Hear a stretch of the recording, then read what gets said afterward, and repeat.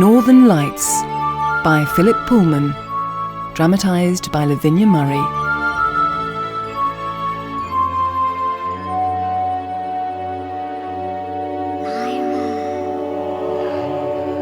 I am Balthamos, a listener of lives, a recording angel.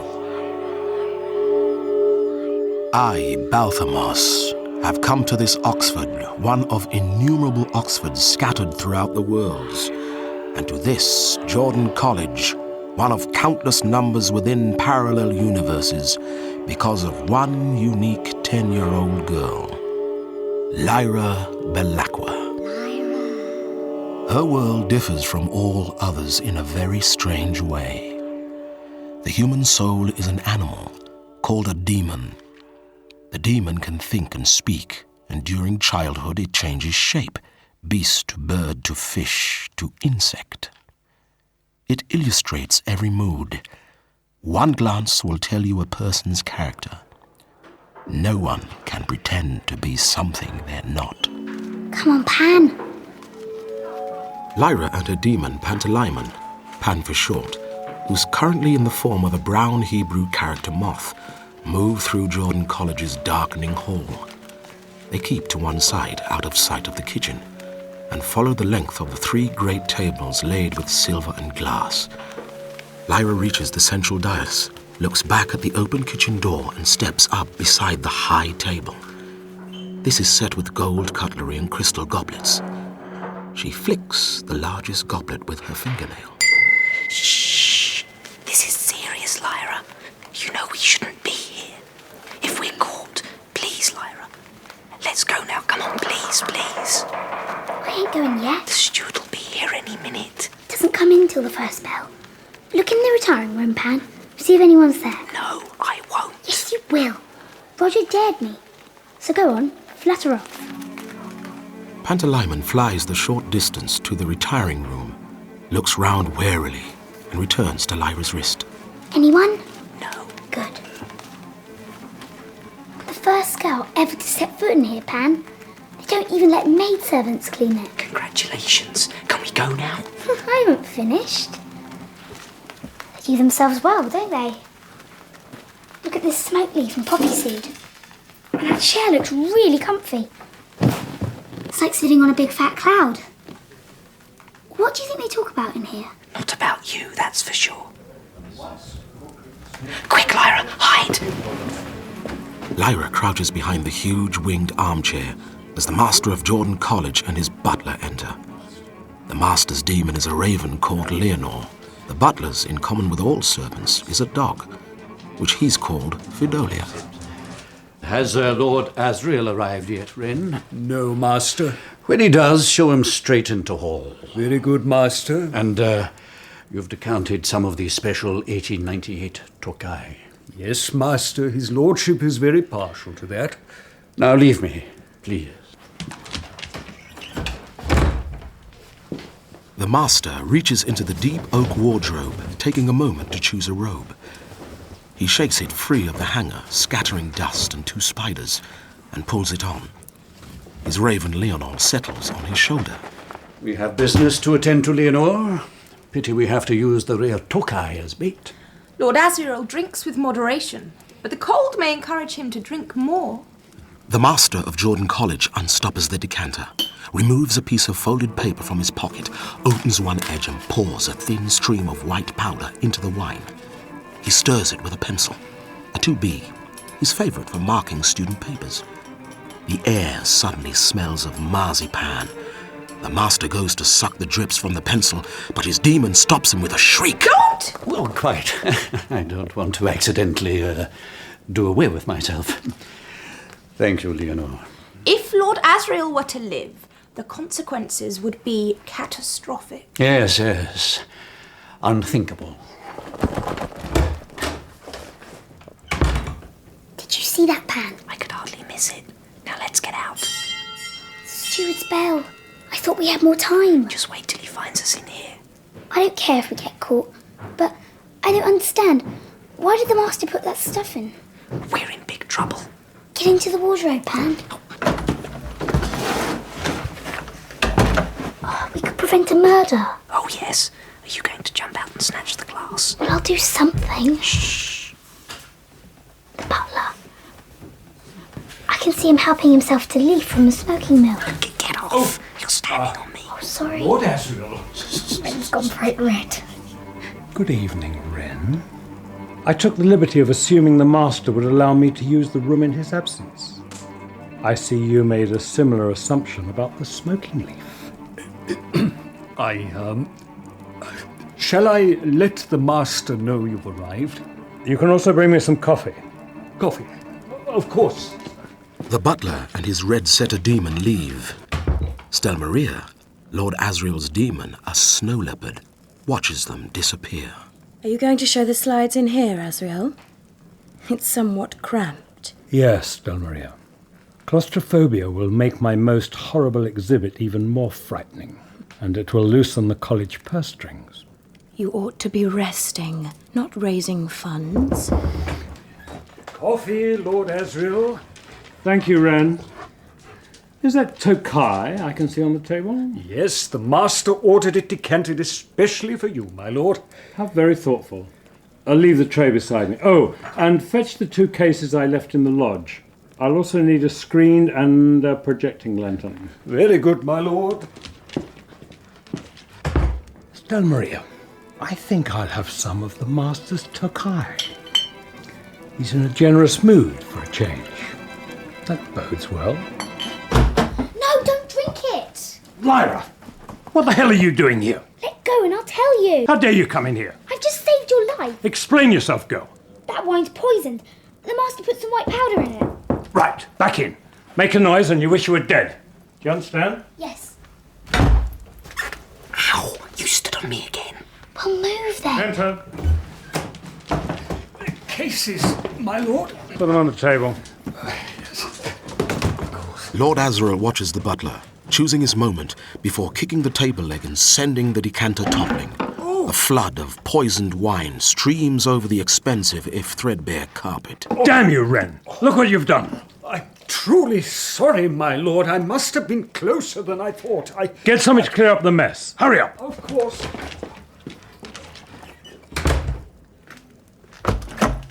Since you're in there, Lyra, make yourself useful. Watch the master closely. Uncle Asriel, what if I want to sneeze? Then get Pan to smother you. The projecting lantern and screen, my lord.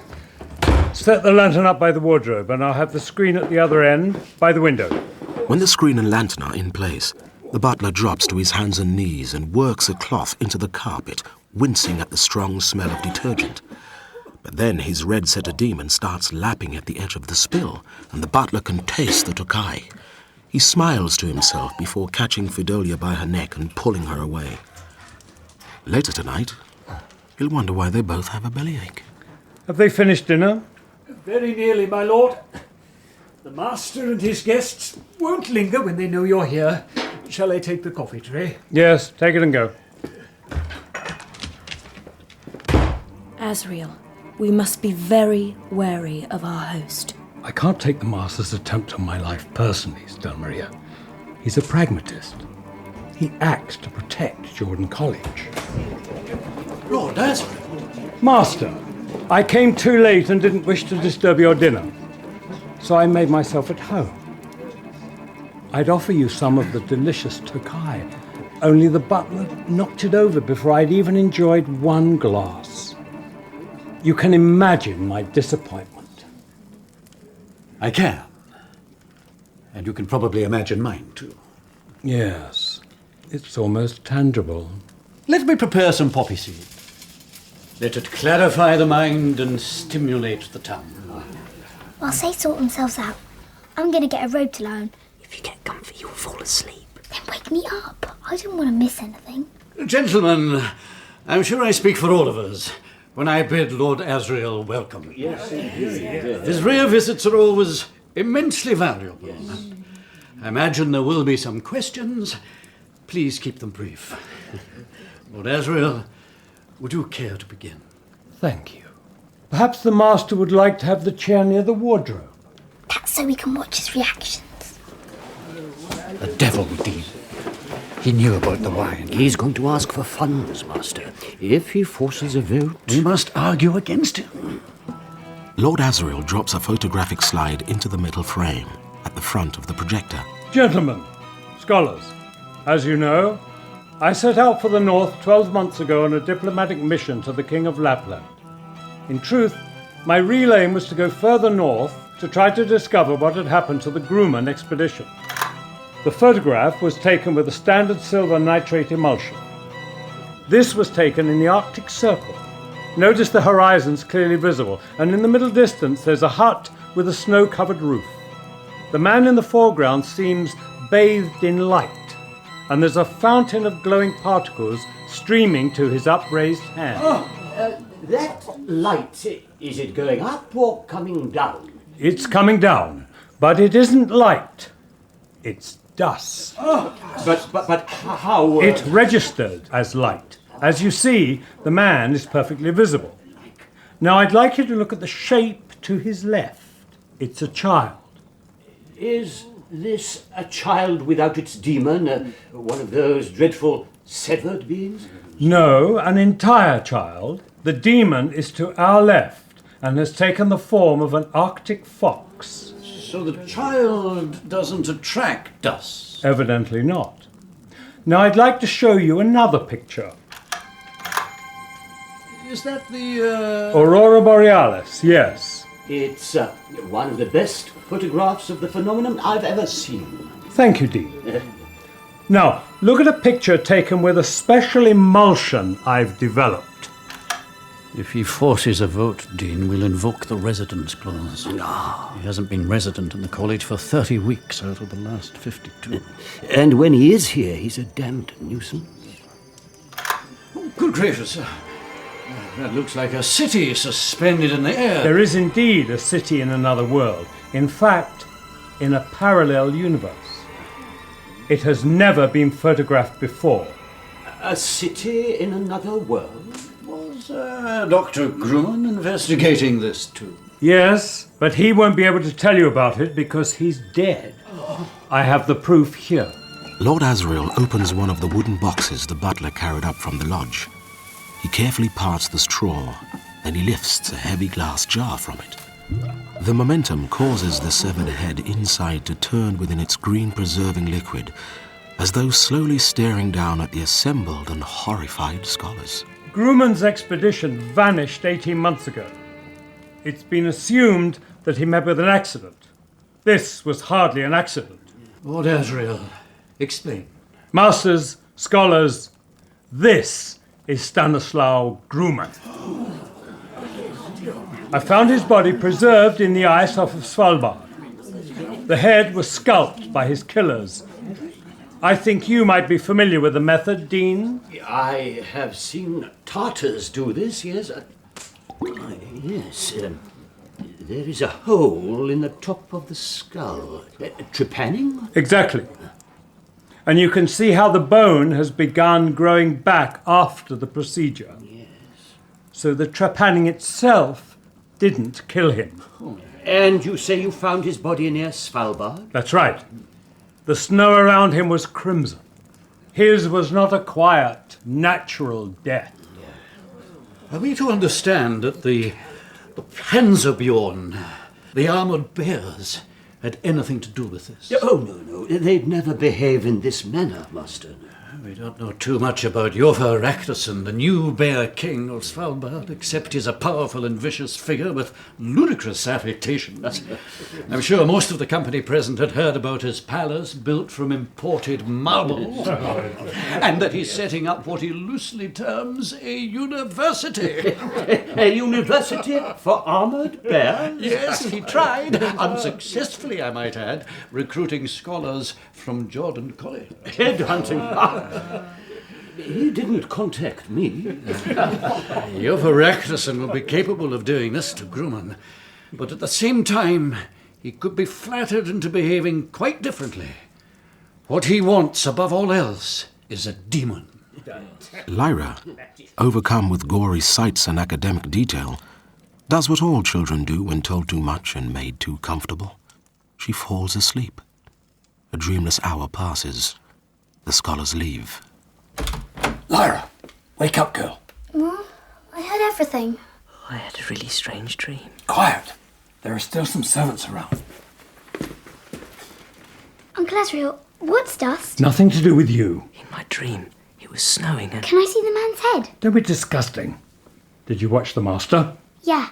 He looked for the wine before he did anything else, and he was whispering to the dean, going on about how he must have guessed the wine was poisoned, and how they didn't want to give you any money. Did they give it to you? Yes. Now, get to bed and say nothing. I'm not tired, and I want to stay and talk to you. I haven't got time. I've got things to organise. I'm leaving in 10 minutes. Where are you going? Back to the north. I want to come with you and see dust and stuff. And that city in the air. Is it another world? I really don't have time for you, Lyra. Go to bed. I'll be back to see you in a year's time. Lyra, I could tell you my dream. It was... Shut up, Pan.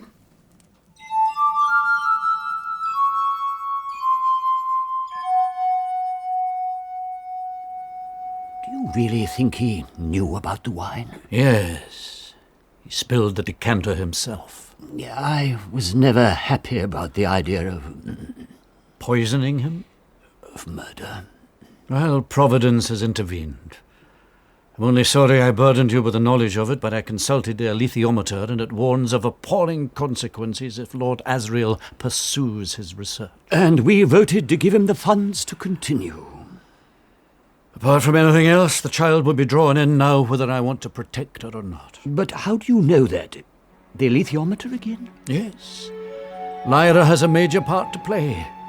The irony is that she must act without realizing what she's doing. She can be helped, though. And if my plan with the Tokai had succeeded, she would have been safe for a little while longer. Part of her experience will include a great betrayal. Who's going to betray her? She will be the betrayer, and the experience will be terrible. It seems strange to think that our fate will be decided by the actions of a little girl. That's the problem, Dean. She won't be a little girl for much longer. Roger, let's go down to the cellars. I've got the butler's spare set of keys. How'd you get those? Lifted him off the hook when his back was turned. Come on.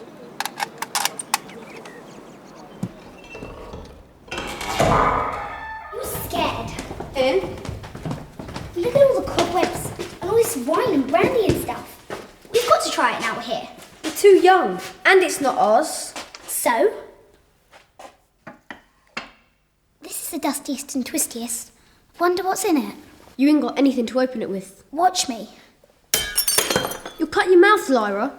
Look at Pantolimon. He don't like what you're up to. I don't, and neither does Salsilia. You'd better not try it, Roger. Pity, because it's delicious. Oh, go on, Roger. It won't bite you. Don't just do what Lyra says. I'm not. Oh, you're too easily led. What do you think? It's okay, but I'd rather have cocoa. Will we know when we're drunk? Dunno, most scholars seem a bit surprised when they try to stand up at the end of dinner. Hey, look at Pan and Salsilia. They're like the things on top of the chapel. What's it? Yeah, gargles. Never seen demons do that before. Well, we've never drunk this stuff before, so it's all new, isn't it? Oh, I feel sick. Ugh. Do the scholars, is it like something they enjoy? Yeah, Pan and me sometimes go down and watch them falling over. Master usually chases us off. He never gets drunk, him. You're making that up about the scholars. I'm not. Let's go to the crypt. Pooh, it smells a bit. It's bound to. It's full of dead people. All the previous masters were buried here. Look, this one's Simon Leclerc, Masters 1765 to 1789. Kerebaton Requiescanton Parche. What's that mean? That's his name, then his demons, and then some Roman stuff. These coffins have got skeletons in them. Must be ghasts down here. Lyra, what are you doing? I just want to have a look at his skull. Don't touch it. Don't pick it up. Oh, something's fallen out. Can you see what it is? It's a coin. Treasure. Let me have a look. There's a picture on it of a pig. That'd be his demon. Put it back. Who do you think this lot were, the ones that are just skulls? Scholars. The head's the most important part of them. Put the coin back. Lyra reluctantly posts the coin back through Simon Leclerc's left eye socket, as other children in other worlds might drop their pocket money into the back of a ceramic pig. regular Oxford market is held every Tuesday and Friday on the broad common by the canal. Children dodge between stalls, Egyptians trade horses, local people haggle. Tony Macarius, a small, lean, scabby boy of 9 with the face of an old man, in desperate need of food, spots a pie just begging to be stolen. He turns to his demon, Ratta. Got to get something to eat, Ratta. Can you turn into a sparrow and fly at the stallholder's face? Yeah, mine is hot. Look at the steam coming off it. Don't mind hot, just got to get something to eat. Right! Oi! Come back here, you little beetle! Lyra and Roger watch Tony Macarius run, but they quickly lose interest. They want to find their friend, Billy Costa. Lyra spotted his family's boat moored on the canal close by. Look, Roger, there's Ma Costa. Ma Costa is Billy Costa's mother. She's strong and tall and powerful, and Lyra's a little afraid of her, as are all the children. But today, Lyra sees an expression on her face that she's never seen before. Ma Costa looks very, very scared. Well, what have you done with him, you half-assed pillock? Where's my son Billy? I don't know. I never saw where he went. I'm not his mother. He was holding your bloody horses. He should have stayed put then. You gypsies want to take better care of your brats. You piece of dung. What's she so angry about? Sounds like Billy's run off. At the same moment, Tony Macarius runs down a gloomy alleyway. He squats down and eats, too hungry to bother about an immaculately dressed woman walking towards him from the rectangle of light where the alley opens out onto the main road. He just wants to eat. He accepts the woman's presence and that of her golden monkey demon. Hello. What's your name? Tony. Where do you live, Tony? Clarice Walk. What's in that pie? Beefsteak. It smells delicious.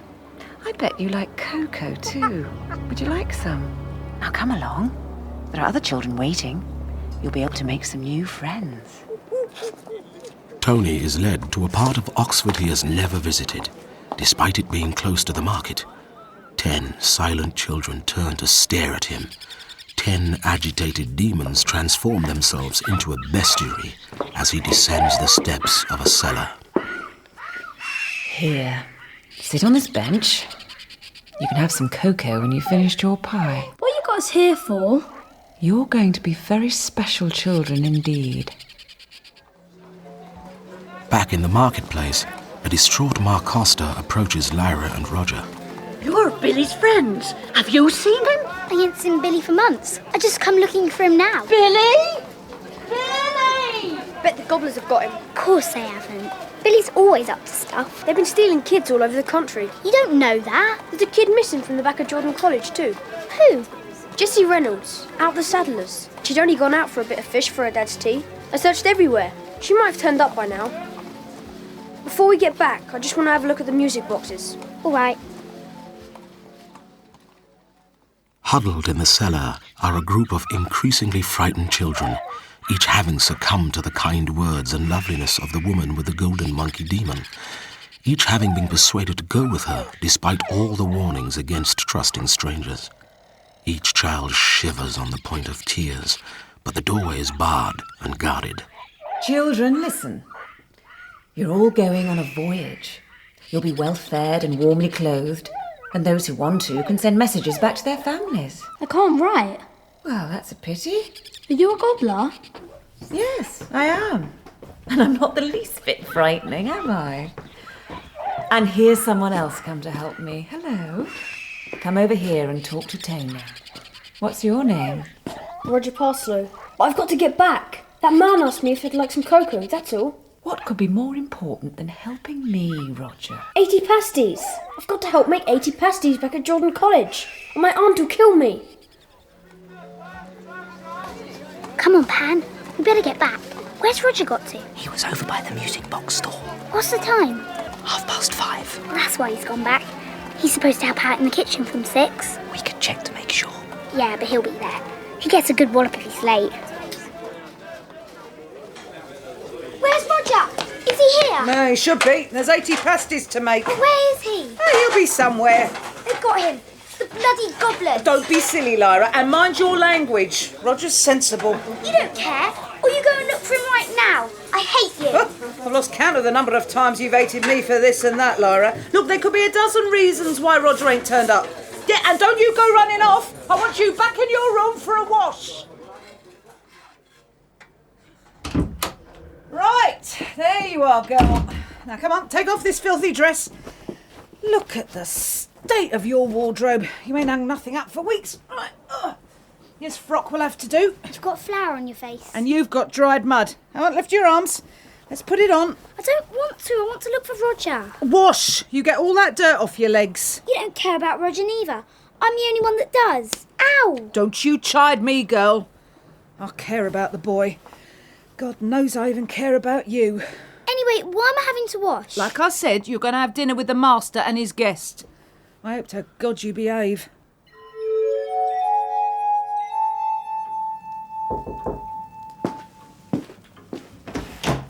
I was told to come.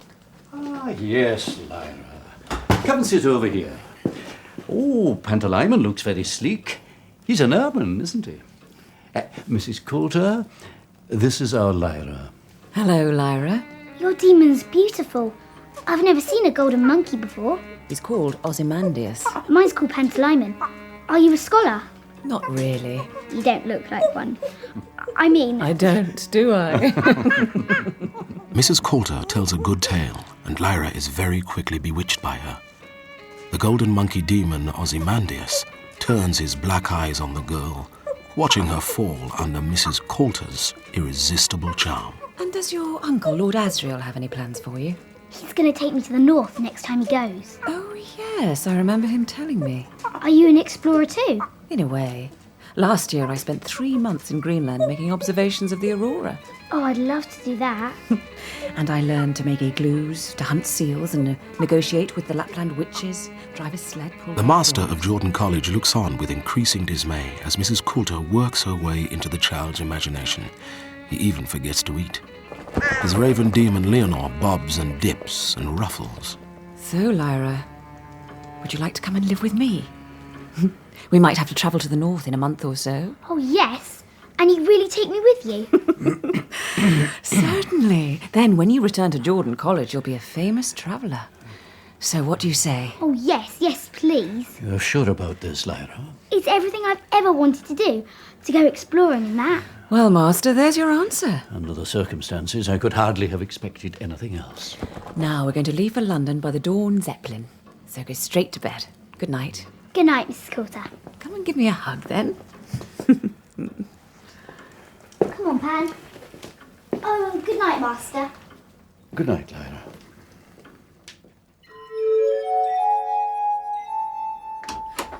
Lyra.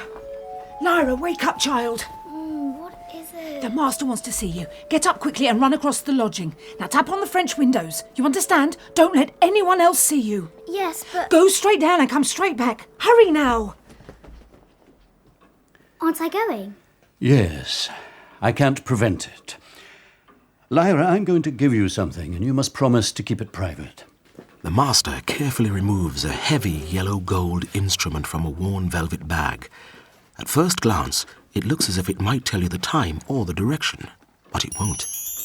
There's a flat dial, the edge is decorated with symbols, 3 hands flicker across the face, 2 are the same length, 1 is a little longer. The back is slightly convex, and the whole thing fits comfortably into the master's palm. What is that? It's beautiful. An alethiometer. It's one of only 6 that were ever made. Lyra, show no one. It would be better if Mrs. Coulter didn't know. And you must try to learn to use it, because your Uncle Asriel... What does it do? It tells you the truth. Come on, Lyra. They're waiting. Go well, Lyra. Bless you, child. Bless you. What's that you've got? The master gave it me. Can it go in the suitcase? No, too late. It'll have to go in your coat pocket. Now hurry, get on board. Goodbye. Please say goodbye to everyone for me. And Roger, tell Roger to write. I will, soon as he turns up. Now go on. Goodbye. I'll come back. Pan, now I'm scared. So am I. The goblins really did get Roger, didn't they?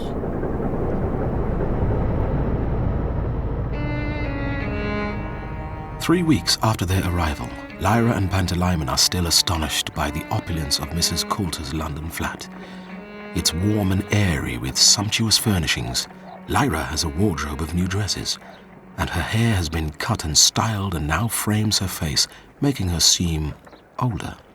She hardly recognizes herself when she looks in the mirror, and Pan has only managed to change into an array of pampered cats and snuffling lapdogs until today. Pan, never entirely convinced of the golden monkey demon's apparent friendliness, has just fought with him over the bag containing Lyra's alethiometer. You saw what he was up to, Lyra. Why didn't you stop him? He was playing. He wasn't. I'd have felt it if he meant to hurt you. Anyway, you pulled his ear. Mrs. Coulter flinched. That's why they've gone out. Pan, why are you copying Mrs. Coulter's demon if you don't like him? I'm just seeing what it's like to be a golden monkey. He goes about, oh, look at me, I'm fantastic, showing off on that. He doesn't. Anyway, he is very handsome. He was trying to get the Aleph thingy. Alethiometer? I bet he wasn't. He doesn't know I've got it. He does, and she wants it. Why are you wearing lipstick? Mrs. Coulter left her makeup bag out for me to try. It's okay on her, but it looks stupid on you. Like you've been eating jam. It doesn't.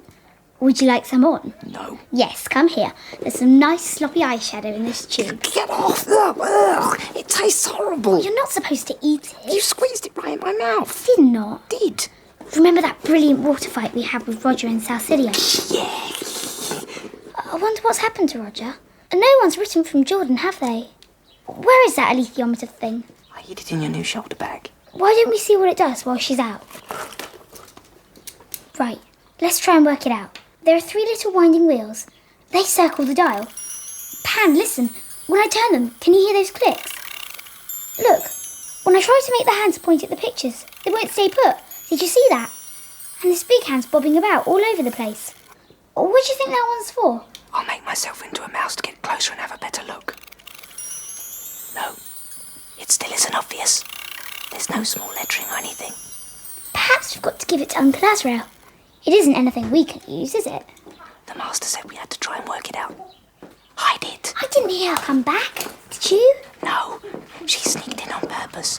She's trying to catch us out. Have you a little time to spare me, Lyra, now Pan has calmed down? Yes.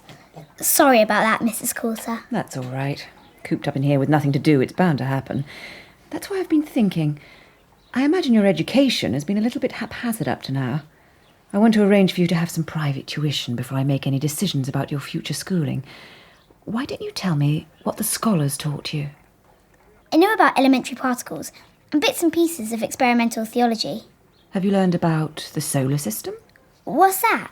The Earth and 5 other planets revolve around the sun. Then why don't they bang into each other? Do you know about electrons? Oh yes, they're negatively charged particles. Sort of like dust, except that dust isn't charged. Quiet, Ozymandias. What do you know about dust, Lyra? It doesn't affect children. Where did you learn that? One of the scholars said. Was it part of your lessons? This scholar from New Denmark was talking to the chaplain. I was passing and stopped to listen. That's how I learn most things. Did I get it wrong? Well, I'm sure you know much more than I do. Please excuse me, Lyra. I've just remembered another appointment. Did you see her demon when you mentioned dust? Yeah. She grabbed his neck. I thought he was going to attack. But why? It doesn't make any sense. People were talking about dust at Jordan. She's obviously not telling you everything. I don't think she has any intention of taking us anywhere except on shopping expeditions. But she's bought loads of tents and supplies. That's just to shut you up. And this evening, Mrs. Coulter is holding yet another cocktail party. Why, Lyra, you look lovely. Like a little piece of cherry blossom. Do I? You're a very pretty girl. Now, come on. I need your help finishing off the table decorations. Lyra, she's making a pet of you. At least I managed to get a bag to keep the alethiometer in. Lyra, the shoulder bag looks absurd with that dress. I think it really suits me. You haven't developed any taste yet. Until you do, I'll tell you what suits and what doesn't. Now put that bag away in your bedroom. But, shouldn't it be left up to me to choose? So I learn. Don't cross me, child. Do not cross me. take that bag into your bedroom and bring back the little crewelwork clutch bag. It's too small for all my stuff. Don't! Please, stop hurting us. It's only a bloody bag. Demons usually fight each other to resolve an argument or dispute, but it's unusual for an adult demon to tussle with a child's. You will not use bad language, and you will do exactly as I tell you. Ow! Yes, I promise. The first guest will be arriving in a few minutes, and they're going to find you perfectly behaved and without that shoulder bag. Do you understand? Yes, Mrs. Coulter. Then kiss me. Now, I'd better go and see if the caterers have fetched enough ice. Warm drinks are horrid. You're horrid too. I hate that golden monkey. I hate her. I hate them both. You better hide the alethiometer in your bedroom. Put it somewhere you've not hidden it before. You were right, Pan. She's never going to take us anywhere, and I'll be trapped wearing these stupid dresses forever and ever. Roger would laugh his head off. The guests arrive, a mixture of scholars of the more fashionable subjects, the young aristocracy, and politicians with their stars in the ascendancy. They ignore Lyra, which gives her the freedom to wander among them and listen in. I suppose they have to experiment on children, otherwise how would they find out? Gobblers. That's from the initials General Oblation Board. In the Middle Ages, parents gave their children to the church to be monks or nuns. These unfortunates were known as oblates, meaning a sacrifice or offering. Mrs. Coulter has revived the practice. If children can be kept innocent and in a state of grace... Naturally, there have been casualties. Some of the children haven't survived. I suppose that's an inevitable consequence of pioneering Mrs. research. Coulter brought back one of the severed demons. It had gone sort of clear. You could see right through it. It looked like a little chunk of stained glass. I've just seen Mrs. Coulter's demon coming out of our bedroom. He's found the alethiometer. No, he can't have. What are we going to do? Well, we know Mrs. Coulter's involved with the gobblers. The alethiometer might be something she could use, you know, to catch more children. Did you hear Lord Asriel's captured? Held in the fortress at Falbard and guarded by the Pansepion. Armoured bears. Have you ever seen one? He won't escape. The last experiments have confirmed that dust is an emanation from the Dark Principle itself. It's pure evil. I think all of us would agree that loss of innocence is the worst thing that happened to us. Are children innocent? I mean... That little girl, Lyra, is it? She'll be safe. What with Mrs. Coulter overseeing the experiment at Balbanga. Of course, the Oblation Board is Mrs. Coulter's dark side. She's queen of the goblins. Pan! Mrs. Coulter! She's... Yeah, that's why we've not felt right. She's a monster. We've got to escape and tell people. Now we know who she is. They'll be able to stop her. Where do you think she keeps the children? Dunno. Not in the flat anyway. Let's get out, then we can look for them. Lyra packs the shoulder bag with a few clothes, taking a moment to push a lipstick into the soil of the window box, pulling a wry face as it disappears. She pulls off the hideous pink dress, throws it in a corner, and puts on the clothes she arrived in from Jordan College. Right, let's go. There's nobody in the hallway. Come on. What are we going to do? And where are we going to sleep, Pan? A doorway? No, we don't want to be seen. I think the canal's down there. Right, let's go down the steps. We can sleep under the bridge. It looks deserted. Two men suddenly appear out of nowhere and throw a smelly lead-weighted net over them, knocking them to the ground. Pan! Pan, help us! Lyra, somebody please help us! Then an arrow strikes one of the men in the throat. He drops with a cry. The second man falls with an arrow through his side. Both men seem to fall so slowly that Lyra expects them to zigzag weightlessly in the air. Lyra and Pan are locked tight against each other, stricken with fear. The men's demons fade. Lyra? It's me, Joey Costa. Used to play with my little brother Billy. Joey? That's right. Come on, let's get you out of this. Oh, we're safe.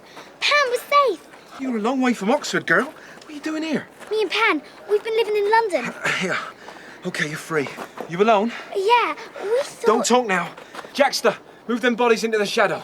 Carry 'em look around. Right, Lyra, come on. Follow me. Joey guides Lyra and Pantalaimon to the Costa's canal boat. That's never Lyra. Oh, Costa. Ma, we gotta move. We killed 2 men. They caught Lyra. Kerrim's undone the mooring and Jackster's up top. He'll steer. Lyra, come here, child. You look wore out. What's this on your face? You got makeup on? She made me wear it. Who's done that to you, gal? This woman, Mrs. Coulter. I ended up staying with her. You can have Billy's crib soon as I got a hot drink in you. Set you down there, child. Where are we going? Away from here. We'll talk in the morning. The boat slips quietly along the canal and out of London as Lyra and Pan sleep in Billy's little bed. They wake to the smell of toast, freshly brewed tea and scrambled eggs. Where are we? On the Grand Junction Canal. You keep out of sight, child. There's trouble. What sort of trouble? Nothing we can't cope with. Morning, Lyra, Pan. So what were you doing in London? I was living with Mrs. Coulter, and then last night I found out she was a gobbler. In fact, she's their leader. You mean she's in charge of the child abductions? Yeah. She came to Jordan College, and she asked me to come and live with her. What did the Master of Jordan say? He wasn't keen. I don't think he likes her, though he couldn't say so. Anyway, I don't like her. How can I when she's the gobbler? I dare say there's more to this than we can guess at for the moment. I'll tell you what we know. Children are taken north and they do experiments on them.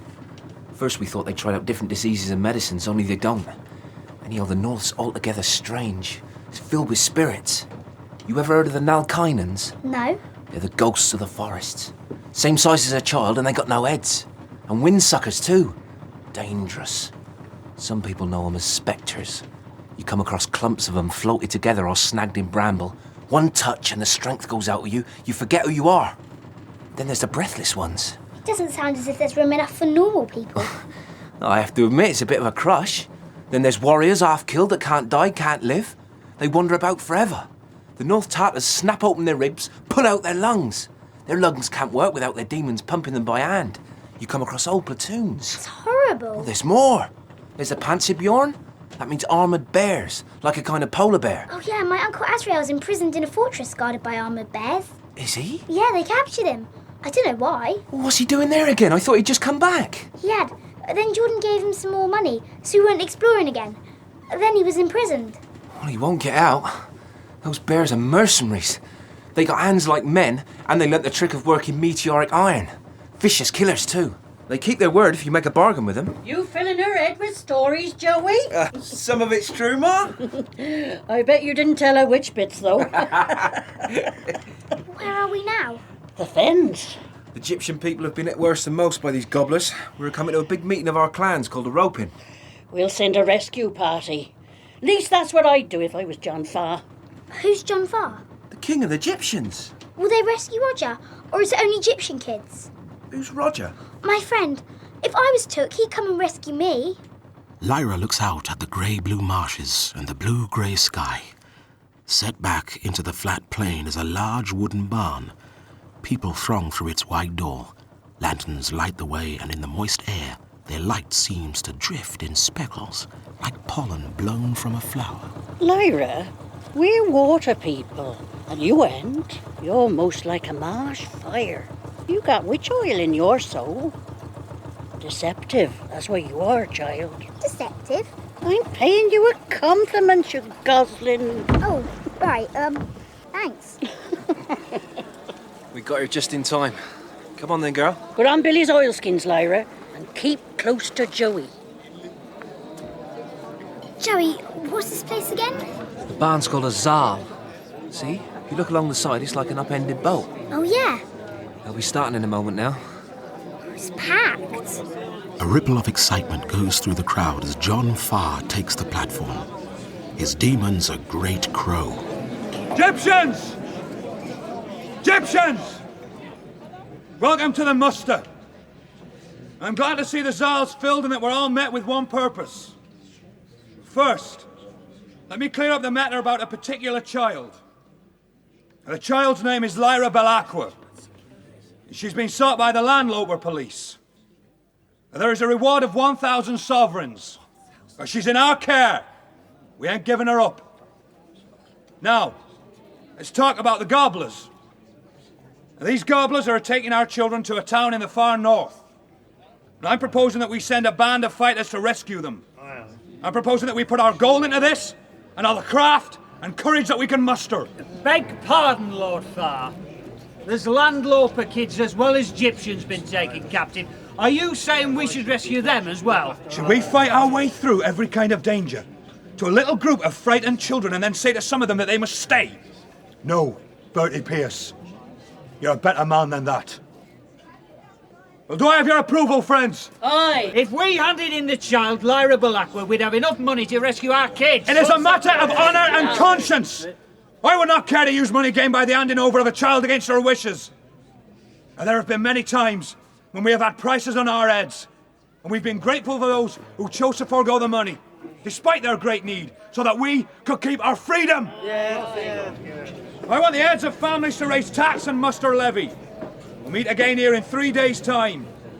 Between now and then, I'm going to form a plan to put before you. And good night to you all. Come on. I'd best take you to pay your respects to Lord Farr and Father Coram. Who's Father Coram? The old man by his side. Why is he shaking? Well, he's old. Now, girl, whatever you're asked, tell the truth. Welcome, Lyra. Welcome, child. I am Father Coram. Thank you. Now, come in the parley room. So who was the lady you ran away from? Mrs. Coulter. She's like, well, somebody said she was like the Queen Gobbler. But I don't reckon my Uncle Azrael's got anything to do with them. Why do you think that?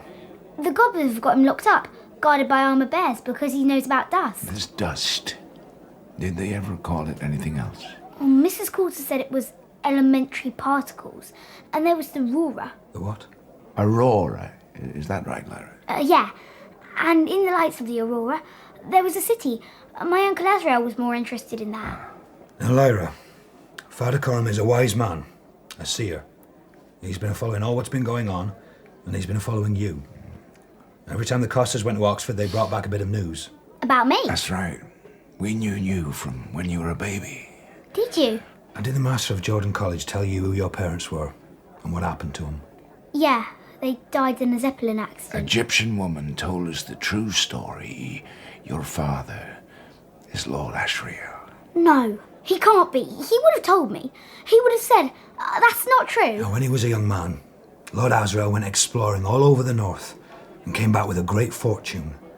Your mother was not so well born as him, but clever, a scholar, and beautiful. She and your father fell in love. Your mother was already married to a politician. He was doing well for himself. Your mother found herself with child. When you were born, you were the spit of Lord Asriel. She thought it best to give out that you died, and she took you to Oxfordshire, where your father had estates, and put you in the care of an Egyptian woman. But someone whispered to your mother's husband, and he came a-flying down in a murderous passion. Your father was out hunting, but they got word to him, and he came riding back in time to find your mother's husband about to force open the closet where the Egyptian woman was hiding you. But Lord Asriel challenged and killed him. Lord Asriel? He hardly visited me at Jordan or anything. In the end, the judges confiscated Lord Asriel's property and land, and he had been richer than a king. The Egyptian nurse said she'd been afeard of how your mother would treat you, so she begged to keep you. But we Egyptians got a little standing in the law, and the court placed you in a priory. St. Michael and All Saints in Babacom. Lord Asriel had a hatred of nuns and monks, and being a high-handed man, he carried you off to Jordan College and dared the law to undo it. The one condition he made was that your mother shouldn't be let see you. All the anger in his nature had turned against her. Lyra, the man your mother married, and whom your father killed, was Edward Coulter. Mrs. Coulter? She ain't my mother. That's even worse. You look like her. You look just like her. That was why she was getting you all dressed up. But what the Master of Jordan was doing, letting you go, is a mystery. He was supposed to protect you. He didn't want to, and he gave me something I had to keep a secret from Mrs. Coulter. I think I'm supposed to take it to Lord Asriel. I suppose it's all right to show you. I never thought I'd set eyes on an alethiometer. Did he tell you about it, child? Only that I'd have to work out how to read it by myself. And have you? No. Or at least I can make the three short hands point as different pictures. But I can't do anything with the long one. Except sometimes when I'm concentrating, I can make the long needle move by thinking about it. What's it to do, Father Coram? It's a truth reader. The pictures round the rim are symbols, each standing for a whole series of things. Take the anchor there. The first meaning is hope, because hope holds you fast like an anchor. The second meaning is steadfastness. The third is snag or prevention. The fourth meaning is the sea, and so on down to 10, 12 or more. To read it fully, I'd need the book. Go on. You get 3 hands you can control, and you use them to ask a question. By pointing to 3 symbols, you can ask any question you can imagine.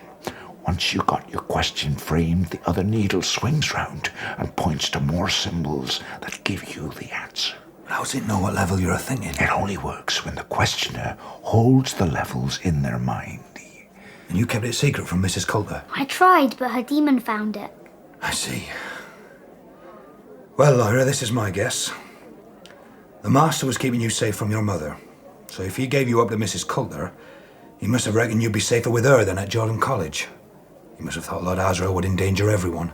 So, am I supposed to keep the lithiometer? Perhaps Lord Asriel could read some wisdom from the instrument and hold back from his purpose.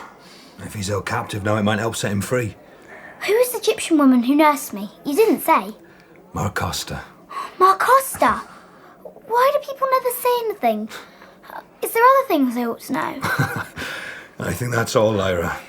But it's enough, eh? Now you best get back to Marcosta. When 3 days is gone, we'll have another roping.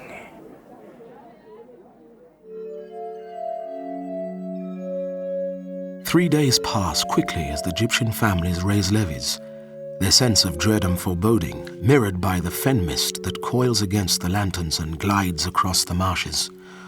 On the evening of the 3rd day, the Egyptians return to the Zal carrying hempen sacks filled with gold coins. That's a muster of 170 men. I thank you proudly. As for the gold, the weight tells me that you've all dug deep in your coffers. My one thanks for that as well. We're going to charter a ship and sail north. Find the children and set them free. Now there might be some fighting to do, and we shall have to be uncommon cunning. But we ain't coming back without our kids.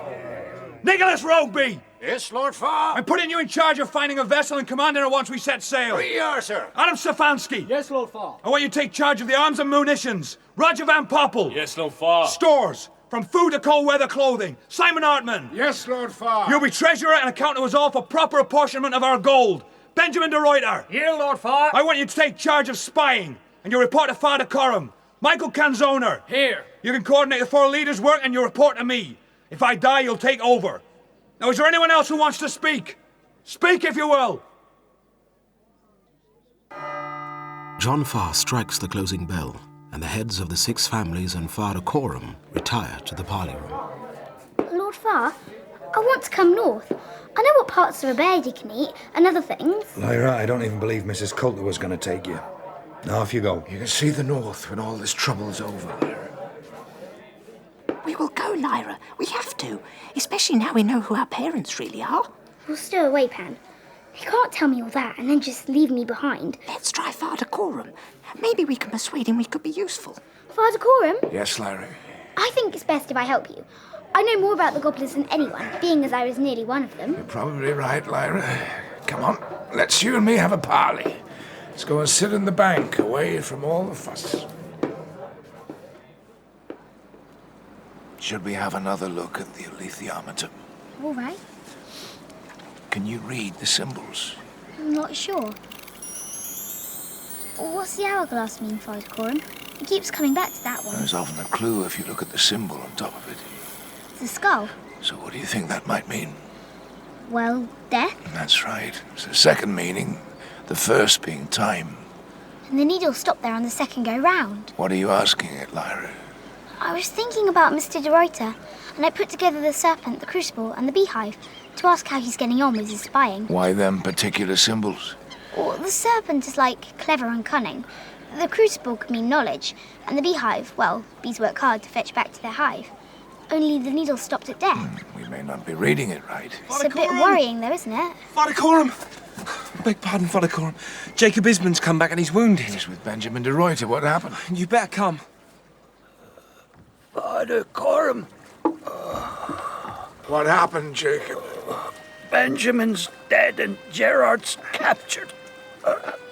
We was breaking into the Ministry of Theology because that's where all the orders was coming from for the child snatchers. Rest. Let your fox demon speak. They didn't know where the kids were taken, except it was North Lapland. We went to the ministry at Whitehall and got in by a side door. and the place was dark and full of sounds. Then Benjamin fell from a high staircase. His demon had fluttered to hold him up, but they perished on the stone floor. Oh, we could see nothing of Gerard. Then an arrow pierced us.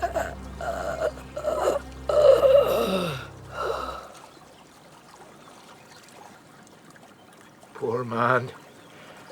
Joey. See that his family are looked after. Larry, we must go and see John Farr at the Zal straight away. So you can read the alethiometer, Lyra. Well, I think we're going to have to take you with us after all, against my inclinations. Oh, yes, thank you. Lyra, it ain't an occasion for joy. I'm putting you under Father Coram's wing. Don't be a nuisance. Now go and pack. Pantalaimon is now aturned, wheeling and cutting a few feet above Lyra's head as they travel towards the sea on Mar Costa's boat. Father Coram travels with them and remains watchful. Where are we? The estuary of the River Cole. I don't suppose it'll matter just for a few minutes if you stay on deck. Pan's certainly enjoying himself. Then out of the sky come two small, dark, frantic, malevolent blots, which hurl themselves at Pan.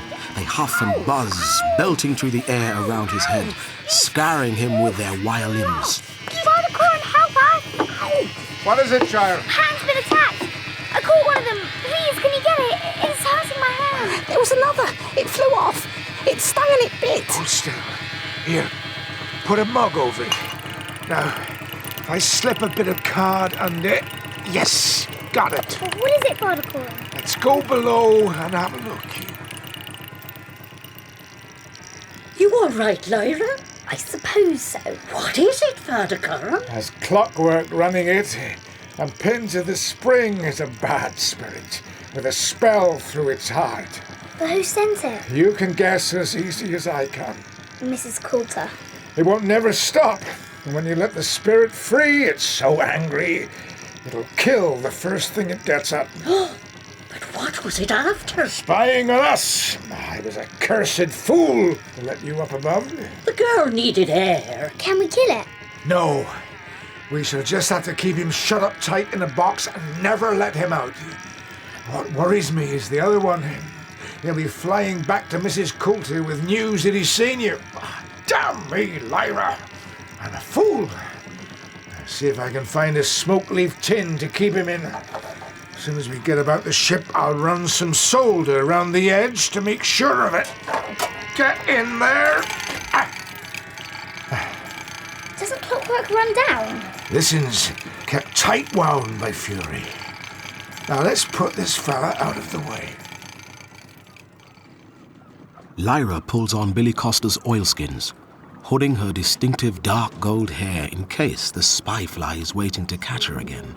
Pan slips into her pocket momentarily as a flapping fish, then he hops to her shoulder as a black-headed gull. They follow Father Coram up the gangplank, pausing to wave to Mar Costa. Lyra stares up at the first fully rigged ship she has ever seen. She goes solemnly below deck, with Pan as a calico cat. Father Coram, we lost more of our spies. We have bad news too. There are two of these clockwork devils sent us spying. They found Lyra. We only caught the one. I've heard of these, but never seen one. No use dropping it in the ocean because one day the tin would rust through and out the devil will come. No, we'll have to keep it by and exercise our vigilance. Oh, the ship's shaking. Where are we going? Well, I've decided to make for Trollesund, the main port of Lapland. The witches have a consulate there, and we need their help. Father Coram knows the Lapland witches, and if I'm not mistaken, there's a obligation there. It were 40 years back, but it's nothing to a witch. You saved a witch's life, Lyra. I did. She was pursued by a great red bird, and she fell injured in the marsh and was drowning. I got her on board. Had the most grim shock because she had no demon. The witches have the power to send their demons on the wind or down below the ocean, and this witch hadn't been resting above an hour when a demon came flying back. She said I was to call on her help if ever it was needed. Does she live in Trollesund? No, she lives by a lake, not in a seaport among men and women. I'm hoping to get word to her. Lyra, go above deck and explore. The other spy fly won't be waiting. No, it will have gone back to Mrs. Coultier. Here, take an apple from supplies. Thank you. Hello.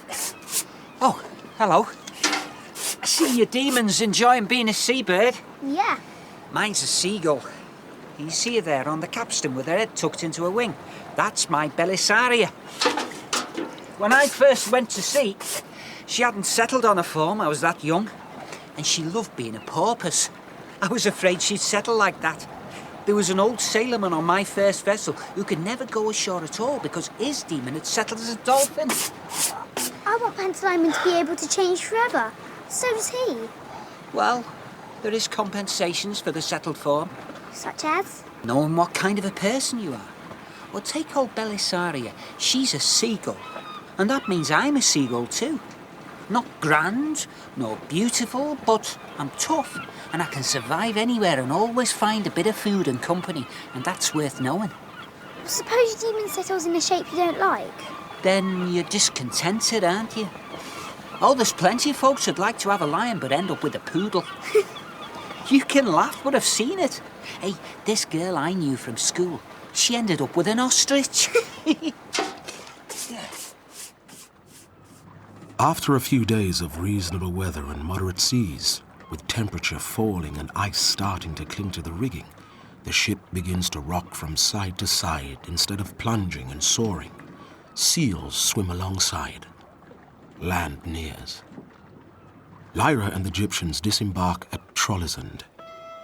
At the dock gates, they divide into work parties, some to buy maps of the local terrain, and others knowledge from the local trappers. Lord Farr goes to secure provisions and hire dog teams and sledges, whilst also hoping to pick up local gossip for clues to the children's final destination. Lyra and Father Coram set off to visit the witch's consulate, a small green house, smooth as a sea pebble, set in a quiet square behind a line of fir trees. Father Coram already knows the consul, Dr. Lansalius. Father Coram, child, come in, come in. Dr. Lansalius, this is Lyra Belacqua. Hello. In their youth, both men were loved by witches. Please, sit down. We were young men when we last met, Father Coram. Our witches are still young women. Human lives are brief by their standards. How can I help you? Well, Dr. Lansalius, I'm anxious to get in touch with Serafina Pekkala. She promised help if I should need it. Serafina Pekkala is now queen of her witch clan in Lake Anara. I didn't know. Never thought we'd have cause to meet again. I shall send word to her. Ruta Skadi, the mother of my daughters, is queen of her southern clan. Have you heard of an organization capturing children and bringing them north? Yes. They avoid alerting the authorities, but I saw another 12 children arrive recently. They moved out the day before yesterday, travelling north, and seemed well cared for, but not happy. If you were me, what question would you ask the consul of witches? Where I could obtain the services of an armoured bear to protect my expedition and fight. The bears are all allies of the Oblation Board. Yorick Björnsson isn't. He earns a living working at the sledge depot. Now, Lyra, I believe you possess an alethiometer. Yes, here it is, Dr. Lansalius. Exquisite. How do you read it? You have to find the right level in the symbols. There's only ever one in focus, but I'm still learning, really. Lyra, behind this house, there are several sprays of cloud pine. Ask the alethiometer which Serafina Pekkala used recently for flying, and bring me a sprig. Yeah, I can do that. Serafina was here? Yes, briefly. Could she have known I was coming? It's quite possible. Father Coram, this child has a great destiny that can only be fulfilled in ignorance, and not in this world. Without this child, we shall all perish. I know something of the prophecy, but Can't say I understand it. This journey, I think it may be the beginning. And I am already frightened for her. Here's the cloudpine that Serafina Peccolo used for flying. It was obvious. Remarkable, Lyra. Here is a cloudberry twig. Look after it. You are remarkably skilled with the alethiometer. Very gifted indeed. Thank you, Dr. Lansalius. We mustn't keep you from your business any longer. I'm grateful for your advice and sincerely glad we've spoken after so long. Goodbye, Father. Lyra, go well. Father Coram and John Farr buy Lyra a parka made of reindeer skin, the hood lined with wolverine fur because it sheds the ice formed by breath. They buy her underclothes and bootliners of reindeer skin and silk gloves to go inside fur mittens. Her boots are soled with the skin of bearded seals. And finally, there's a waterproof cape made of semi-transparent seal intestine. With a silk muffler around her neck, a woolen cap over her ears, she is comfortably warm. Well, Father Coram, I hired a Texan aeronaut whom I met in the tavern. What's an aeronaut? A balloonist. All right. The expedition he'd been attached to failed through lack of funds. I can see why he'd want to be hired. But do we need him? He's flown over the terrain, knows it well. I've never been up in a balloon. Is it practical in severe weather? Blizzards and the like? Of course. You can travel where dogs and sledges can't. I suppose it'd be the practical matter of filling this balloon. He'd hardly hire himself out as an aeronaut if he couldn't. This is true. As for the consul's advice, the bear will be surly, but I suppose we must have him. What of your witch? She's a long way off. I hope my message will reach her. Seems like we struck luckier coming here. Luckier still if we had a clear idea of where we were going. We're going north, Father Coram. There's a lot of north in these parts, John. Now, Lyra, let's you and I visit the bear. I've never seen a polar bear before. Your sort's a stranger to both of us, though Lord Farr's fought alongside them. Come on. I'll get back to the ship and pack up in readiness for going north. Lyra follows Father Coram to a scrubby area of waste ground pitted with grey rocks. They stop at a lean-to made of corrugated iron. The shadow of a tall, powerful bear falls across them. Yorick Bernison! May I speak to you? Who are you? I'm Father Coram from the Egyptian people of East Anglia. And this little girl is Lyra Belacqua. Lyra Belacqua. Yes. We want to offer you employment. I am employed here. I mend articles of iron.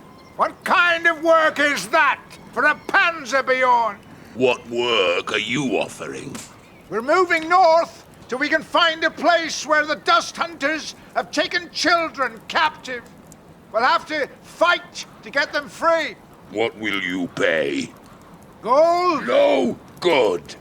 These men took my armor away after they gave me spirits to drink.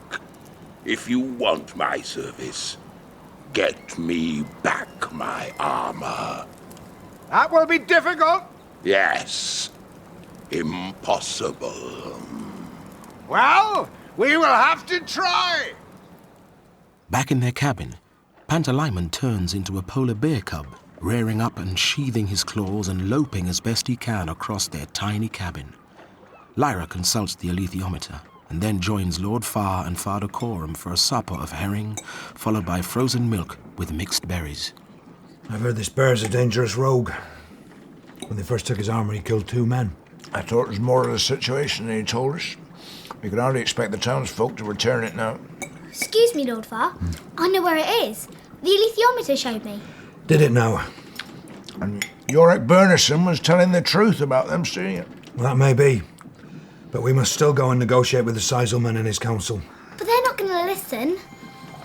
Oh, why's the light changed? Yes, what is it? It's the Aurora Borealis. Really? Yes. Go up and have a look. Northern Lights. Northern Lights flickering and flackering. Hammer in its left hand, birch bark in its right. What's it mean, hammer and birch bark? The hammer's the vengeance of angels for disrespect and disbelief, and the birch bark bears their fire to burn up sinners. Hurry up then.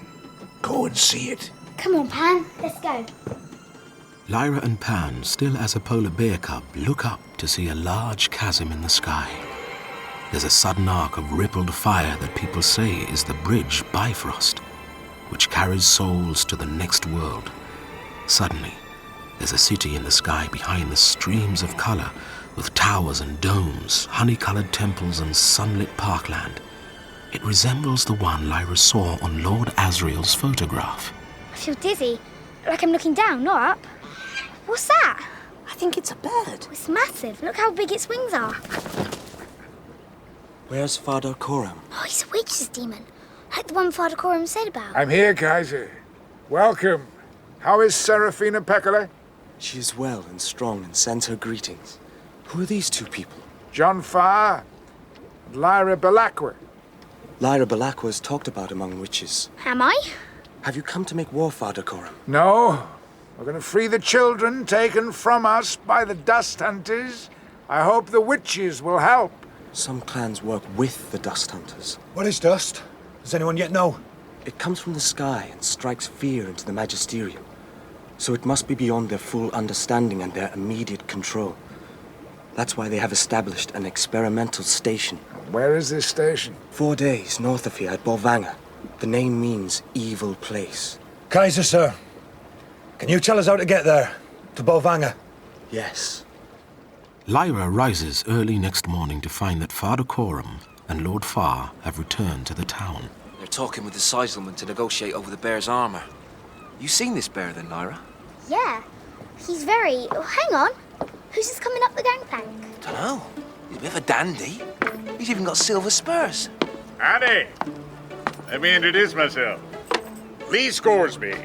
Aeronaut, Balloon Supremo, Cosmopolitan Internationalist, Citizen of the Air, and a 6'5" Texan. You must be Lyra and Pantaleon. And I presume you're Mr. Costa. You presume correctly. And I'm Hester, Lee's demon. And all the things he is except height. And I'm a hare. I presume I was expected, little lady. Mr. Costa? Where's your balloon? Well, there's 2 balloons, and both are packed up neat as the parson's hanky. Compact as a herd of mustangs galloping through a ravine. I've flown over all things geographical. Tableland, mountains, deserts, filled here and there with the optical illusions of cities and towns, where a person will look up at you, and they seem tall enough for you to ruffle their hair with your hand, though they're 3,000 feet below.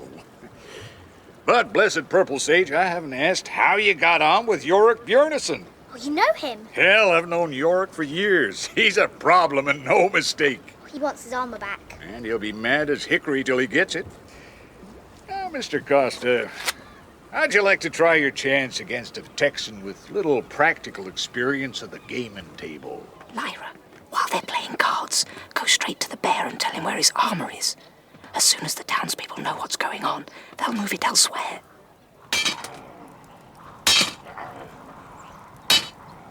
Yorick Bjornison! Well? Lord Farr and Father Coram have gone to try and get your armor for you. But I know where it is. How do you know? Well, I got a symbol reader. If I tell you, will you help me rescue the kids from Bolvanga? Yes. Why didn't you just make some more? My armor is made of sky iron. Where is it? You gotta promise not to take vengeance. All right. But they fight. They die. It's in the priest's house. I owe you a debt, Lyra Belacqua.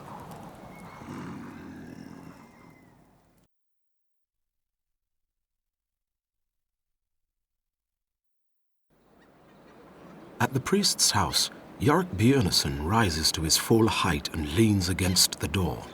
It crumbles like a bank of snow. The priest holds up his hand to show the ring of the magisterium, and Yorick fells him with one swipe of his powerful left paw. Have mercy, please! Please don't hurt me! You must not hurt me! I am the representative of the magisterium! Magisterium means nothing. You mean less. You denied me my armor. No, I didn't take it from you. They left it here for safekeeping. Why shouldn't I crush you as you have tried to crush me? Lyra runs into the house, finds the armor thrown against a wall, and tries to drag it outside, but the weight is astonishing. The armor stays on the floor, as if it were bolted there. Yorick, leave him! The armor's here! It's here inside! It's too heavy for me to lift. I shall take it now. Yorick raises his paw and rolls the priest out into the street. Then he carries his armor down to the harbour. It's rusted from neglect. As Lyra watches, he leaps into the water, catches and kills a plump seal. He drags its body onto the dock and opens it with one swipe of his claws. Then he starts rubbing the hot blubber into the metal, cleaning every inch until the sheen returns and the bolts and links and joints move smoothly again.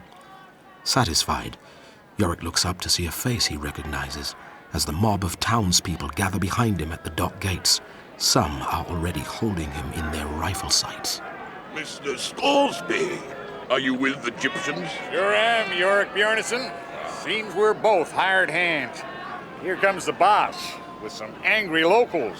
Yorick Bernstein's to leave now or they'll destroy him. I guess that's mutually agreeable, Yorick? I have what they stole from me. I have my own self-regard. Egyptians! The road lies open!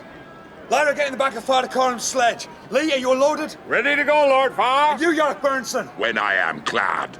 Yorick Bjarnason girds himself in readiness. Helmet, breastplate, backplate, glint and clatter. I am ready. Following the compass north, the spruce and pine grow ever more stunted. They travel till nightfall. Stop here! Set up camp!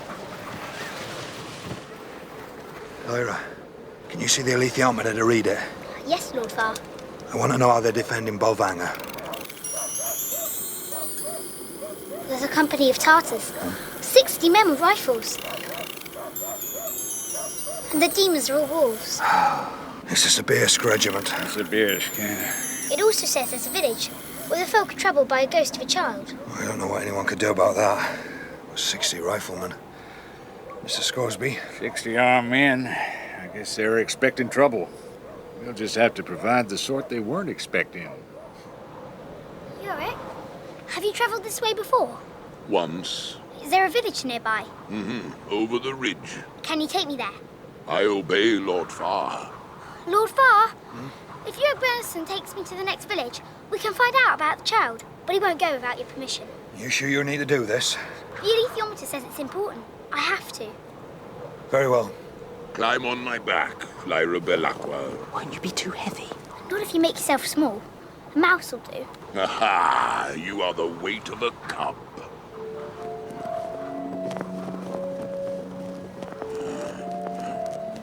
Look up! Are they birds? Witches. If they are flying to the aid of your enemies, you should all be afraid.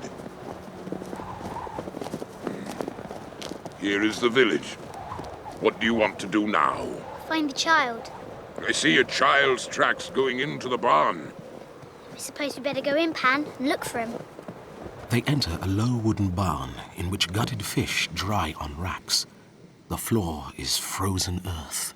Pan, help me see who's here. Please, be a bat. Go and look for the child. No. Then be a glowworm and give me some light. Lyra, don't stay here.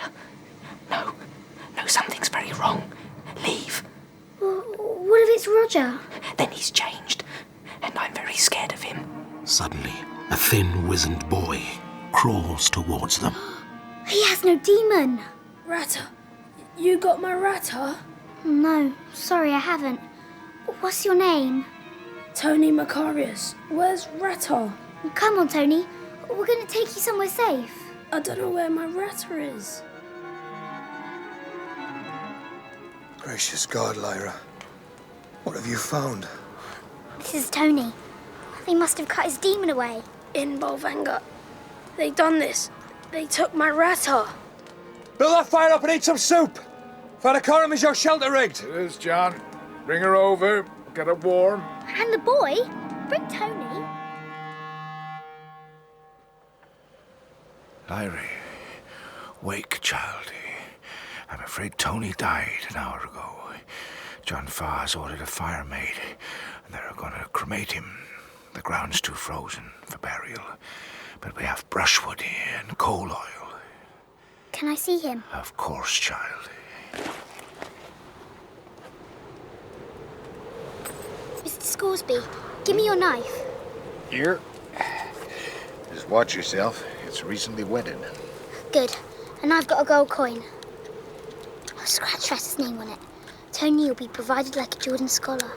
See, I'll place it in your mouth. Lyra struggles to prise open the thin, set jaw. Then she slides the coin between his clenched teeth. Then it's the dawn of the bitterest day. Father Coram, what's happened to the spy fly? It's down in the bottom of that bag. Put it back when your curiosity is sated, Lyra.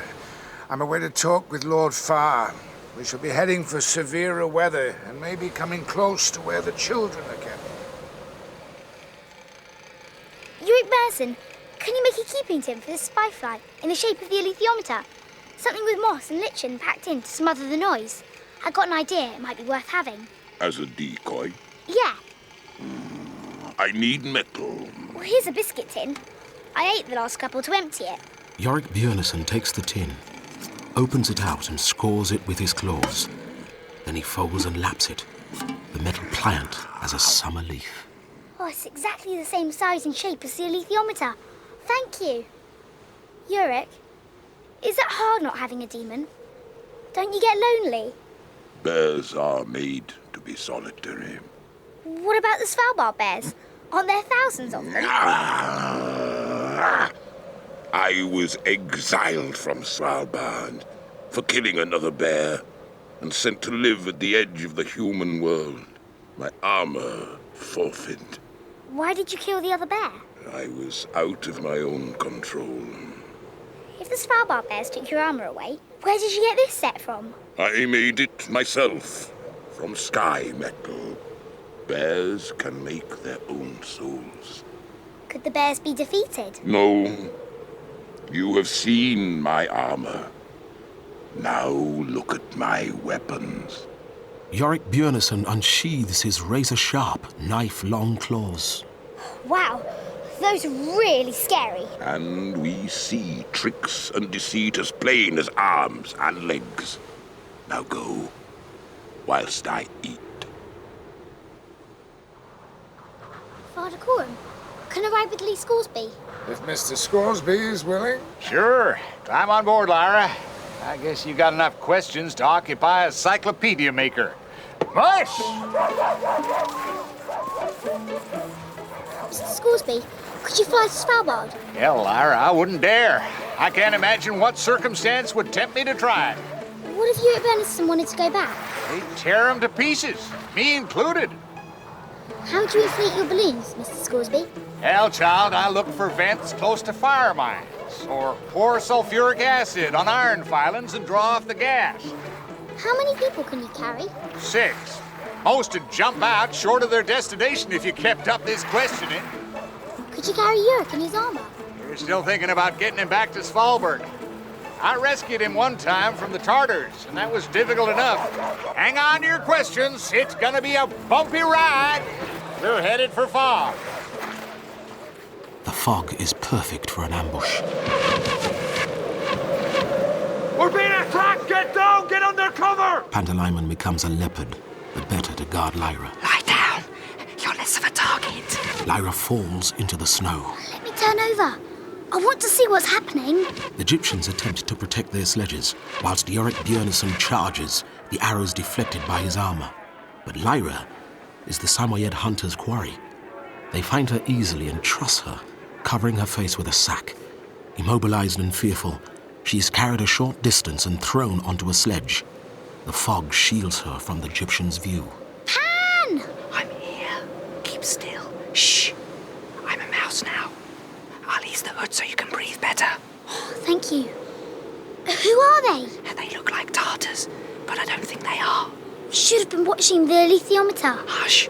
Pretend you're unconscious.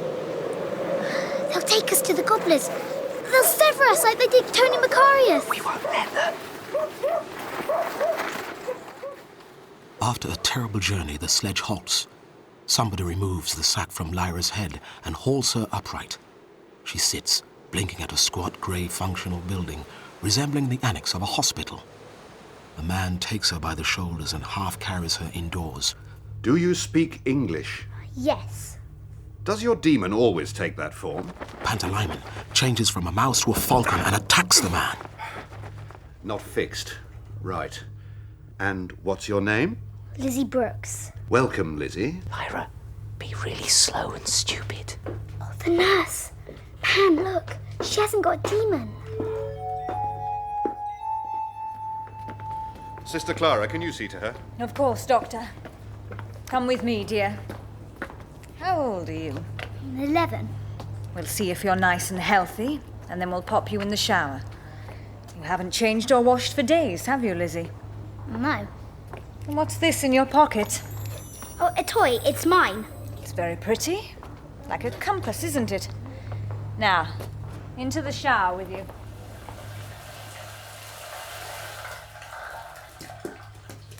Right, put on these pyjamas and the dressing gown. These don't belong to me. Your clothes need a good wash. She wants her toy back. Wouldn't you rather have a pretty doll? I have the doll as well, thank you. Good girl. We'll go and find you something to eat. You must be hungry after getting lost. I wasn't lost.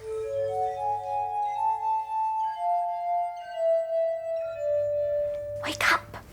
They gave us sleeping pills. They always do that. What's your name? Lizzie. Lizzie. Are there boys here as well? Yeah. What's it like? If you don't think about it too much, it's okay. Sometimes you'll get really scared. But mostly it's boring. It's not boring when Mrs. Coulter comes. Oh, it's okay. He's nervous. Who's Mrs. Coulter? She's the one that trapped most of us. Why have they fetched us here? We're like guinea pigs. It's to do with our demons. I reckon they kill us, and Mrs. Coulter watches. When's she coming? Day after tomorrow. Let's get back in bed before they check on us. If they find you out of bed, they do more tests on you. Last girl they caught, they took to that room at the back. The one that says entrance strictly forbidden. And then we never saw her again. If Roger's here, Lyra, you need to see him before he sees you, or he'll give you away. Breakfast, children. Form a nice queue, no pushing. There's Roger. If I turn into a fly, I can tell him you're here without anyone noticing. Oh, there's Billy Costa. Lyra. Shh. You gotta call me Lizzie. Why? Because Mrs. Coulter knows me. How come? Well, it'd take too long to explain. But look, your brother's coming, and Lord Farr, and a whole band of Egyptians. You all right, Billy? Yeah, a cornflake gone down the wrong way. He's Roger. We're going to be rescued, Roger. And I found a brilliant hiding place. Where? That ceiling panel, over by the lockers. Yeah? What about it? It lifts off. You can crawl inside the roof. Uh-oh, here's Dr. Cooper. Listen, children. This afternoon we're having a fire drill. When the bell rings, you must do what the nearest grown-up says, okay? You all understand? I'll take that as a yes. Right, Lizzie. Come with me. Oh, but Don't worry, they always test new children. We've all had it done. It's okay. Now slip your shoes off and stand on the metal plate. Hold your demon. Look forward and stare at the little green light. Good girl. And now come over to this machine and put your hand into this tube. Straighten your fingers. Are you measuring dust? Who told you about dust? One of the girls. I ain't dusty. This is different. Now, clench your fist. That's right. Good. Now, if you feel around, you'll find a handle. Fine. Now, you'll feel a slight tingling, but it's just a small anbaric current. Why'd you cut people's demons away? What? Another girl said you cut people's demons away. Nonsense. Oh, there's the fire alarm, Lizzie. Follow Sister Clara. Her outdoor clothes are in the dormitory building, Doctor. She can't go out like this. When I come yesterday, you put my clothes in the cupboard next door. Go on, then. Roger, Billy, let's stick together. We need to look around. They'll notice if we just walk off. I'm going to make a snowball and chuck it into the crowd. See if it starts something. Ugh. something all right. Good. Come on before anyone sees.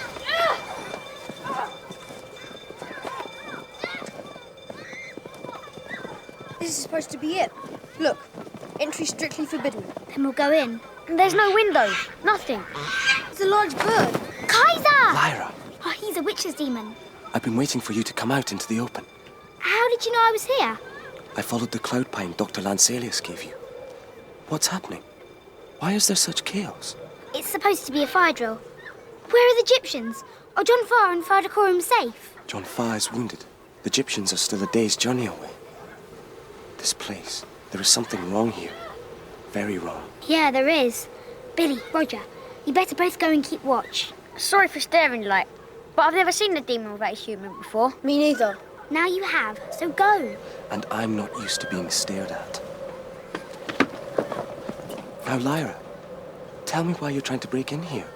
Because I think it's where they cut children's demons off. But it's locked. I can open it with a spell. Open lock when I knock. Is that it?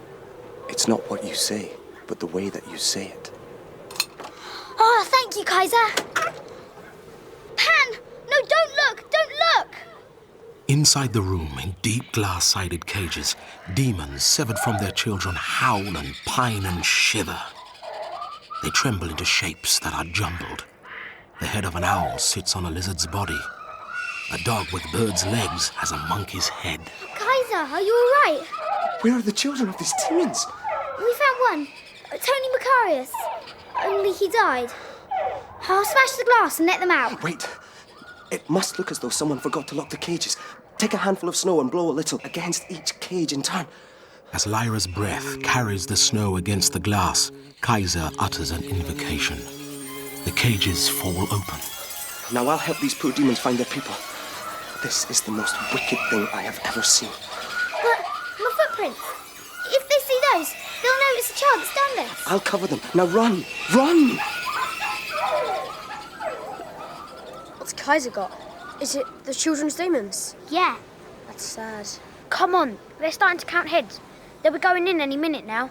Tell everyone they've got to put on their outdoor clothes and run out as soon as the fire alarm goes off again, right? I'm going to set it off because there's a rescue party coming. What's that buzzing sound? It's a zeppelin. The zeppelin docks, and Mrs. Coulter descends from the landing platform with the golden monkey demon in her arms. The children shrink from her as she walks among them. She doesn't seem to notice their fear. Come on, Pan. I've dragged the locker to the corner so I can climb up. I need to use Roger's hiding place to stow stuff for later.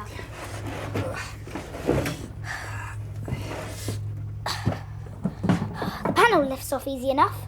Careful, don't drop it. No, got it. I'll put my boots and leggings in first. And if I wrap the real alethiometer inside the parka, I can shove that through as well. There, all ready for when we escape. I'll keep the pretend one in my pocket. If Mrs. Coulter sees us, we'll say we were kidnapped. Let's hide ourselves in the queue for hot drinks. Did Mrs. Coulter get you too? That monkey, he's worse. I tried to kick him. Where do they go to talk? They've got a conference room behind the front office. When it starts out, I'm going to go to look around. Bella, anyone out in the corridor? No, you're clear. Come on. Shh. Okay, pull the locker back where it was. How will you get down? Jump. Be careful. I'll keep to these metal plates. They're supported by girders. The ceiling panels let light through. Pan, it's like being back in the retiring room. If you hadn't gone in, none of this would have happened. Well, some of it would. But we wouldn't be here trying to rescue everyone. Now, which way takes us to the conference room? To your left. Mind, Lyra. There's a row of heating pipes. Okay. It feels solid underneath. Only, I think I'm going to sneeze. Don't. People will hear you. I'm trying not to. I'll keep small and fly, so no one will hear me at all.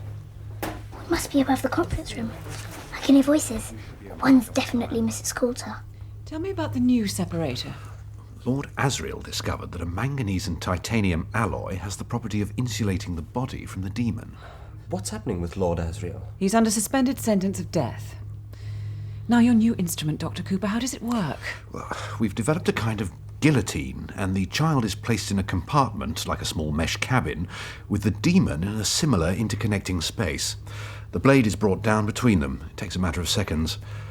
There have been some casualties. Casualties? Well, deaths. I should still like to see it. But I'm tired now. I think I'll go to bed. Tomorrow, we shall find out who released the demons. Good night. Good night. Her attitude worries me.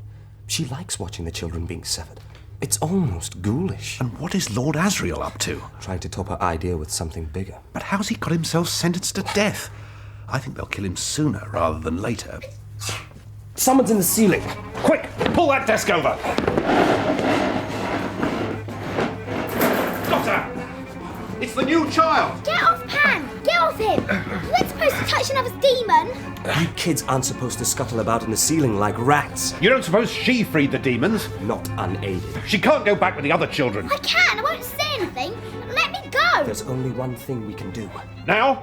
No! Yes. She won't remember who she is, what she heard. Get off! Get off!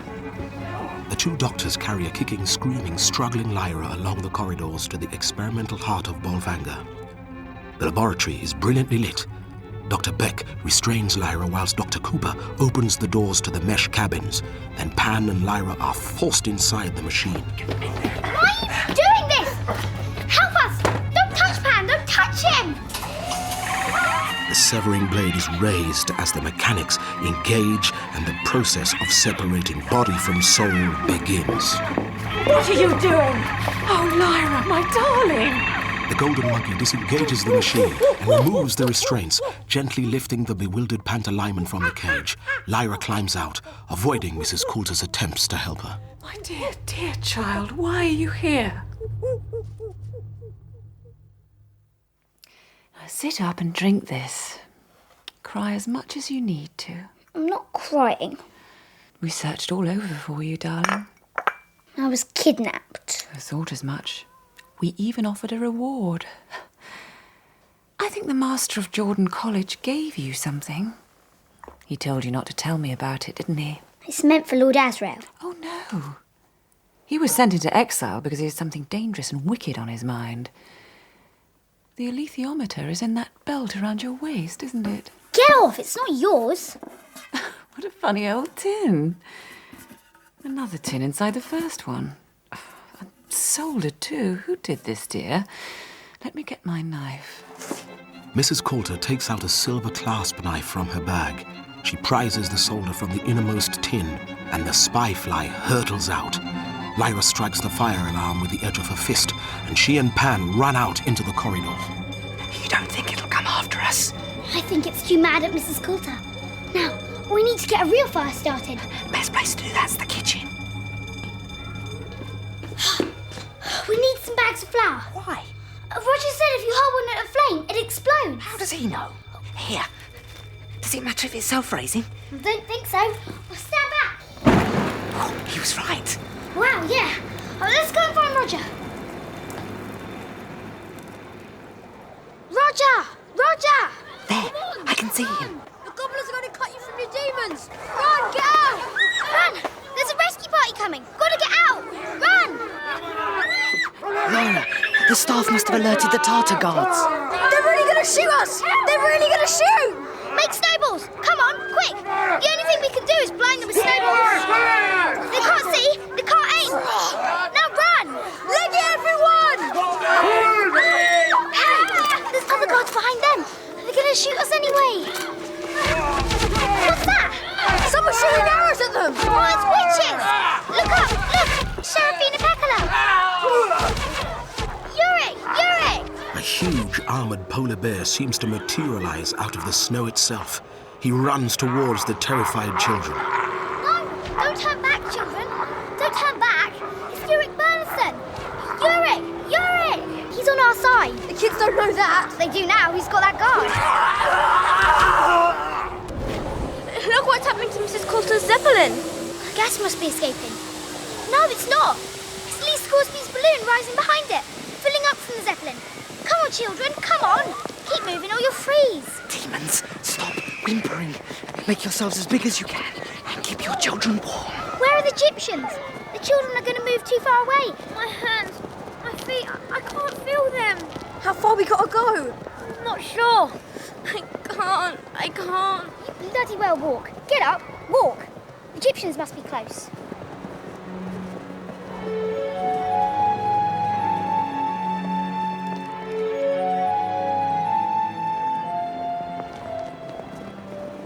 There's lights ahead. Oh, Pan, it's lantern beams and dogs. We're back at Bolvanger. Oh, no, we can't be. Lyra! Child! Father Coram! Lyra! She's rescued the children. Come now, children. You're safe. You're going home. We'll go back to Jordan, Roger. Ah, I'm being pulled off the ground. Me too! What's got hold of me? I can't see! Oh, it's a witch. Witches gently lift Roger and Lyra up to Lee Scoresby's balloon. They find it the most exhilarating feeling, being suddenly weightless, floating. Although the novelty can wear off, I assure you. Thank you, ladies.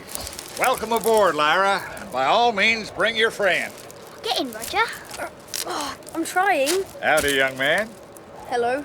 Come on, Yorick, old feller. A number of witches carry a surprised-looking Yorick Bjornsson into the balloon. Lyra! Where have you gone? I'm up here, Father Coram. We're off to rescue Lord Azrael. Well, I thought the balloon would be useless. But here I am, gladly proved wrong. Father Coram. Seraphina Peccola, it's good to have seen you, even ever so fleetingly. Go well, Lyra, my dear.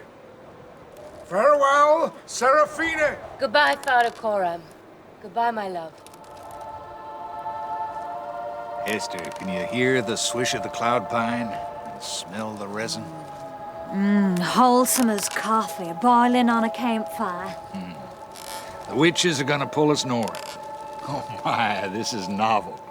Like the pictures on old maps of the wind puffing out his cheeks. We've got the elegant version. Queen Seraphina and her ladies in rippling silk. Lyra, let's wrap Roger in some furs before he turns into an icicle. Yurick, thank you. You knew I would come. Yeah, I knew. The Aurora. You can see the Bridge of Bifrost. Souls are supposed to cross it to go to the other world. Seraphina flies up to the edge of the basket and sits on the rim so she can talk to Lyra. Lyra Belacqua, have you got the symbol reader? Yes, it's in my pocket. I keep checking it and finding stuff out. A large snow goose demon flies up to join his witch. Kaiser, hello. Greetings, Lyra. I am happy you managed to free the children. The Egyptians have now laid waste to Bolvanger. It can never be rebuilt. What happened to the demons we rescued? Returned. Cared for. There is nothing else to be done for them. So, Lyra, do you know why you're going to Lord Azrael? Yes. I have to take in the lithiometer. Why? There are things I must tell you, but you're tired now. We'll talk when you wake. Let me touch your eyes. And Roger's too. Now sleep. So, Seraphina, this little girl's important, huh? Very. Does that mean there's going to be much in the way of armed pursuit? You're used to fighting, Mr. Scoresby. Yep. But I thought this was a straightforward transportation contract, and I charged accordingly. Insurance on these balloons goes up every time we're involved in an armed insurgency. And I sometimes hanker after a little unalloyed, pleasurable flying, with nothing more hostile than an aggrieved bird. This child will bring about the end of destiny. Will she? Pity she ain't Texan. I guess ending destiny don't boost her popularity in some quarters, huh? So you're saying I can expect trouble. How about the boy? Where does he fit in? He was brought to the north by the fates. Lyra is taking something of immense value to her father. That's how you read it, huh? I might be wrong. But the boy is part of the big picture. We all are.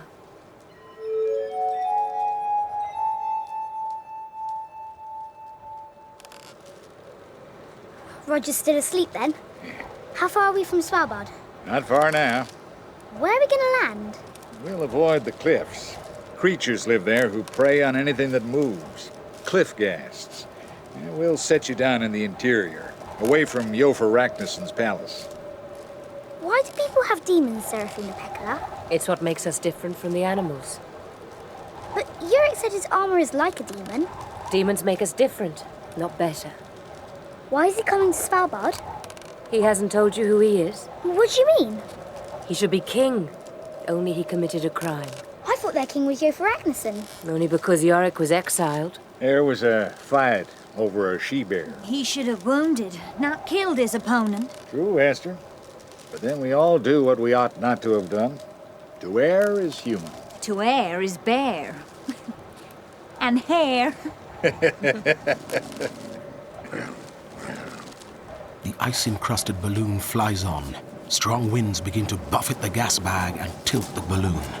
Mr. Scoresby, something is very wrong. Can you see ahead? No, but there's movement.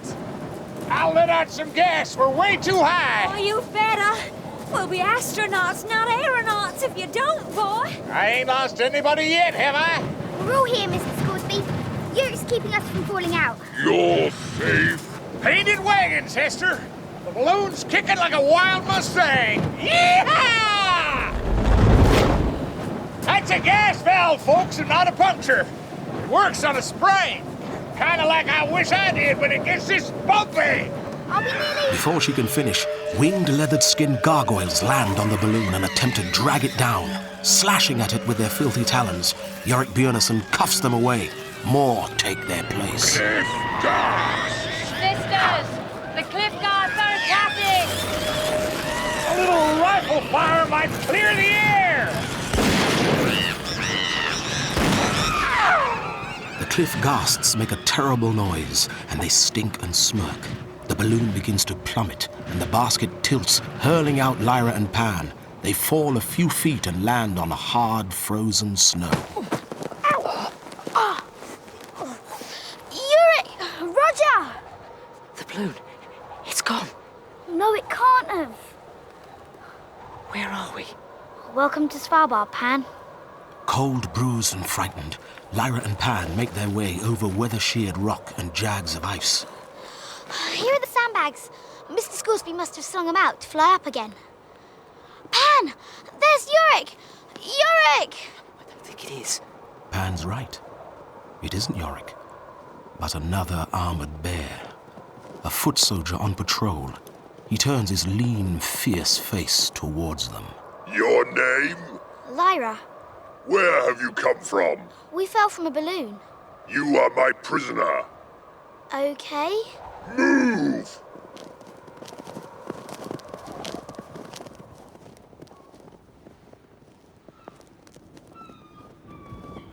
Now we are near the palace. You must look up and marvel. There is little daylight, but Lyra looks. She finds herself standing in front of a vast marble palace. It is taller than the highest tower of Jordan College. The front is carved with representations of our warfare. It shows bears victorious and Skraelings surrendering, Tartars chained and slaving in the fire mines, Zeppelins flying from all parts of the world, bearing gifts and tributes to the king of bears, Yofa Ragnarsson. Does it? It's hard to make anything out because of the bird poo. Oh, it's everywhere. Yuck. But the bear doesn't notice the mess and the stink, and proudly leads Lyra with Pan hidden in her pocket over icy ground, filthy with the spatter of birds, into a courtyard. There's an increasing stink of rancid seal fat, bear and bird dung, blood, refuse of every sort. The way is lit by blubber lamps that don't allow Lyra to see what she's treading in. The bear stops outside a heavy door of iron. A guard bear pulls back a massive lock and then swings his head at Lyra, knocking her through the doorway. They're a bit heavy-headed, Pan. You all right? Yeah, I'm a firefly. I'm trying to work up a good glow. There. The alethiometer's been banged about. I hope it still works. Let me sit on your wrist so you can see. That's a bit better. Right, I'll ask it where Yorick is. A few hours away. carried there by the balloon after the crash. And Roger? With Yorick. He's safe then. Now, what will Yorick do? Break into the palace and rescue you. If I was a witch, Pan, you could go off and take the messages, and we would make a proper plan. If you were a witch, we'd still be flying in the air on some cloud pine and not locked in the bear's dungeon. Who's that talking? Who are you? What? Speak up. Lyra Belacqua. What's your name? Jotham Centillia. I'm a professor of cosmology at the University of Gloucester. What have they locked you up for? Malice and jealousy. I know too much about them. So, have you seen Euphoragnesson? I've had tea with him on several occasions. I came here at his invitation. He wanted to set up a university. I was going to be vice-chancellor. What happened? Lesser men spread lies about my qualifications. Well, I expect Yorick Bernison will believe you. No use if he did. He'll never come back. Well, he's on his way now. They'll kill him with fire hurlers before he gets near. What about the other prisoners? Like Lord Asrael? Shh, quiet. Euphoragnesson says he's not to be mentioned. Why?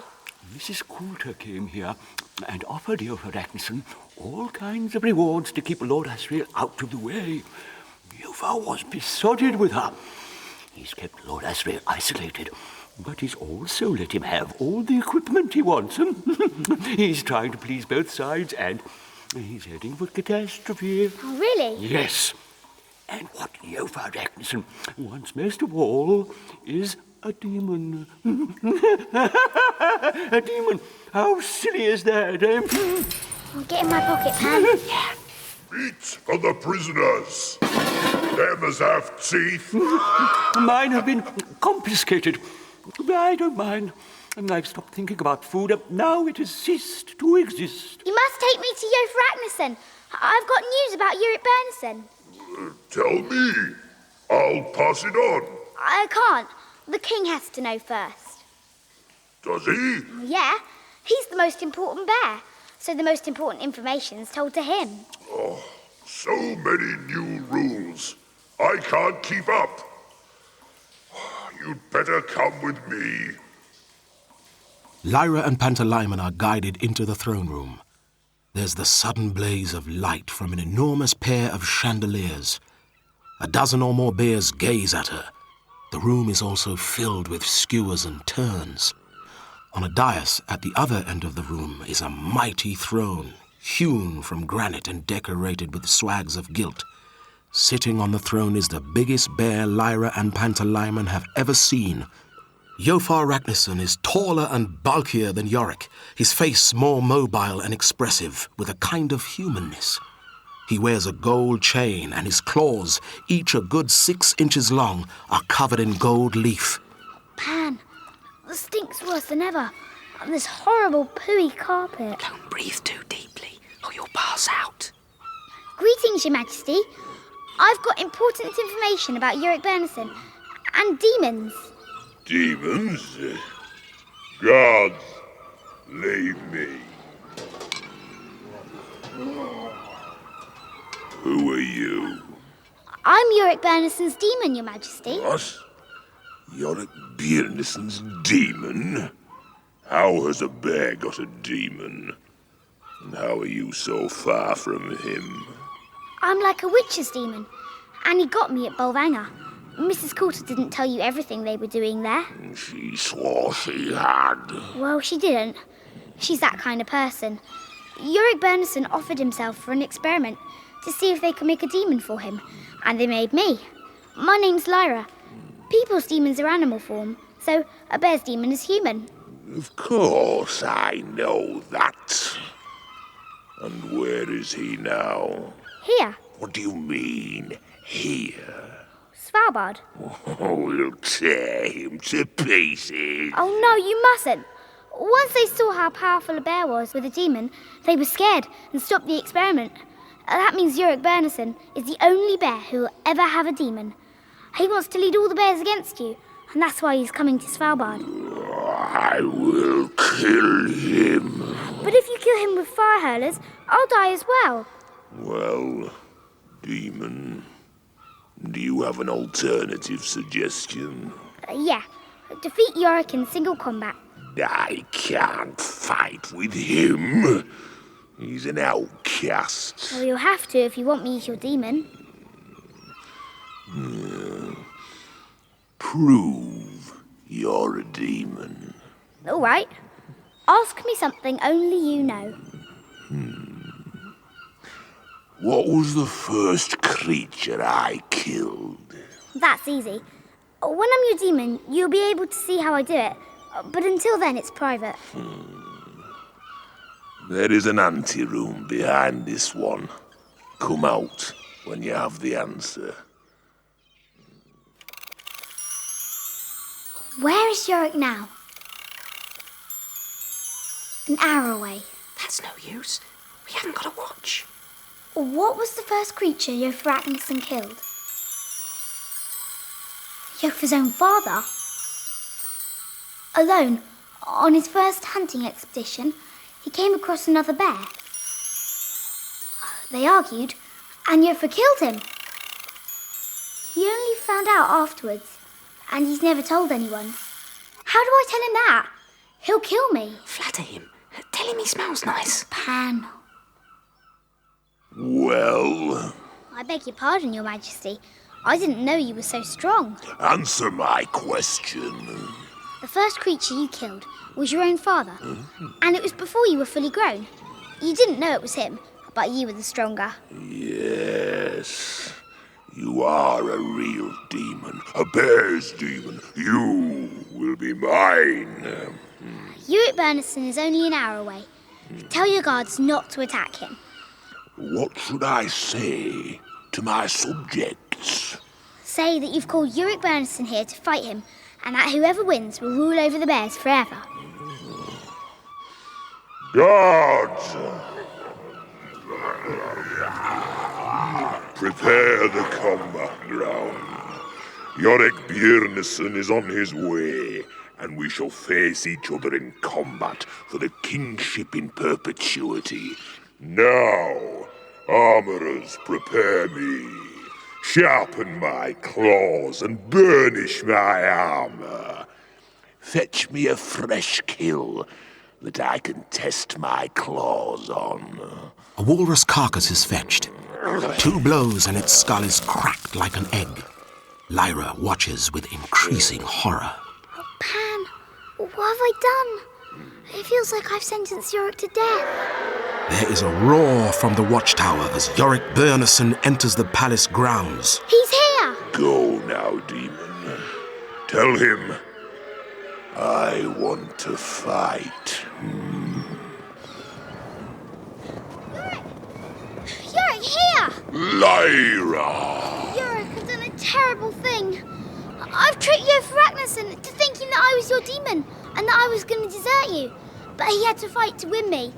Otherwise, Yorick dear, they were going to kill you before you got close. You tricked Yofragnisson? Well, I made him agree that he'd fight you, and the winner would be king of the bears. You are Lyra's silver tongue. To fight him is all that I want. Come, my little demon. Fight well, Yorick dear. You're the real king. Bears! The terms of this combat are these. If Yofragnisson kills me, then he will be king forever. If I kill Yofragnisson, I shall be your king. My first order to you all will be to tear down that palace. Iron is metal of bears. Gold is not. Yofragnisson has polluted Svalbard. Yofragnisson, I challenge you. Bears, Yorick Björnsson has come back at my invitation. It's for me to make the terms of combat. If I kill Yorick Björnsson, his flesh shall be torn apart and scattered to the cliff gusts, and his head shall be displayed above my palace. his memory shall be obliterated. He will never have existed. Yofa looks glossy and immense, and splendidly armored. Yorick is smaller, poorly equipped, with his armor rusted and dented. But Yorick's armor is his soul. Yofa, discontent in his, is restless for another form of soul. Yorick reads this from the Bear King's way of moving. The bears begin to prowl, edging forward, swinging their heads. Then they stop and face each other. And with a roar and blur of snow, they start to run, gathering speed like two great masses of rock shaken loose by an earthquake. The crash as they meet echoes back from the palace wall. The first to rise is Yorick. Oh, Pan! Yorick's damaged King Yofa's armor. He's dented it. The Bear King can't lift his head, and there's a gap near his neck. Yorick makes for this gap, raking the translucent fur, hooking his claws beneath the edge of Yofa's helmet. Yofa fixes his teeth near Yorick's throat. Drops of blood fly through the air. Then Yorick's rare claws dig into the links of Yofa's chainmail sark and rip downwards. That gold armor's useless. Yorick's battered old stuff is much better, much stronger. There's a lot of blood. The two bears stand apart, Yofa now hindered by the chainmail which trails around his rear legs. But Yorick is bleeding freely from a deep wound at his neck, and then the two bears are at each other again, throwing up fountains of snow. He's hurt his leg. No! No! Lyra trembles. Yorick is limping every time he puts his left forepaw to the ground. It hardly bears his weight, and the blows from his left hand are growing feeble. Whimpering trumpet! Oh, Pan! Yorick's gonna die! But he must see that I don't turn away. I'm not fearful. Oh, my dear one. But Yorick is moving backwards to find clear, dry footing from which to leap, and the useless left arm is really fresh and strong. You cannot trick a bear, but Yofa does not want to be a bear. He yearns to be human, and Yorick is tricking him. Suddenly, as Yofa taunts, Yorick rises up against Yofa, tearing his lower jaw clean off so that it flies into the snow yards away. Yofa's red tongue lolls down, dripping over his open throat. The Bear King is voiceless, biteless, helpless, and bleeding to death. Yorick bites into Yofa's throat, and Yofa Reknison's life comes away in his teeth. There is acclamation, pandemonium, a crush of bears surging forward to pay homage. Bears! Who is your king? Now demolish the palace! Yorick, there's people inside the dungeons. They'll be killed. Stop, bears! Release any human prisoners you find there. Then raise it to the ground. I wish there were some bandages or something. There's an awful cut on your belly. The bear lays a mouthful of some thickly frosted green moss at Yorick's feet. This is blood moss. Press it in the wounds for me, Lyra. Some of the blood starts to freeze on the tips of her fingers, and when the bleeding stops, she looks across the courtyard. Walking towards her through the red snow is Roger, with his demon Salsilia. Lyra! Roger! We crashed into a mountain. Yorick Bernison came straight back to look for you. He carried me to the edge of the palace and told me to wait. I'm famished. I suppose I'm going to have to eat seal. Never thought I'd miss Bolvanger in any way, but I've been dreaming of cheese on toast. No chance of that, Roger. Come on, they're going to light a fire. Lyra Silver Tongue, come and tell me what Mrs. Coulter will do. There's not enough light to read the alethiometer by. Fetch light. What happened to Mr. Scoresby and the witches? The witches were attacked by another witch clan. As for Lee Scoresby, the balloon soared up again after the boy and I fell out, taking him with it. Your symbol reader will tell you what his fate is. Here is your light. A sledge with a cauldron of smouldering charcoal is brought. The bear thrusts a resinous branch into it, and it catches at once. Leave Scoresby's still in his balloon. He's not hurt. What of Mrs. Coulter? It says... She's heard about us flying this way. And she's got a transport Zeppelin armed with machine guns. And they're on their way here. She'll soon know about you for Ragnarsson, because witches will tell her. And they'll learn it from cliff ghasts. She's going to kill Lord Asriel. It's coming clear now. She knows what he's going to do. It must be about the city in the sky. She's trying to get to it before he does. Wait, now it's telling me something else. Right. She wants something I've got, because Lord Asriel wants it too. It must be the silithiometer. I must take it to Lord Asriel. How near is Mrs. Coulter? A few hours. I will take you to Lord Asriel. Children, climb onto the bears and they will carry you. Do you think your dad will give us something decent to eat? We've come this far to give him the alethiometer. He should throw us a party. Cheese on toast will do for me. Again they journey northward. The way is difficult and bitterly cold. The children's hands and feet are so numb they can hardly manage to hold on to the bears. And then, ahead of them is a house with massive windows. Light spills from them onto the snow. Visible through the topmost window is a figure pacing backwards and forwards, his hair like a lion's mane. The children stumble through the snow, supporting each other as the wind cuts the exposed skin of their faces. They reach the door. Not Lyra. Not little Lyra. Come in. Thorold! Lord Asriel, look who's here. What are you doing here? Come on, Lyra. We should have gone straight back to Jordan College. Wait, who's this with you? It's Roger Parslow. He's my friend. Not that you're really interested. Goodbye. But how did you get here? Yorick Bernison and his guard brought us. He's the new king of the bears. Is that so? Thorold, run a bath for these children and prepare some food. Their clothes are filthy. They smell of bear. Follow me, Miss Lyra. Roger.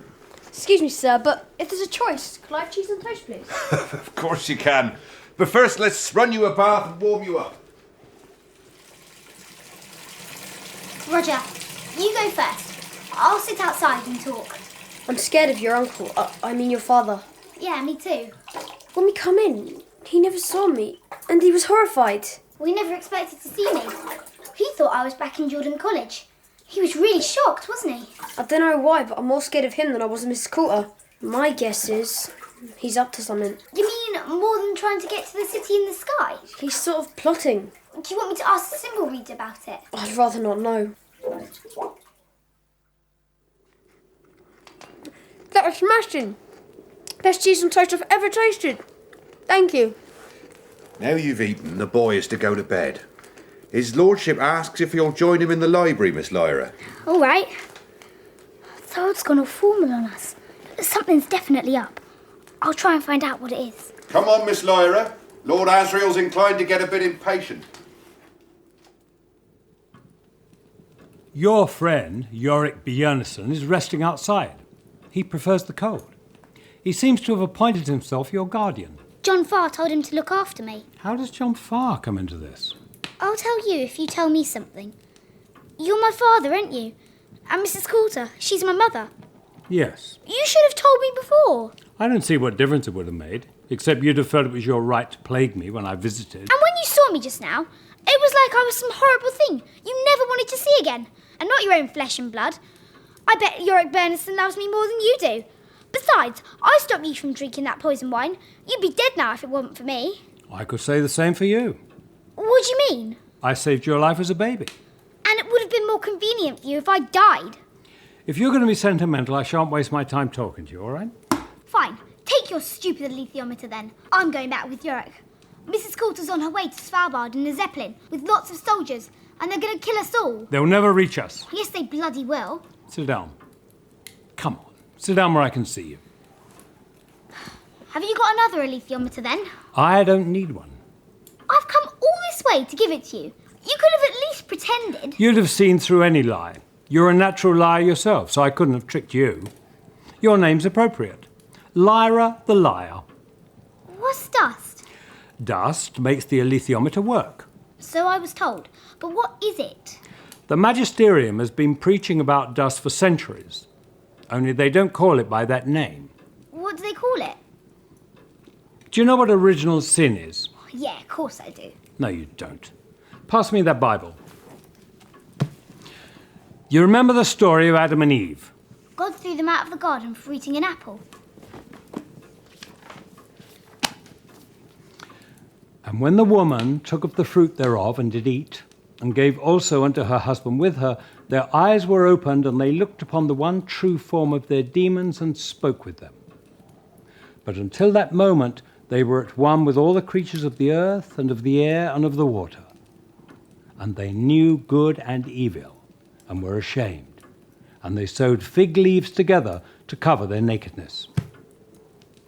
Sin came into the world at that moment their demons were fixed, because they suddenly knew right from wrong, good from evil. This was regarded by the magisterium as loss of innocence.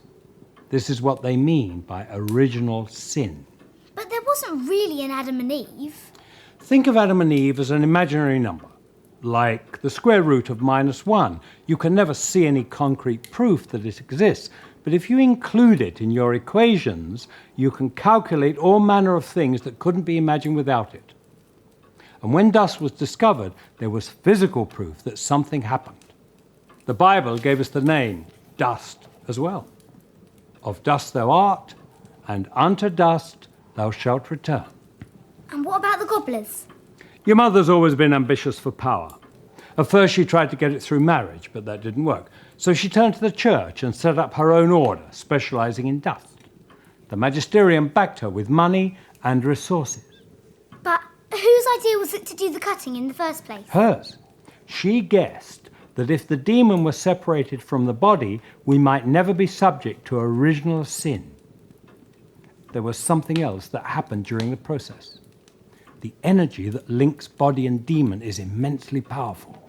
When the cut is made, all that energy escapes in a fraction of a second. Did you do any cutting? No, Never? never. I didn't need to. Now, I want to go to the source of dust itself, to the universe we can see through the aurora. No one thought it would be possible to travel from one universe to another. But if light can cross the boundary, so can we. We can build a bridge. It needs a phenomenal burst of energy, but I can do it. And when I do, death is going to die.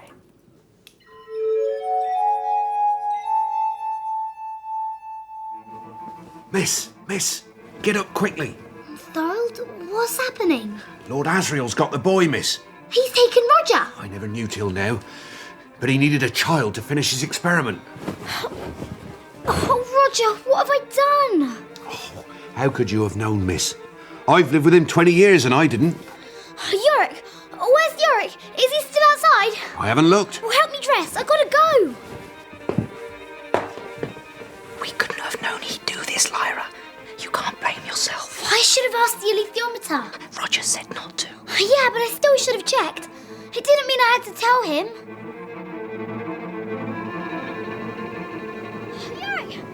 Yorick Benson, I need you! Lord Asriel's taken Roger. Oh, Yorick, please go quick. We've got to rescue him. Come then, climb on my back. Oh, the moon is incredibly bright. There are the tracks of Lord Asriel's sledge, running towards that range of hills. I think I can see movement ahead. Pan, can you become an owl and look? Yes. It's Lord Asriel and Roger.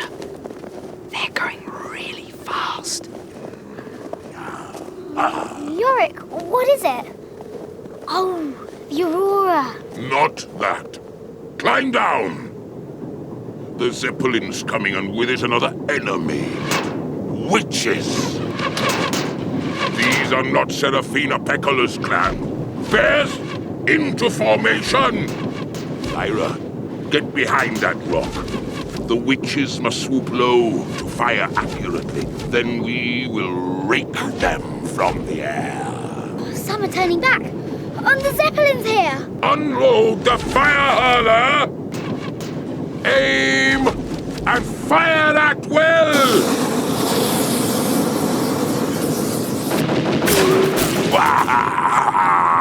Can't pierce armor with little bullets. The bears discharge another deadly burst from the fire hurler. It finds purchase on the silk envelope of the Zeppelin's gas bag. The hydrogen inside it ignites. The Zeppelin crashes, flaming into the ice. The witches have helped Mrs. Coulter drag the machine gun clear. They will hold out for a long time. Lyra, we must go on. Yurick, will you find Lee Scoresby? Yes, And if you see Serafina Pekkala? I will tell her what you did. Thank you, Yurick. The tracks go on, but I cannot. You must walk over the ice bridge alone. My weight would break it. If I come back, I'll thank you properly, King Yurick Bernison. Goodbye, Lyra's silver tongue. Goodbye. Lyra must cross a thin arc of ice to reach Roger and Lord Asriel. There's a crack running across the width of it. She has to cross this fragile bridge or fail Roger. Lyra, step gently. Come on, I'll fly. Oh, I think... Pan! Yes, run, Lyra, run. Come on, jump. The snow bridge snaps away from the cliff and falls into the chasm. I wish it was someone else doing this, and not me. I don't know what to do. I'm really scared.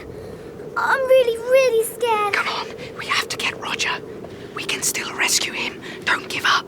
They climb into the moonlit cold, with the aurora dancing around their heads. Tears have frozen on Lyra's face. Some hang like crystals from her long, tawny eyelashes. So many mountains to the east and west. South is the way we came. I can't see Yurick or the other bears. I'm not even sure I can see the wreck of the Zeppelin. I'll fly up a little way and find Lord Asriel and Roger. Yes, they're here. Just beyond the peak. Lord Asriel's laid out his wires and batteries. What does he want Roger for? Whatever it is, he's got hold of his arm. He's not letting him go. The aurora's flickering and dimming, like an ambaric bulb just before it dies. It's gone out altogether. Pan, I think I can feel something. Is it dust? It's like the air's full of thoughts. Lyra! Lyra! Help us, please! I'm here, Roger! I'm coming, Cecilia! Lyra! Pan changes into a snow leopard, almost as large as Lord Asriel's demon, Stel Maria. Oh, Pan! Stel Maria's got Roger's demon! Let us go! Lord Asriel knocks Roger to the ground. He then connects two wires leading from the sledge. The aurora blazes into life again, like a current between terminals. Lord Asriel's controlling the aurora. I am master of the aurora, but the best is still to come. The spectacle to end all spectacles is about to open the sky. No, please! Grab my hand. Now run, Roger. Pan! Snatch Cecilia. Get her clear. Stop! Lord Asriel's demon's got Cecilia again. Chuck snowballs at her. Come on! The snow's giving way under us. We're gonna fall. Roger, grab Cecilia. And the entire shelf of snow is sliding away beneath Lyra and Roger and Pan. Roger cries and twists because the snow leopard has his demon.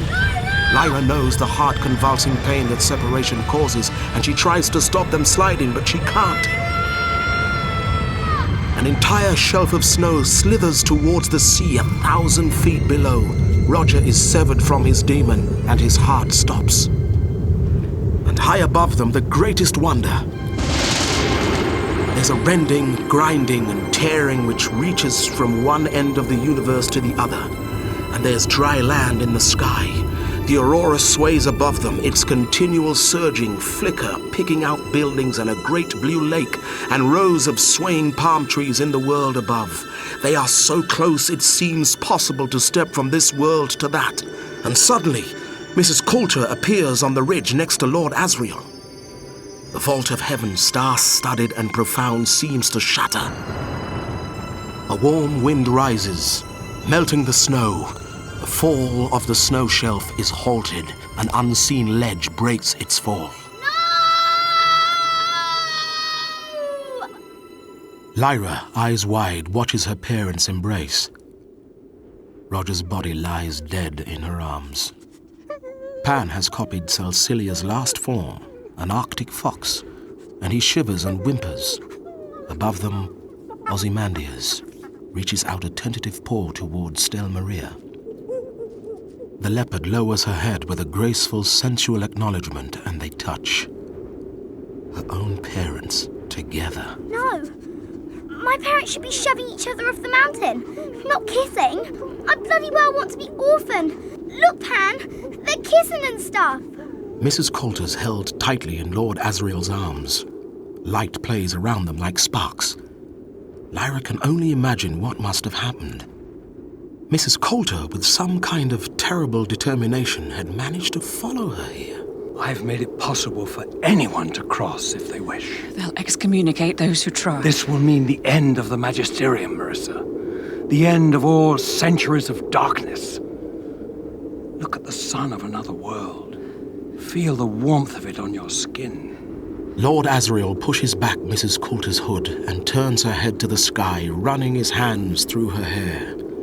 Lyra watches breathlessly, unable to move a muscle. Come with me. Away and out of this world. I daren't. Your child would dare anything. She's more yours than mine, Asriel. And where is she now? I followed her footsteps up. You want her still? Twice you've tried to hold her. Twice she's got away. Lyra looks at their demons and sees a strange sight. The snow leopard tenses, crouching with her claws just pressing into the golden monkey's flesh. Then Mrs. Coulter pulls back fiercely from the kiss. No, Asriel. My place is in this world. Come and work with me. We couldn't work together. You and I could take the universe to pieces and put it back together again. We could find the source of dust and stifle it forever. They kiss again. The snow leopard rolls over on her back, and the monkey rakes his claws into the soft fur of her neck, and she growls a deep rumble of pleasure. If I stay here, you'll try to destroy me. Come with me. Work with me, and I'll care whether you live or die. Stay here, and you'll lose my interest forever. Now, choose.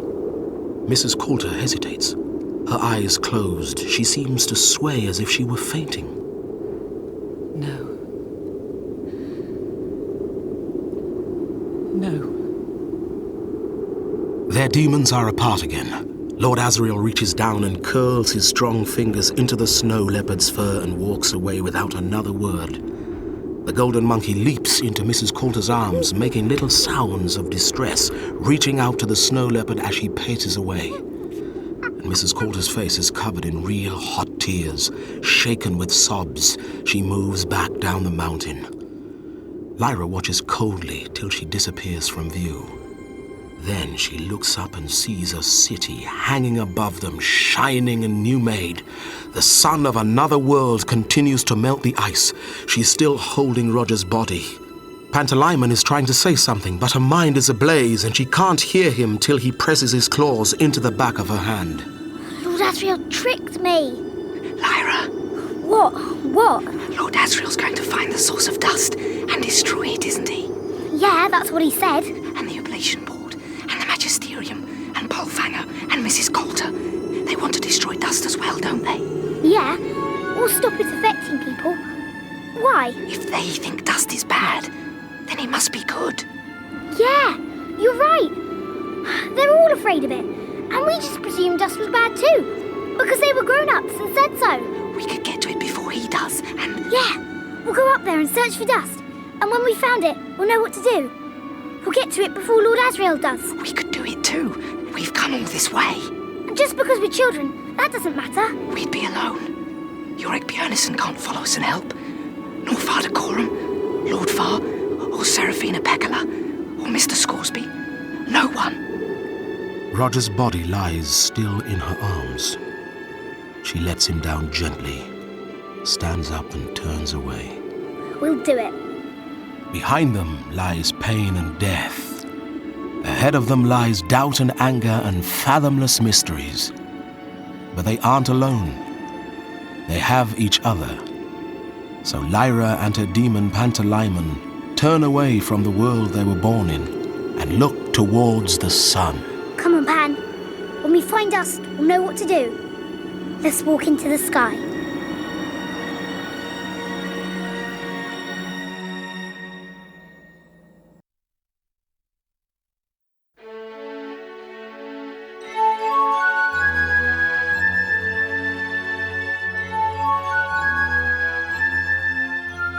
The Subtle Knife by Philip Pullman. Dramatized by Lavinia Murray.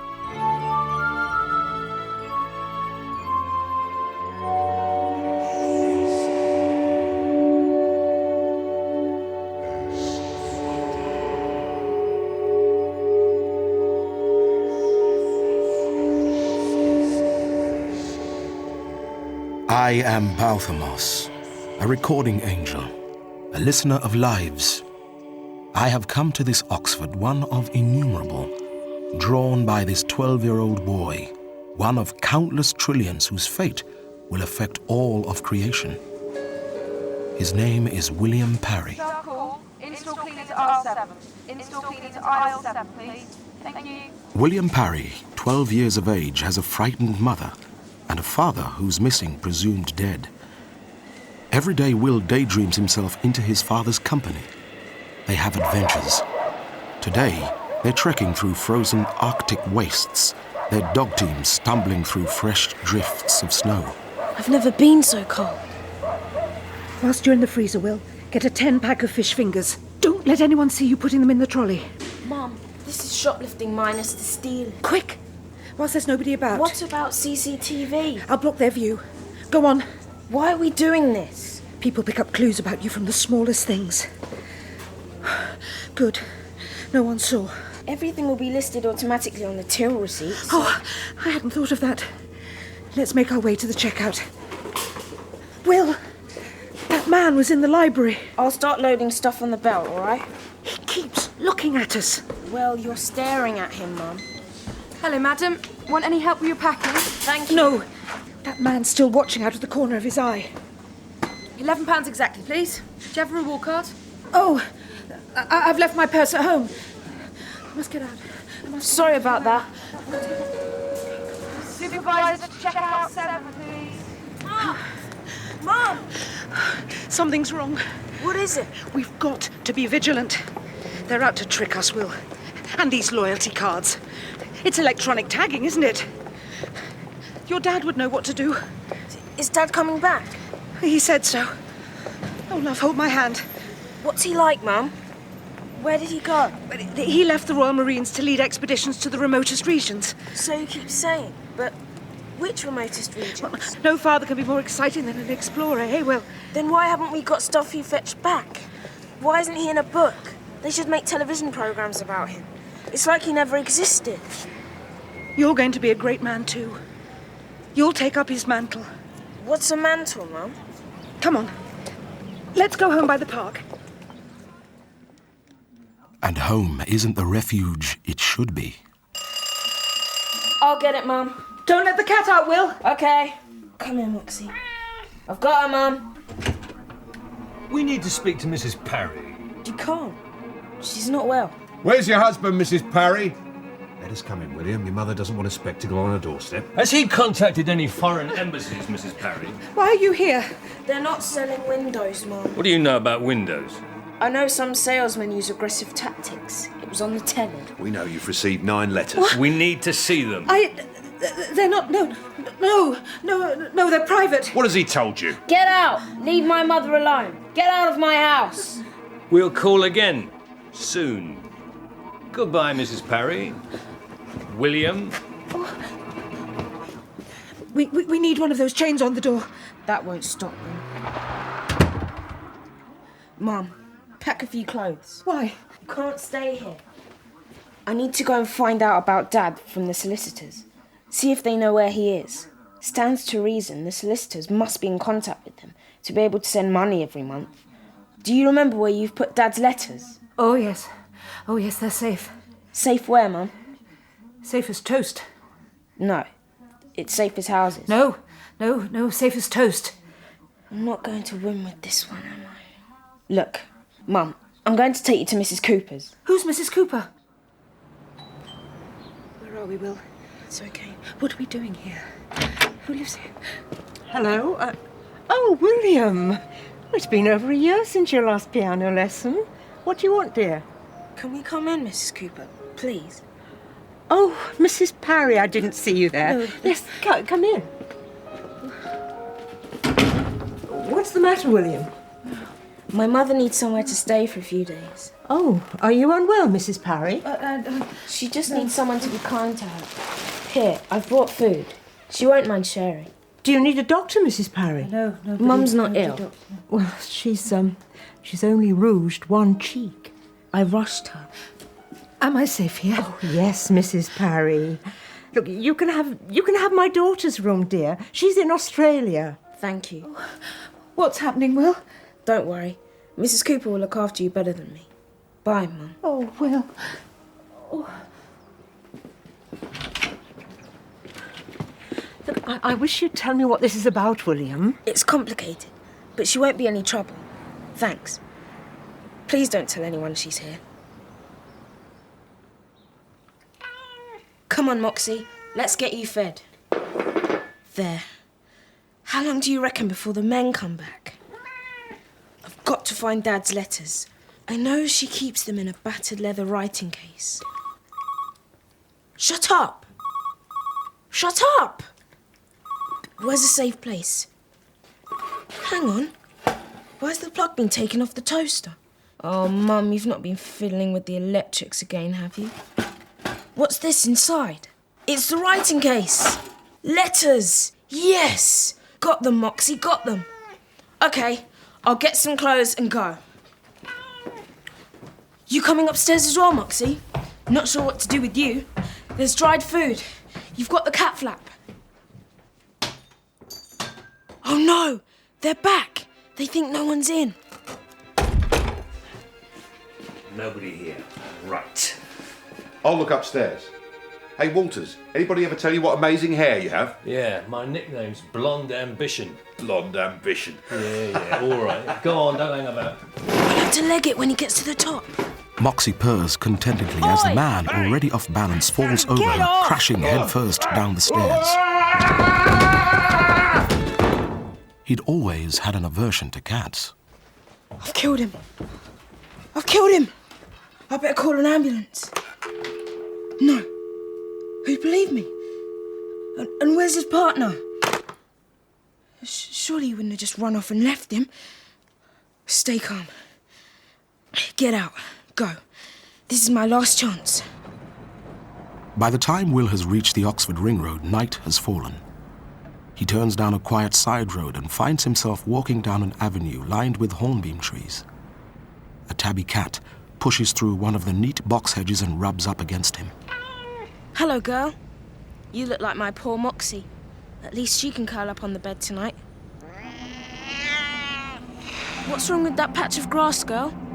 Does it smell of dog? What? Where have you... How did you do that? You can't have just disappeared. Wow. Looks as if someone's cut a patch out of the air. You can only see it from this side, and the cat's definitely gone through. Where's that? It doesn't smell like Oxford. This is beyond weird. Need something to make sure it's safe. In case there's an invisible force field, Will takes off one of his trainers and waggles it about in the strange-looking gap in the air. It doesn't melt. So he snaps up a piece of hedge and feeds that through. The twig doesn't explode into flames. Come on, William Parry. Where's your sense of adventure? Your father was an explorer. He'd have been careful, but he'd have gone through. So deep breath, then 1, 2, 3! William lands on his back, momentarily winded. He eases himself up and cautiously looks around at a broad seafront boulevard lined with cafes. Wow. The one opposite has zinc-top tables that gleam under elegant streetlights. The breeze is hot and smells of salt and flowers. This is so weird. Crazy. It's how I've always imagined Greece or Italy. Except, well, it would be packed with tourists. Where is everybody? I don't feel like I'm in any danger, but it doesn't feel right. Hello? Anyone? I'm pretty thirsty. No one will mind if I help myself to a lemonade. Anyway, not if I pay for it. Okay, if anyone's listening, here's £1. I'm putting it in the till. Hang on a minute. That's not British money. Let's see. It should tell me where I am. Corona? Corona? Pff, no idea. That's odd. People have left halfway through their dinners. Yeah, that risotto's hardly been touched. At least none of the furniture's overturned, so whatever made them leave wasn't violent. That's something. Looks like there's a family flat upstairs. Must be a bedroom I can borrow. Will cautiously climbs the stairs, remembering the last time he had anything to do with stairs back home in Oxford. He listens for movement. Nothing. Then the stair creaks and he shivers. As he gains the landing, a door is suddenly flung open. Who are you? Get off me! Stop! I'm not afraid! Ow! Sorry. You ain't got a demon. What? Where's your demon? Can you just stop your cat? It's hurting. Get off him, Pan. Who are you? Lyra Silvertongue. Look, I'm sorry. I didn't mean to scare you, and I'm sorry I caught you with my arm. I'd no idea anyone was here. Is this your home? No. What's this place called? I don't know. I'm from a different world.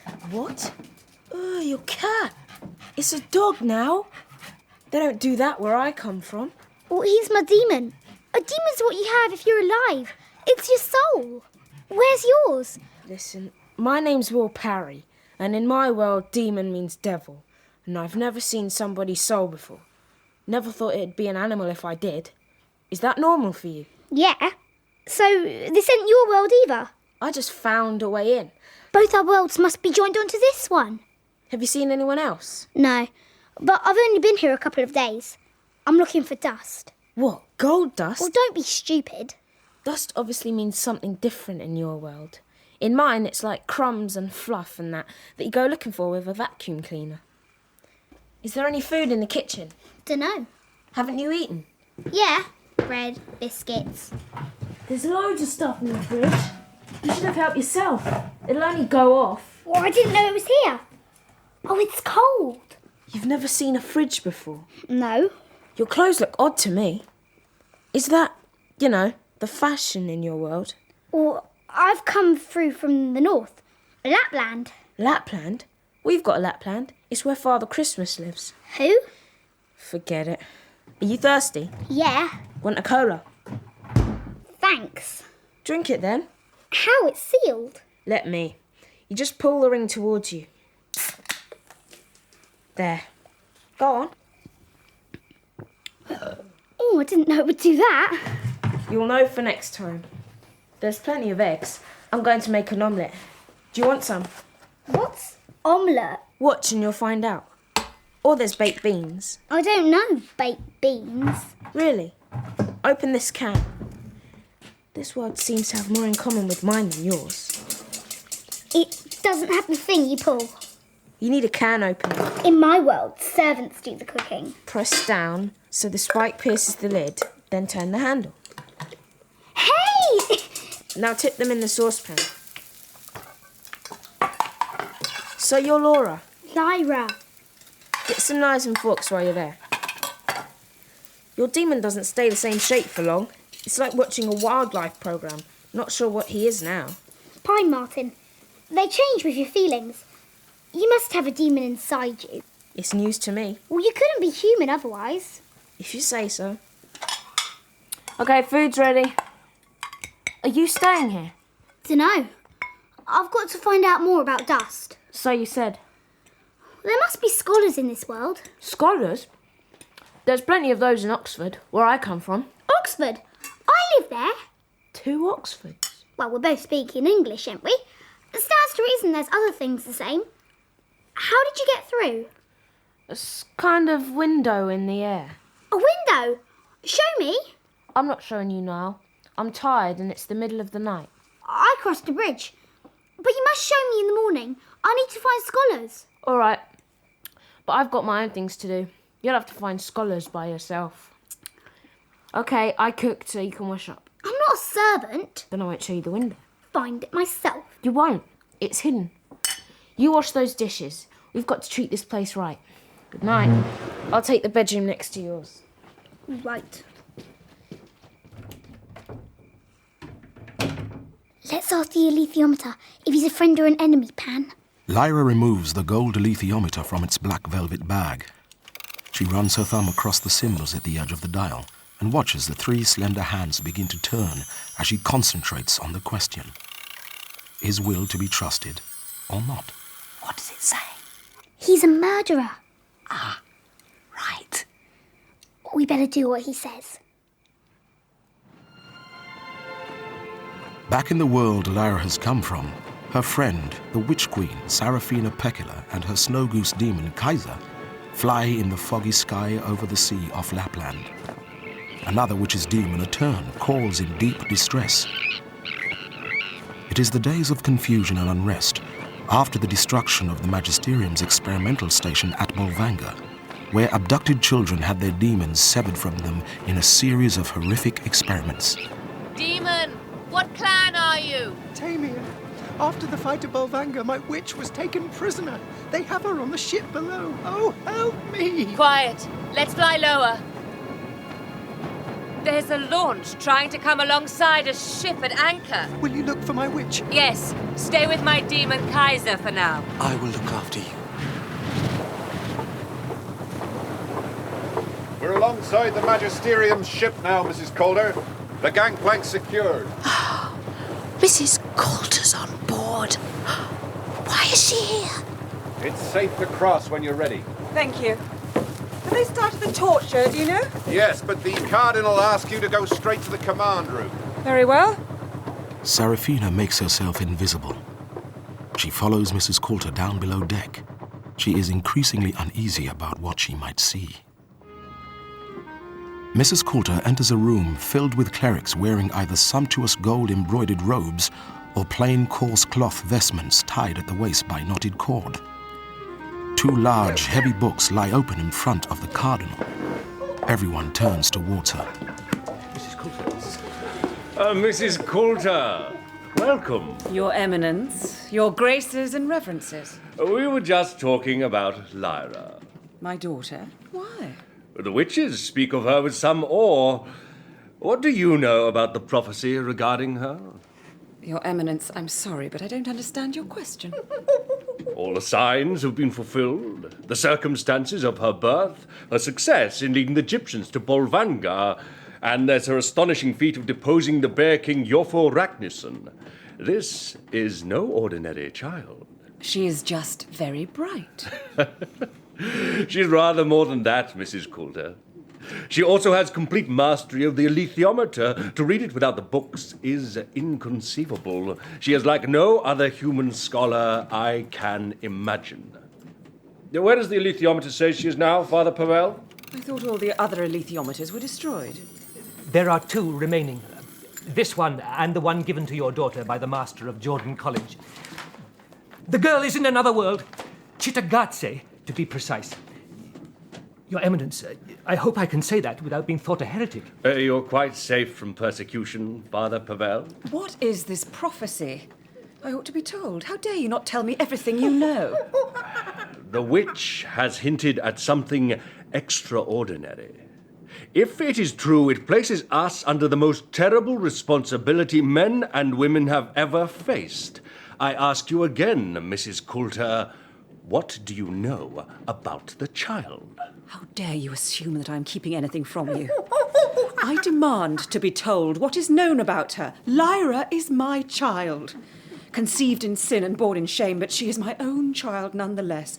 And you keep from me what I have every right to know as her mother. We shall find an answer, either from the witch or from the books of reading. The alethiometer, how long will it take? A considerable time. But the witch could tell us at once. Perhaps. Then let us go and ask her. In a small hot room close to the engine, A witch is bound to a steel chair bolted to the floor. Blood runs from her lips. She twists in her ropes. Fear shivers through her. The invisible witch Serafina Pekkala has followed Mrs. Coulter. She's shocked to see how much torture the witch has already endured. Oh, no, no, no. What have they done to you, sister? Tell us about the child, witch. No! We can draw out your suffering. Tell us about the child. Please, no more. Answer then, or I'll break your fingers. This woman is pure evil. The witches found out the name of her destiny. Tell me. She came before, and you have feared her ever since. Mother Death, come to me! Come to me! Suddenly, Serafina Pekkala becomes visible. She walks towards the witch, smiling, reassuring, and bends over her. One hand stroking the hair from her face, the other hand unsheathing a deep-bladed knife. The clerics and Mrs. Coulter are too surprised to react. I am here, Mother Death, merry and light-hearted. My visit is always one gift of joy. Mother! Serafina Pekkala stabs the witch gently through the heart. In the sky above the ship, the turned demon flutters and vanishes into the fog. You evil people! Seize her! What's happening? The witch has escaped. Quickly, get down and help recapture her. Stop her!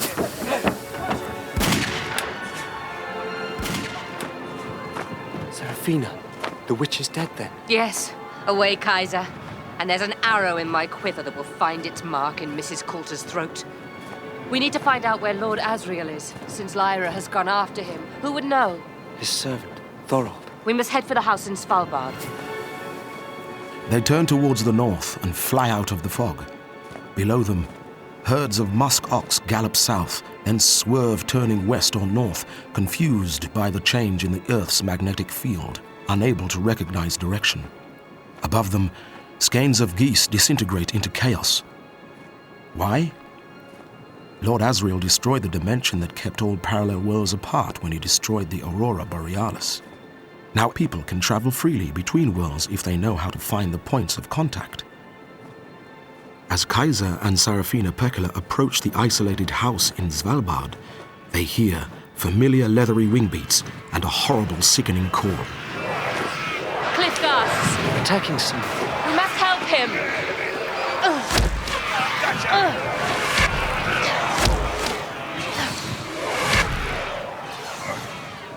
Thank you, whoever you are. The ghasts have gone for now. I kill about a half dozen each time, but whether they forget or don't care, I can't say. I'm Thorold, by the way.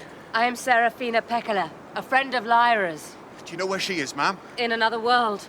I'm concerned for her safety. I need to know what Lord Asriel is doing. Oh, step inside and welcome. Kaiser, stay out here and keep watch. I will. Sit down, please. Lord Asriel's been nursing a rebellion in his heart for as long as I served him. Against the Magisterium? Partly, but he considered it too weak to be worth fighting. Now, you witches have different gods from ours. Yes. But you know about ours, the one called the Authority. We do. Well, as far as I know, Lord Asriel's gone to find the Authority and kill him. Where there's now a kingdom of heaven, he wants to establish a republic. Can the Authority be killed? I wouldn't have thought so. But Lord Asriel's had this idea of setting himself up as an opposing force to what he sees as tyranny. Now, some of the angels rebelled before and were defeated. If it was ever going to be possible, it'd be done by him and no one else. And what will you do now, Thorold? Well, I doubt he'll send for me. So I'll guard his house till he comes back, or till I die. And now, may I ask you the same question, ma'am? I'm going to make sure the child Lyra is safe. Where now, Serafina? Back to Lake Inara, Kaiser. We need to hold a council to decide how we can help Lyra, and whether we should ally ourselves with Lord Asriel. In the sky behind them, witches arrive like flakes of black snow. They make their way into the largest cave, leaving the bundles of cloud pine on which they've flown at the cave's mouth. Inside, illuminated by lanterns and flaming torches, The witches encircle a natural rock dais on which Seraphina Pecula now stands. Sisters, let the council begin. The universe has been broken wide by Lord Asriel. Should we concern ourselves with it, or live our lives as we have done until now, looking after our own affairs? And there is the matter of the child, Lyra Belacqua, now called Lyra Silvertongue by King Yorick Björnesson. She is the child we have always expected. We have 2 guests who will tell us their thoughts. I'm Queen Rudaskadi. Sisters, there is a war coming, and we must fight the Magisterium. You have seen what they did at Bolvanga. Now they want to suppress every natural impulse, and what they can't suppress, they will control or destroy. Lord Asriel was once my lover, so I know his mind. I would willingly join forces with him, because he hates the Magisterium and all that it does, and all that it stands for.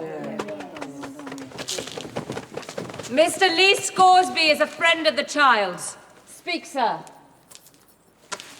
When I was traveling north to Bolvangar with Egyptians, Lyra told me that back in Oxford, Lord Asriel had shown the scholars what he claimed was the severed head of the explorer, Stanislaw Grumman.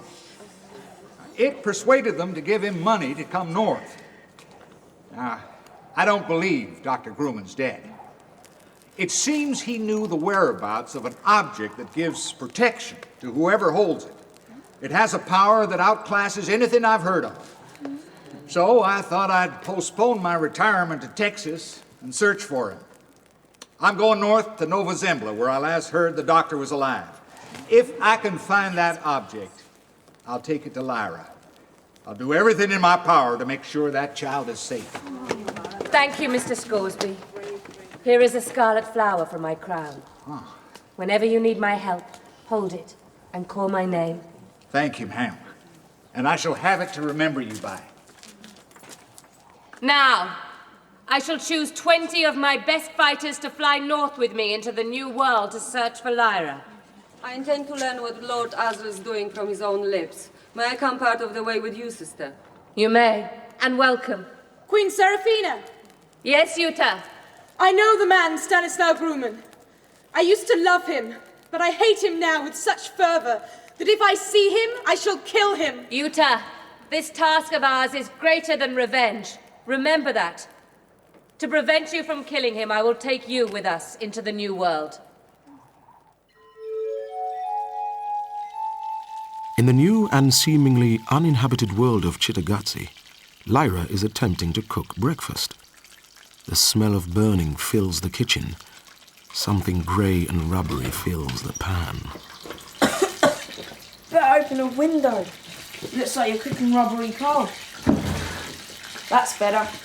I'll have cereal. Huh? So, why are you looking for dust? I might tell you sometime.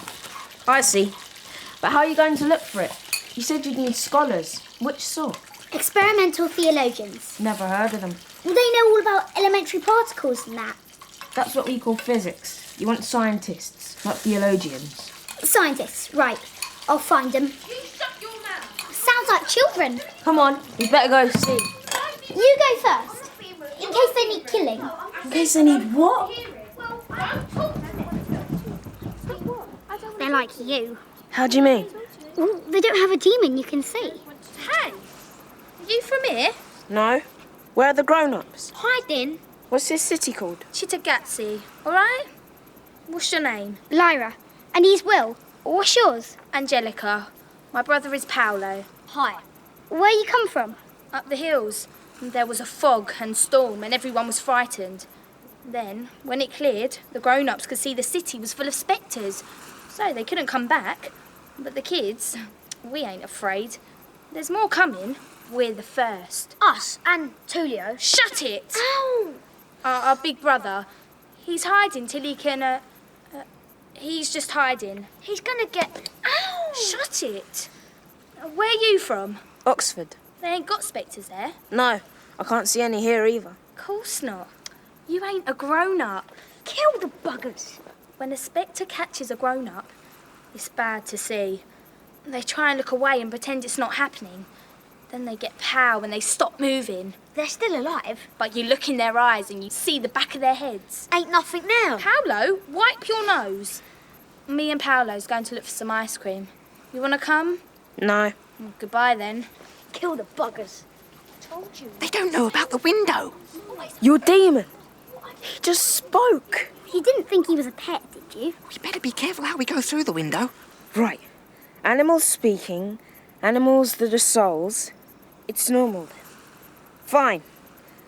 And talking of normal, Lyra, you've got to find some other clothes. You can't come back into my Oxford dressed like that. Why not? I've got my own things to do in Oxford, and the police are probably looking for me. If you attract attention, I'll kill you. Besides, aren't you a bit hot in those things? Well, it's my cold weather, underwear. There should be clothes inside. There's plenty of wardrobes. Right. Oh, and you'd better wash yourself. There's soap and shampoo in the bathroom. I don't know how. The housekeeper done it at Jordan. Work it out. In my world, people are clean. While you're doing that, I'll hide the writing case under the mattress. I'd love to read the letters, except they're private. They're Mum's. Oh, Mum, I hope you're okay. Don't know what you'd say if you knew I'd killed someone. Those jeans looked about your size. Wouldn't they have been a little more practical? You mean those trousers? I'm a girl, I'd look stupid. Girls wear trousers in my world. Yeah, well. What are we looking for? What's it like? Well, it actually looks like a window cut in the air, only it opens onto somewhere else. Make sure there's no kids about. Can't see anyone. Oh, there's a cat. She came through the window with me. Wonder if she's trying to find her way back. The window was about here. And it's really like a window. Yeah, only it's not like anything you've ever seen before as well. That's helpful. Like a window you've never seen before. Huh. Stop moaning, Pan. Here it is. Found it. Yeah, I can see it. Get back. If you stand in front of it, people in Oxford will only see legs walking about on their own. Oh, rush hour. Really, it's the wrong time of day to go through, but we'll have to. Are you ready? You sure this is Oxford? Yeah. When you're through, go to the left. That takes you to the city centre.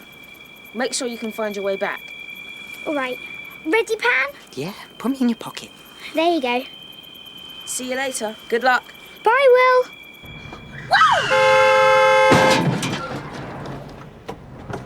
I couldn't help it.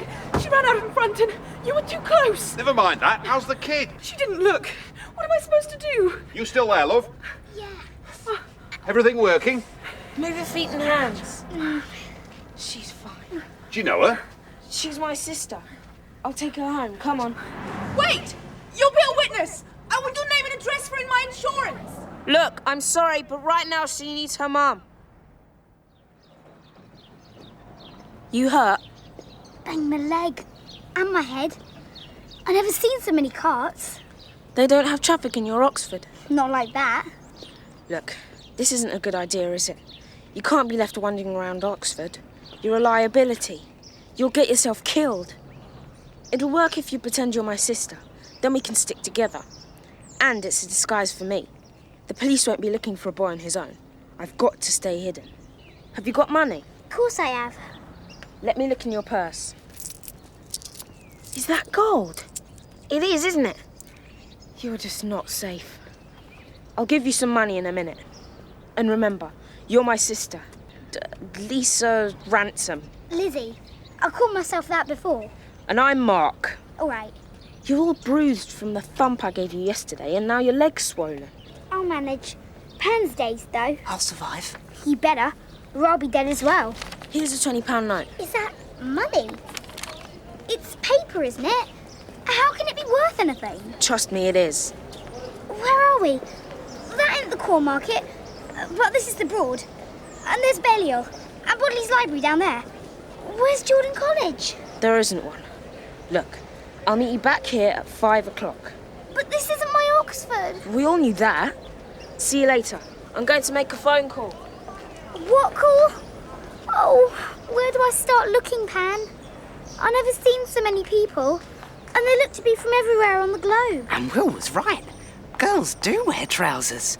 They look stupid. Anyway, we need to find a museum. Let's see if it's like the one we've got at home.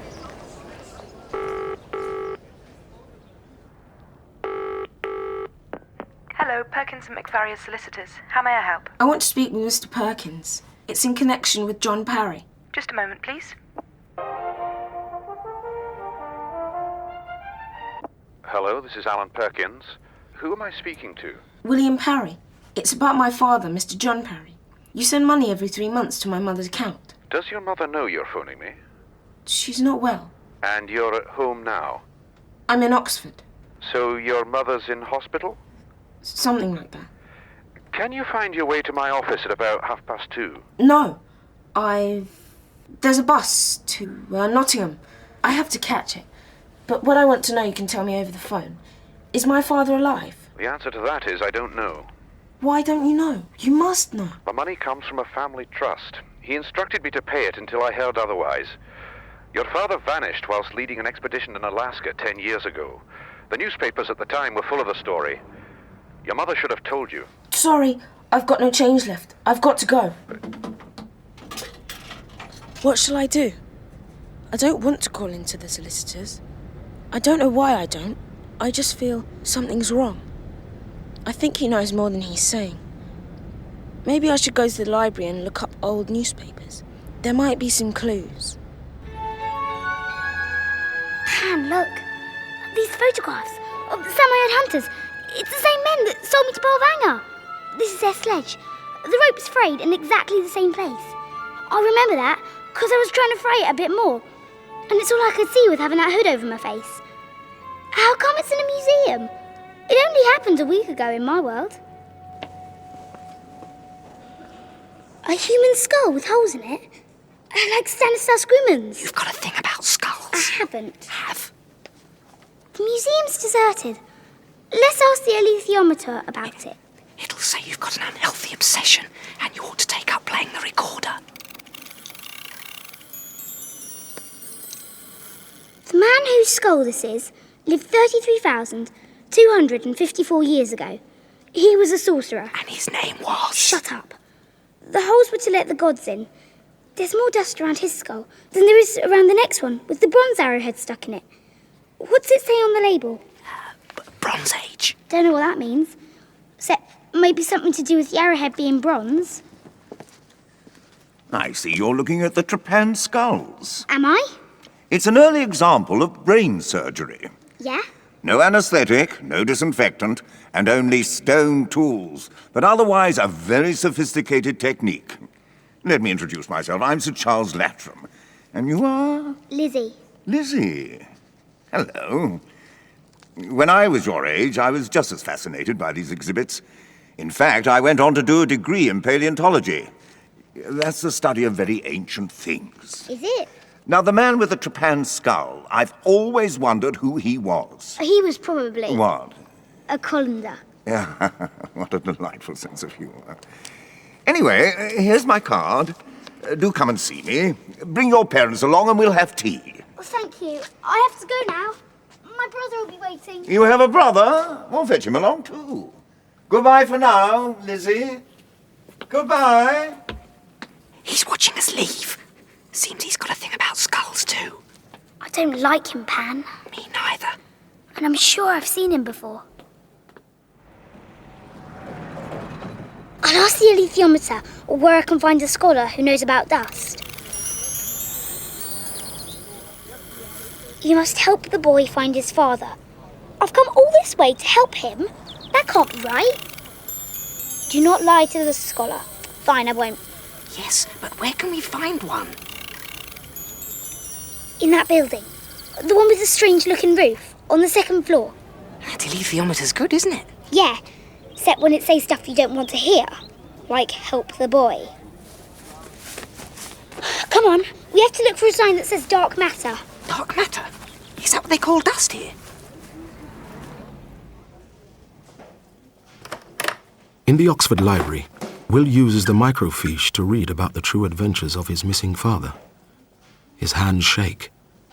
For the first time ever, he sees a photo of John Parry. Will wonders if he looks like him. Yes, he decides. Yes, he does. And he smiles. John Parry departs for Alaska, sponsored by the Institute of Archaeology, Oxford. He's surveying an area in which they hope to find evidence of early human settlements. 6 weeks later, they've reached the North American Arctic Survey Station at Noatak in Alaska. 2 months after that, no reply signals from the survey station. John Parry and companions presumed missing. Oh, and here's Mum holding a baby. Me. Anything else? No. Where's the place that organised everything? That's it. The Institute of Archaeology. Lyra enters the college the alethiometer had told her contained the scientists. She is flummoxed by the revolving doors, and it takes her 2 goes to get inside the building. Pan hides in her pocket as a hamster. The porter hardly looks up from his newspaper. Excuse me, miss. Where are you going? I got a message for someone on the 2nd floor. You have? Yeah, I have. Go on, then. You better not be bunking off school. This must be it. Dark Matter Research Unit. Come in. Who are you? I'm Lyra Silvertongue. Silvertongue? That's unusual. I'm Dr. Mary Malone. How can I help you? I've been told you know about dust. I do. You've seen my flat then? Dust elementary particles that come out of space and fix on people. I was in the museum down the road, and there was an old skull with holes drilled in it, and there was a lot more dust around that than the one with the arrow hole. Well, they've got it wrong when they wrote that label. The skull with 2 holes is 33,000 years old. No, impossible. Look, where do you come from? I come from another world. You're not the new Doctor Who by any chance? And there's an Oxford just like this, only different. And I got to find out about dust. In my world, they think it's original sin. Elementary particles are original sin? That's a novel idea. It actually sounds like something we've been investigating. Only we call it shadow particles. But what's the point? I've got a week to put together a proposal to the funding committee, but we haven't got a hope in hell. I'll have to make coffee. You want some? Yes, please. The picture on the door. What is it? That? It's Chinese. The symbols of the I Ching. What's it about? It's supposed to be a way of consulting the future. For guidance, advice. Right. And what's dark matter? We can see the stars and galaxies, but for it not to fly apart, there needs to be a lot more of it. That missing bit we call dark matter. We set up an electromagnetic field around a detector. Then we amplify the signal and put it through the computer. The computer. Have a ginger biscuit. Thank you. Pan, do you know what a computer is? No idea. Ask. One of our team discovered that these shadow particles are conscious. You know, they're aware of us.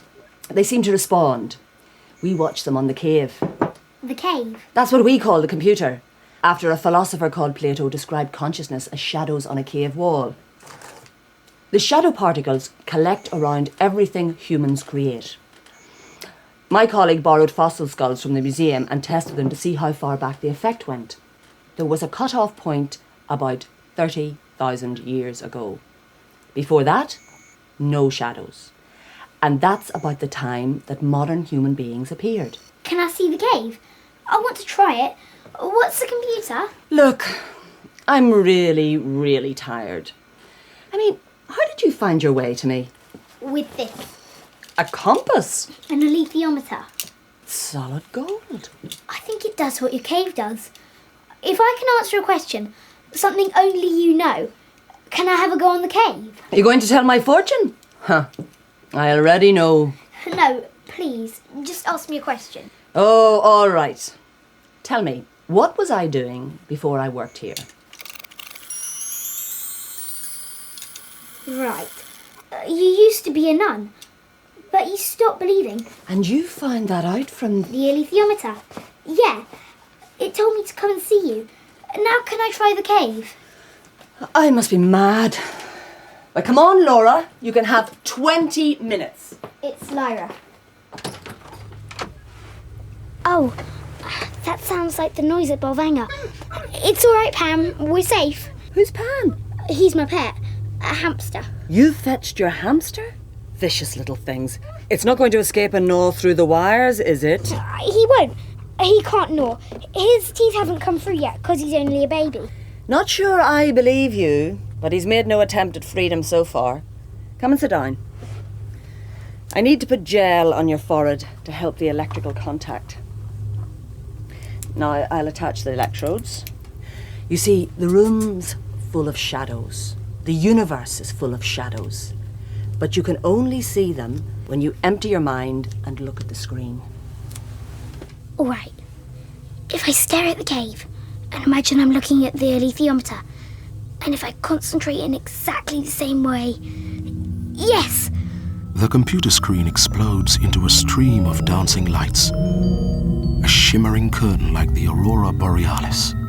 Is this dust? Yes. And is it the same thing making the alethiometer needle move? Oh my God. Oh, Dr. Malone, what is it? It's the best display I've ever seen. Can you read it? You don't actually read it. I think you're supposed to. It can make pictures like on the alethiometer. See, there's an elephant, a lamp, and compasses, and an angel. Hang on, I'll ask it. How can Dr. Malone understand you? It says you can use words, but you'd need a lot of careful figuring with numbers. A new computer program. And the angel, that's about messages. There's things it wants to say. Specific things? It's actually got something to tell us? Yeah, but when it went on to that second bit, the elephant, it meant Asia, almost the furthest east, but not quite. China, maybe. It says they talked just there, only their way uses sticks. Oh, I see. It means that picture on the wall. The I Ching? And that's shadow particles too. Yeah. You said people asked it questions and it guided them. It also says you're important, so you have to hurry up, so it can use words and talk to you. All right. Where do you come from, really? Another universe. But I had to run away, because people in my world were trying to kill me. What I want to know is, why do the people in my world hate dust? They think it's evil, but what they do is evil. So is it good or bad? I became a scientist so I wouldn't have to think about that kind of thing. Well, you can't investigate dust without thinking about good and evil. Did you say they were going to close this place down? The funding committee decides at the end of the week. Why? Well, you got to fix this engine, to put words on the screen tonight. Then they'd have to give you the money to carry on. And you could find out about dust and tell me. I'm taking these electrodes off now. They're making me hot. Can you come back tomorrow? When? About the same time. I want you to show someone else. Well, all right. But remember, there's things I need to know. Will, too, has had some success. He's been able to find the Archaeological Institute, sponsors of his father's last expedition. He now sits in a strange, spice-smelling room, with its high walls covered in masks, amulets, and carved animals. The Nuntiac dig. You're the second person in a month to ask me about that. It's unusual. Who's the first? A journalist. Why did he want to know about it? In connection with one of the men who disappeared. Anyway, what do you want it for? A school project. Is that right? Well, there was a big to-do at the time. It was a preliminary survey. They were looking for signs of an earlier civilization. There was a physicist on the team and an ex-marine, a professional explorer. They were going into the wild territory, and polar bears are always a danger in the Arctic. Archaeologists are not trained to shoot, and someone who can do all that survival stuff is useful. But then they all vanished. Thank you. Who was the journalist interested in? The explorer, Parry. And this journalist, what did he look like? Why do you want to know? I just wondered if he was famous. You know, if I'd seen him on the telly.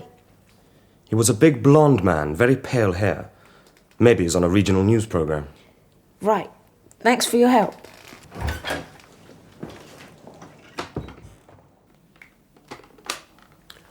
Thought you ought to know.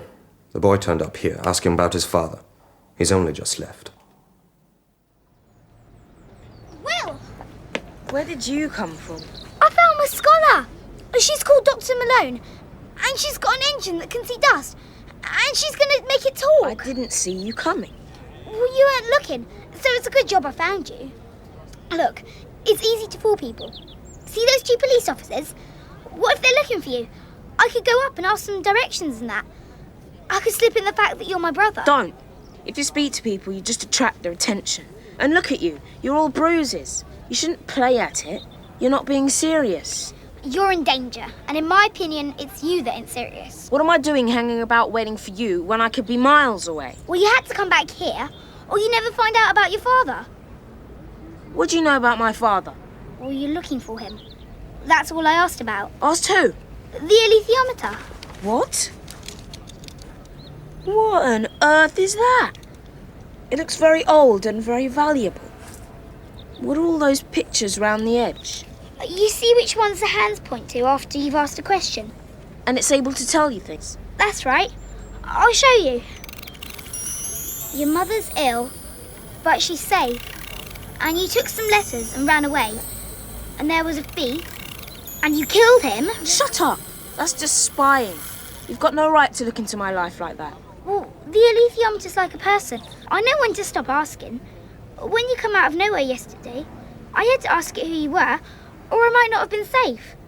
And it said you were a murderer. Right. You could have asked me instead of that thing. Did it say whether my father was alive or dead? I didn't ask. Well, I suppose we'll have to trust each other. I trust you. And Will, I won't ever give you away. I promise. Good. I've done that before. I betrayed somebody. It was the worst thing I ever did. We can't go back to the window till it's dark. I know. We can go to the cinema. Cinema? That's something else I never heard of.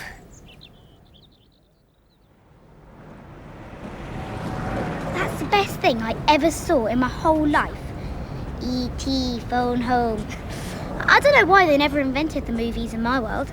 We ain't even got phones. Let's go through the window. Did you find anything out in Oxford? Only you never said. I realised I was being hunted. At least, that's what it felt like. Who by? Not sure. Anyway, all I want now is some dinner, a hot bath and bed. Let's get back to the cafe. The kids! They're surrounding that tower. What are they throwing stones at? Hey! That's beautiful! Oh, it's the tabby cat. They're throwing stones at her. Come on, Puss Puss.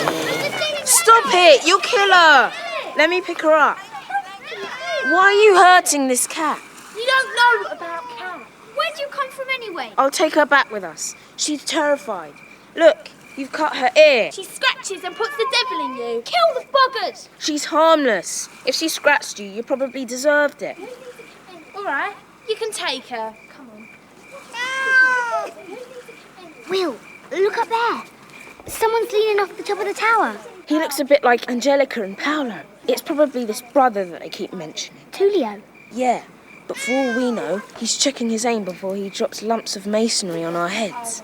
Let's just get back to the flat. The poor cat's really scared. Is she all right? Her tail's broken.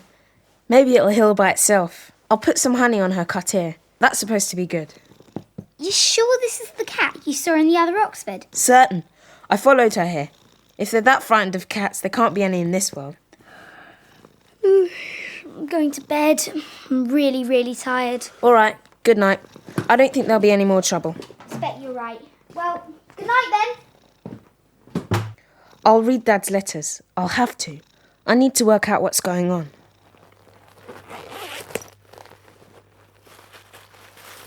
There's not as many as I expected. They're all airmail. They feel a bit fragile. They must be 10 years old. Oh, Dad.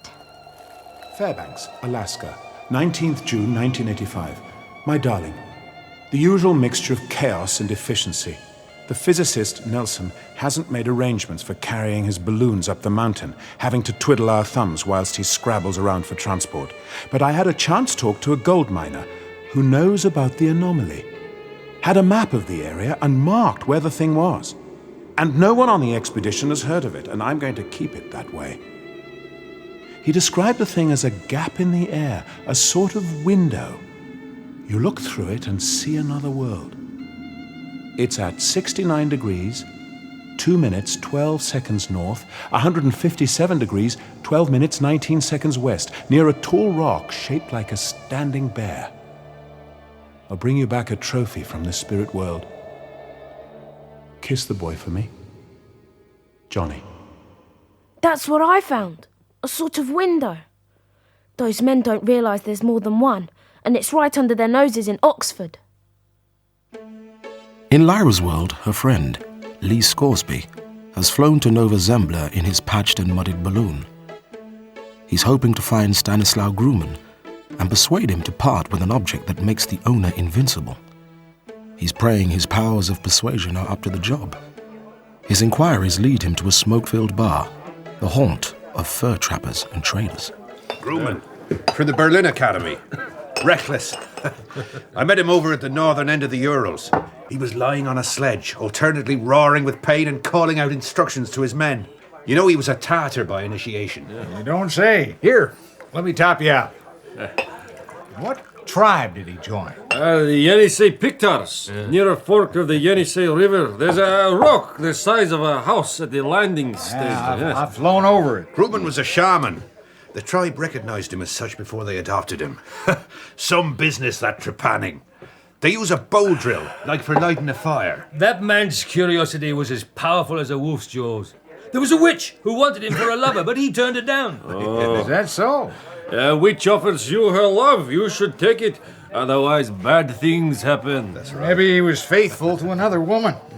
I heard he had some magic object that could protect anyone who held it. He didn't have it, but he knew where it was. What happened to him? He got mixed up in the Skraeling Wars. He was shot. I thought they beheaded him. Grumman was buried under 100 tons of rock. An Inuit saw it happen. Drink, anyone? Why are you so interested? He owes me money. The fishermen say you can sail right up into that new world. New world? As soon as the damn fog clears, we'll see right into it. Instead of the earth curving down over the horizon, it goes straight on. There's land and shoreline, mountains, harbors, green trees and fields of corn. I could have paddled up the sky in my kayak, but the fog came. Stanislaw Grumman's dead. Well, if I want my money, I can chase up his heirs into signs. I thank you, gentlemen.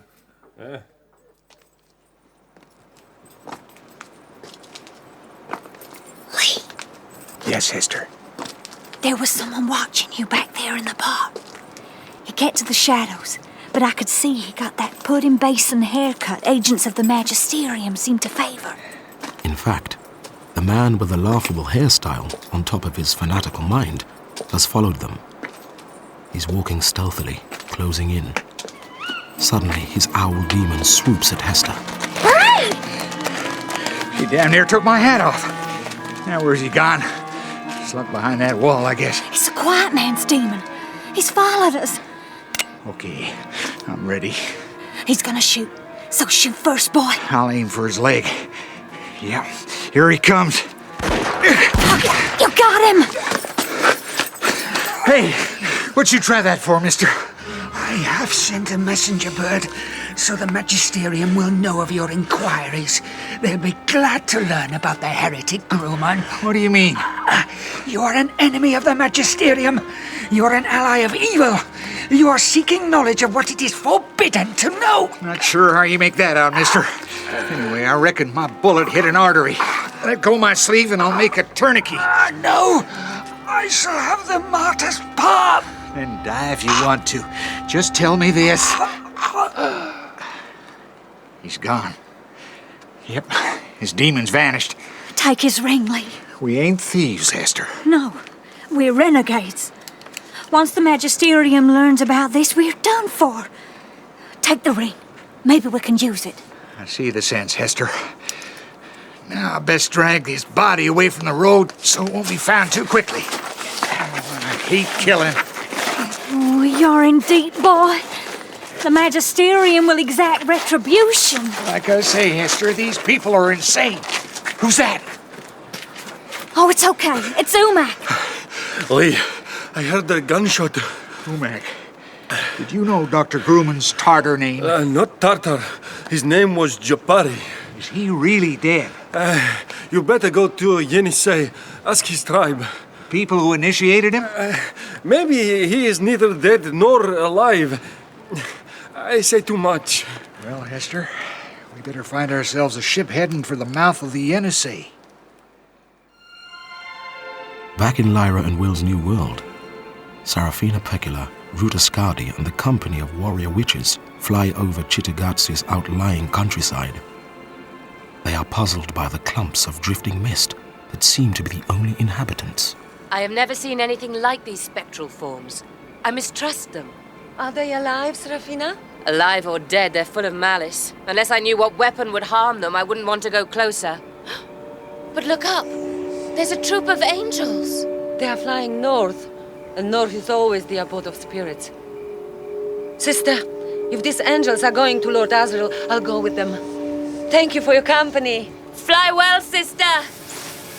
Ruta Skadi soars upwards, at first through the shreds of clouds, then higher to where the sunlight fills the thin air. She is accompanied by her blue-throat demon, Sergei, a bird as adept at flying as a summer breeze. We are going high. Yes, we must reach them. They are so high the stars are visible at their backs, despite this being day. They are going swiftly, Sergei. Let's catch them. Angels, I'm the witch queen Ruta Skadi. 4 of the company of angels turn to face her, their great wings beating inwards till they stand upright in the air. They surround her. Where are you going? We are following a call. Whose call? A man's. Lord Asriel's? Yes. Then you can guide me to him. Why? I want to offer allegiance. The angels lie down in the air again and pour like sunlit water towards the brilliant North Star, with Ruta Skadi and her demon floating among them like leaves on a stream. Angels, have we left the world I found you in? Yes. Where was the boundary? There are invisible gateways. Lord Asriel is in this world, and this is his fortress.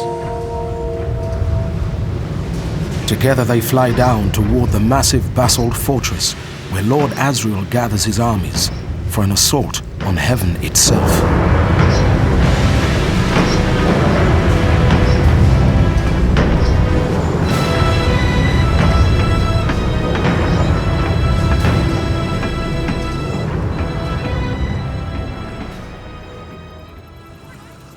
Meanwhile, it's morning in the world of Cittàgazze.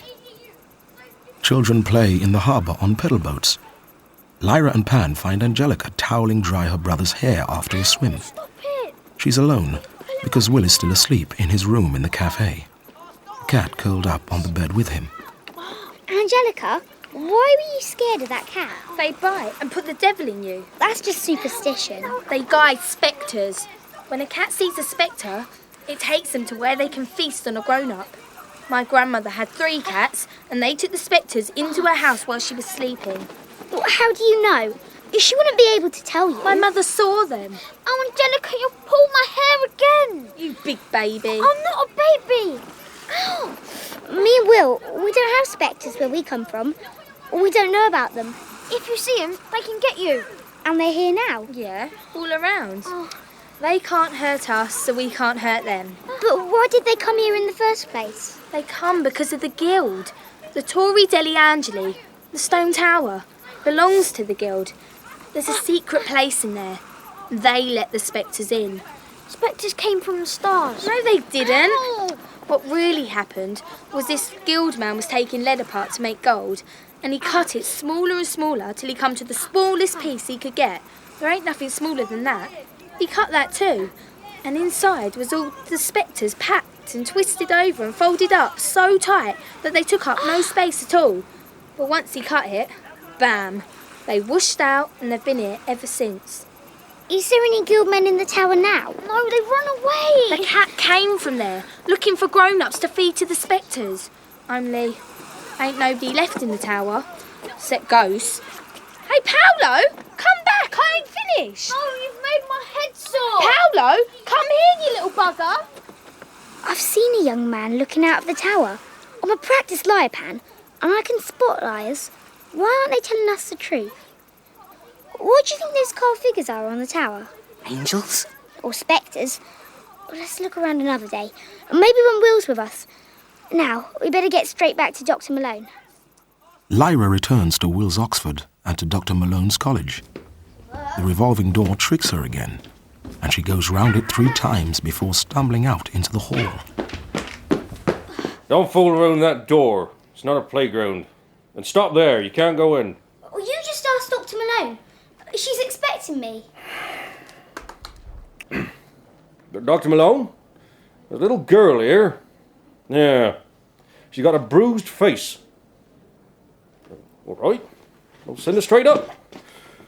Yeah, mind you don't go anywhere else. Thank you. Lyra, shh. What is it, Dr. Malone? There's a police officer waiting for you in the lab. How did you know I was coming? I've no idea. Is that the girl, Dr. Malone?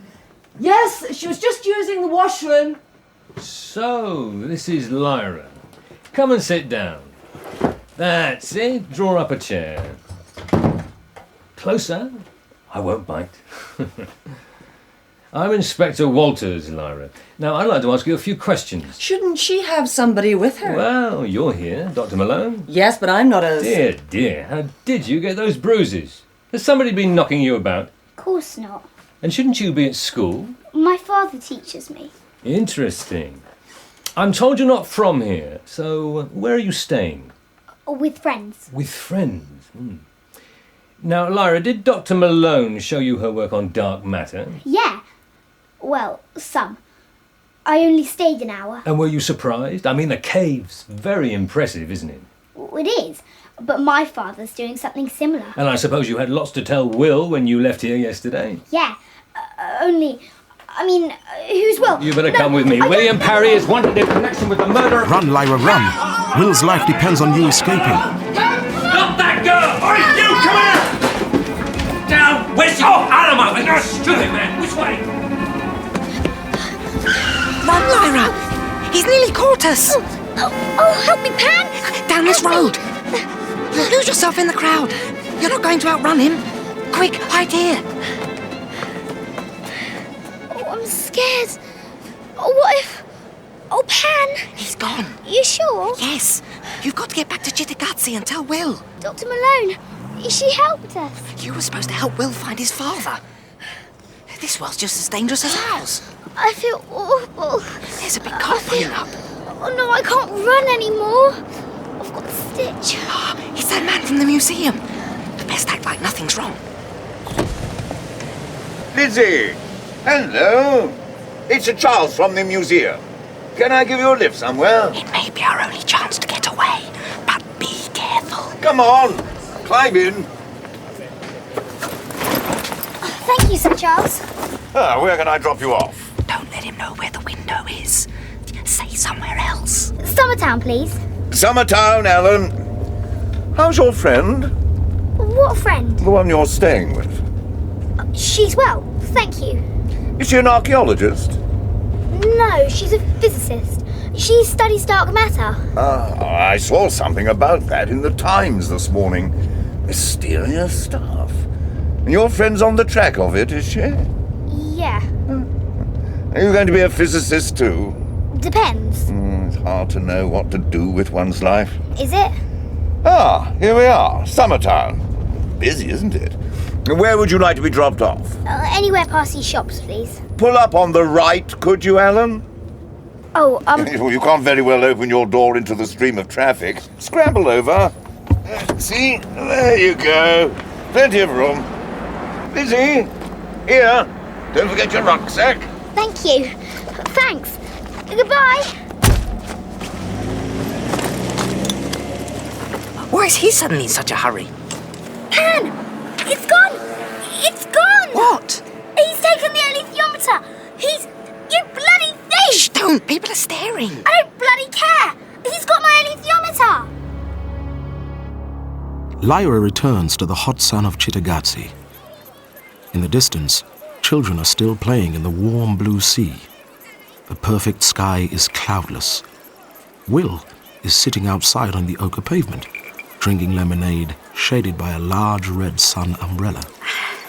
He looks like a holiday poster. Lyra approaches, weeping tears of deepest woe.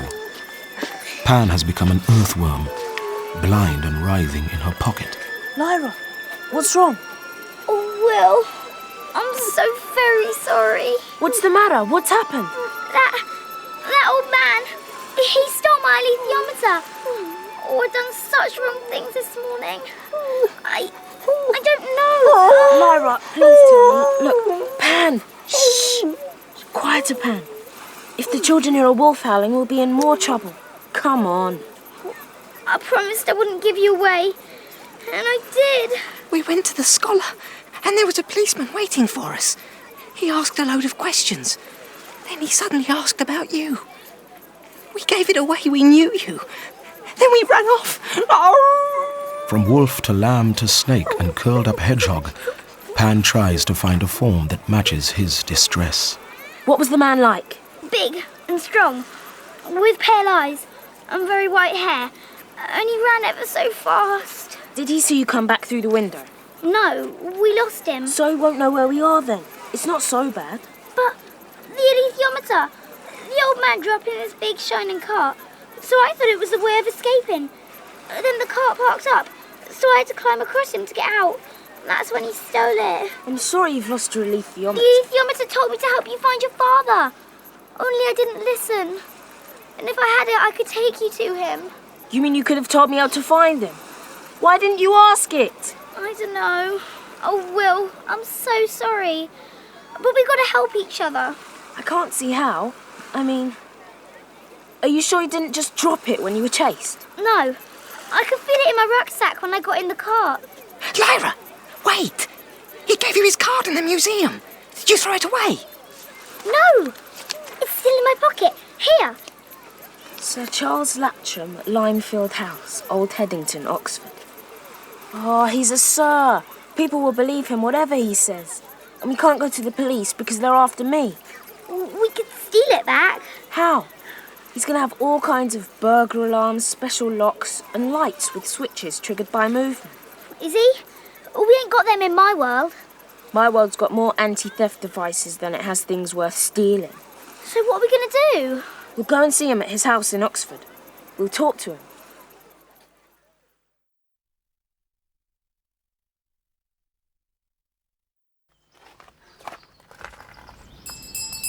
Oh, we got these bell pulls in my world.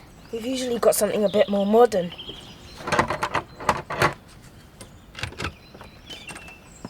Yes? We want to see Sir Charles Latcham. Wait there. You noticed that, Lyra? The door's got two heavy locks, bolts, top and bottom. And you see up there? That's a burglar alarm. And there's a large floodlight at each corner of the house. This place will be flooded like a football stadium at night. A football stadium? What's that? Yes? Lyra left something in your car. I don't know a Lyra. I know Lizzie. And who are you? I'm her brother, Mark. You'd better come into my study. In here. Sit down. Is this the object? That's mine! But it isn't yours, Lizzie. Or Lyra. It is. Look, I know it's hers. I've seen her with it. It's too old and valuable to belong to a scruffy little girl. I must say, Lyra, I'm surprised to find you so dishonest. I ain't dishonest. In that case, I suggest we call the police. No, wait. You don't even know what it is you stole. You're... No, don't spit. Oh. Sit down, you filthy, nasty little brat. There's something I want even more than this alethiometer. I can't get it myself, so I'll make a deal.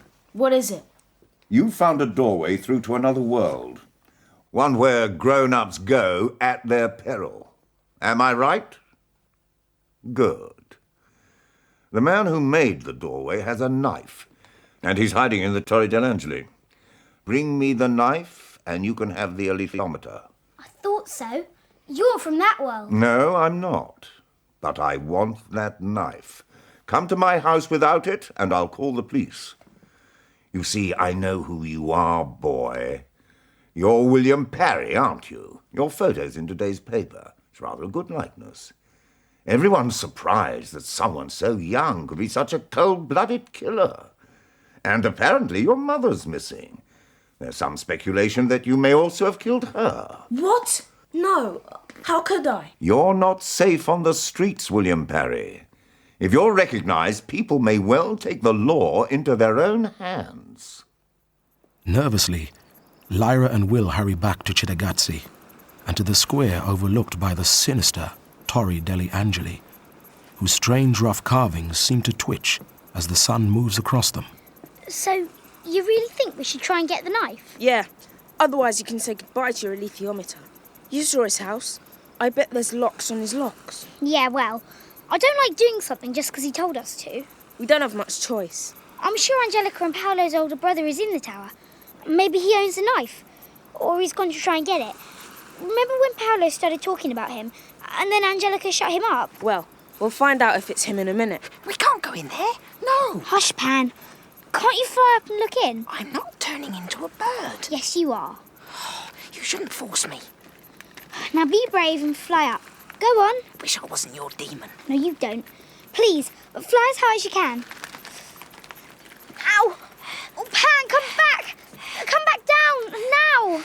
Lyra, are you okay? Yeah. Oh, it hurts when your demon goes away from you. I didn't realise. Oh, did you see anything, Pan? Yes, a man with red hair. Dancing. Dancing? Or fighting. I'd prefer dancing. Come on.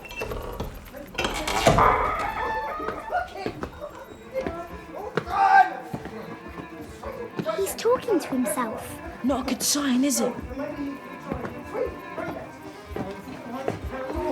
Why is he jabbing the air with a knife? He looks mad. Shh. Let's look further up. It's Tullio, though, isn't it? Yeah. He's got his family's red hair. Will, Lyra and Pan continue to ascend the cold stone steps that spiral upwards into the gloom. There are 7 floors, each with a doorway. Most of the doors hang off their hinges, and displayed on the walls they can see musical instruments, lutes, sackbuts, viols, alongside rust-perished broadswords, shields and daggers. Moths fill the air. As they get to the top of the tower, a great shaft of sunlight blinds them. Oh, the sun's right in my eyes. Can you see who it is? No, it's too bright. They emerge onto the roof of the tower. Lying helpless in the burning light and bound with ropes lies an old man. He's cut and bruised and bleeding. Did the man with the knife do this? Yeah. Let's get you in the shade. Would you like some water? No time for that. Who are you? I am Giacomo Paradisi. I am the bearer. The young man is going to kill me. What's the bearer? I hold the subtle knife on behalf of the Gould. Where is the youth? Downstairs. Did he see you? No. He was too busy waving his knife in the air. Trying to cut through. he won't succeed. Oh, watch out, Will! He's behind you! Will turns just as Tullio, a gaunt, sweating youth, arrives on the roof. Momentarily blinded by the intense glare, he jabs the air with his knife. Will punches Tullio on the side of his head to attract his attention. This knife is mine! You'll never take it off me, little boy! Be careful, Will! The object of fighting, I learned at school, is to hurt someone more than they're hurting you. You're not gonna hurt me. Be careful. The knife is more dangerous than you know, boy. What do you mean? Will manages to hurl Tullio onto his back and wind him, but Tullio raises his knees and pushes himself along the floor, scuttling back against the parapet. He continues to wave the knife in front of him. Will! Wrap this rope around your hand! It'll protect it from the blade! Take the knife! Take it, why don't you? Okay. No! Tullio lashes out. The knife seems to pass straight through Will's hand. Oh! Will, he's hurt you. Where's this blood coming from? Look out, Will! Will, angered by the pain, runs full tilt at Tullio, sending him reeling backwards and knocking the knife from his grip. Tullio's sent sprawling down the stone steps. Where's the knife? It's sliding towards the guttering. Stop it! Stand on the handle! Got it. It's over. Oh, your hand! Will! Will! He's all right. This is a natural response. Let's help him to his feet and take him downstairs to my study. Sit down, Will. You just passed out for a moment. I've never fainted in my life before. Lyra, undo the rope. Careful. Ah! Your little finger! And the next finger! They've been cut clean through. Just look at them on the floor. Curled up like a bloody quotation mark. Stop that! Mr. Paradisi's got some medicine. Drink this. It's plum wine. Yeah. In my world, this is drunk at Christmas. Not after nasty accidents. Ah! Mr. Paradisi, can you heal him? We guildsmen have medicines for everything. This ointment is precious and difficult to obtain. Antiseptic cream? I could have bought that from any chemist shop in Oxford. Will, Mr. Paradisi's doing his best. And I'm doing my best bleeding. Lyra, quick! Come and sit down in the square. Oh, it's Tullio. He's shaking and trying to keep something from his face. And he's counting. He's counting the stones on the wall. The spectres have got him. Look, there's Angelica and Paolo.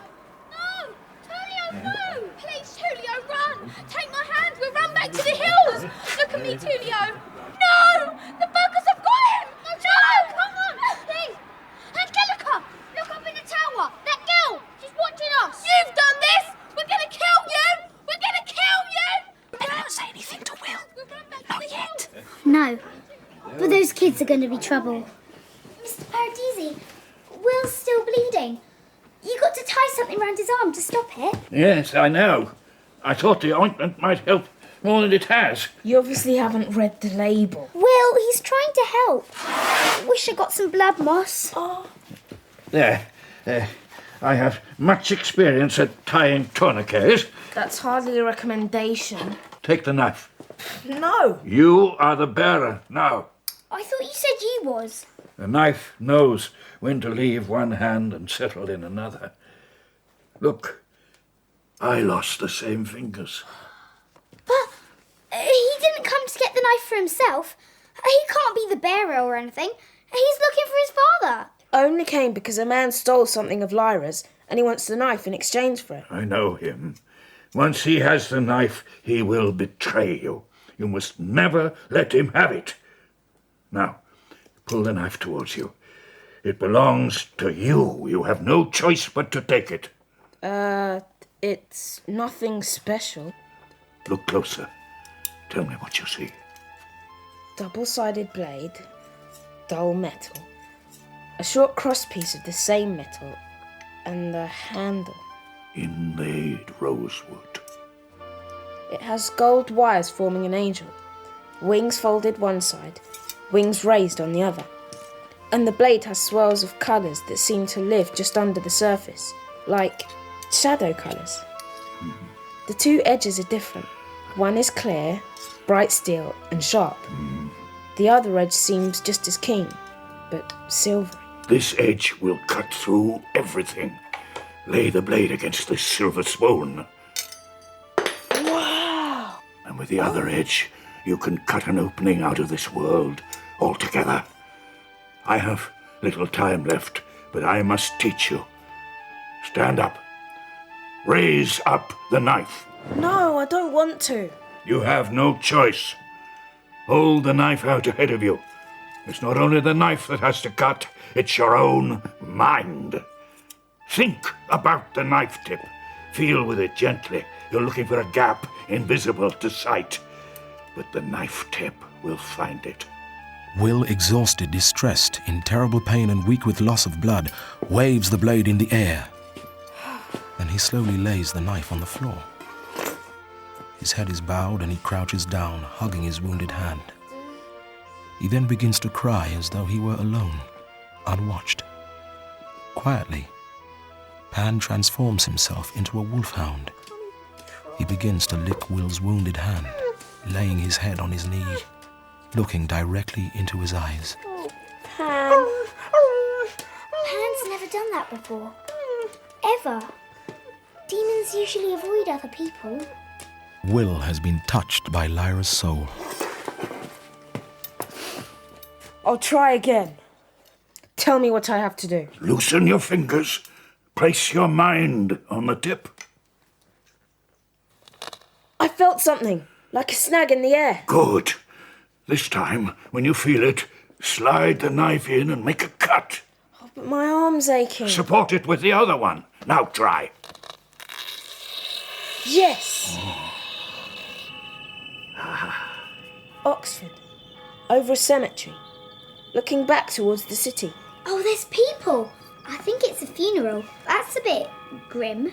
It's how I feel. Now you must learn to close it. Feel for the edge with your other hand. Touch delicately. Then pinch it together. I feel like I'm playing air castanets. What am I doing wrong? Perhaps if you don't try to shut out the pain. Shut it out? Yeah. If you feel everything, you can feel the edges. It's worked. I don't know why, but I thought it might. Here's the leather and horn sheath. You must always keep the knife in here and buckle it tight. Any sideways movement and the blade will cut straight through. There. My predecessors in the Guild of the Torre degli Angeli became curious about the bonds that held matter together, and we let the spectres in. There are several windows into other worlds because other knife-bearers were careless.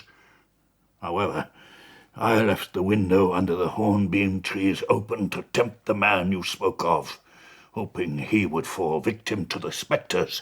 Never let him have the knife. We won't. The bearer should not be a child, and I am sorry that you now have the responsibility. But go. Keep the knife secret, and never use it for a base purpose. I shall die soon, because I know where there are poisons. I won't wait for the spectres. Thank you, Mr. Paradisi. I don't like leaving him to die.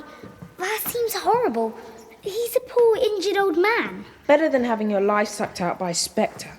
He's really got no choice. How come he wasn't being attacked by them before? Perhaps it was the antiseptic ointment he thought was so precious. I don't know. So what do we do now? We'll steal the alethiometer. We can use this knife to cut a window into Sir Charles's house and take it out of his cabinet.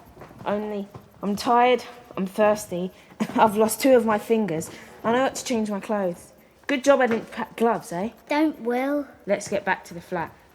We best keep watch for the other children. Why? They're the least of our problems. Maybe. Lyra and Will return to the flat above the cafe. They both pack their few belongings. Somehow, they know they won't be going back there. Will and Lyra now make their way through a moonlit Cittàgazze, frequently stopping to slice windows into Will's Oxford to check their position. He cuts a window close to a man eating a takeaway and talking on his mobile.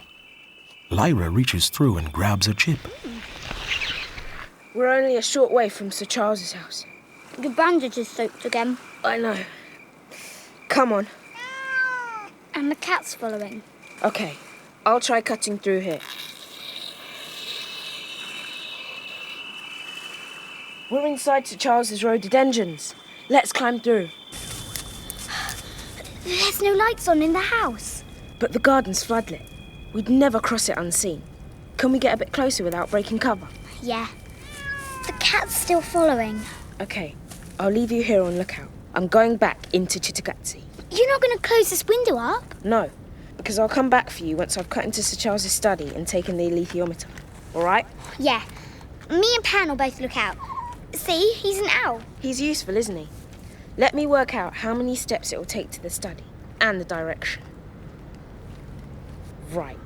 Now I'll get back to Titagatsi. Lyra! What? There's a cart coming. Oh, it's Sir Charles. And someone's with him. Pan, go through the bushes and take a closer look. Don't go too far. Don't worry, I won't. My dear. Thank you, Charles. Mrs. Coulter! And that golden monkey. Will was right. Demon can mean evil. Oh, come on, we must warn Will.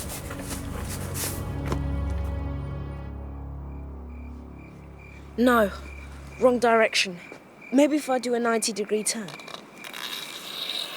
Great! Sir Charles's study. Yep, I can just about manage to reach it. The alethiometer's missing. There's the space it was in. I'll have to go through into the room. He's moved it.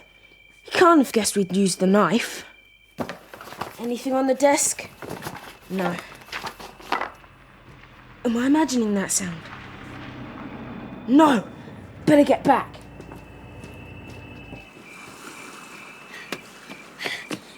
Will, I came back through to warn you about the cart. I heard it. The bad news is, the alethiometer's not there. I'm going to see if he put it back in the cabinet. He may have been showing it off. It's worse. She's with him. My mother, Mrs. Coulter. If she sees me, I'm dead. And I remembered. He's Lord Boreal from my world. He knew who I was all along. Look, if they come through the door, will they notice this window? No, it's at the wrong angle. As long as we're quiet. It'll be a bit like watching television, except we're in the screen. What's television? Shh, tell you later. Be very quiet.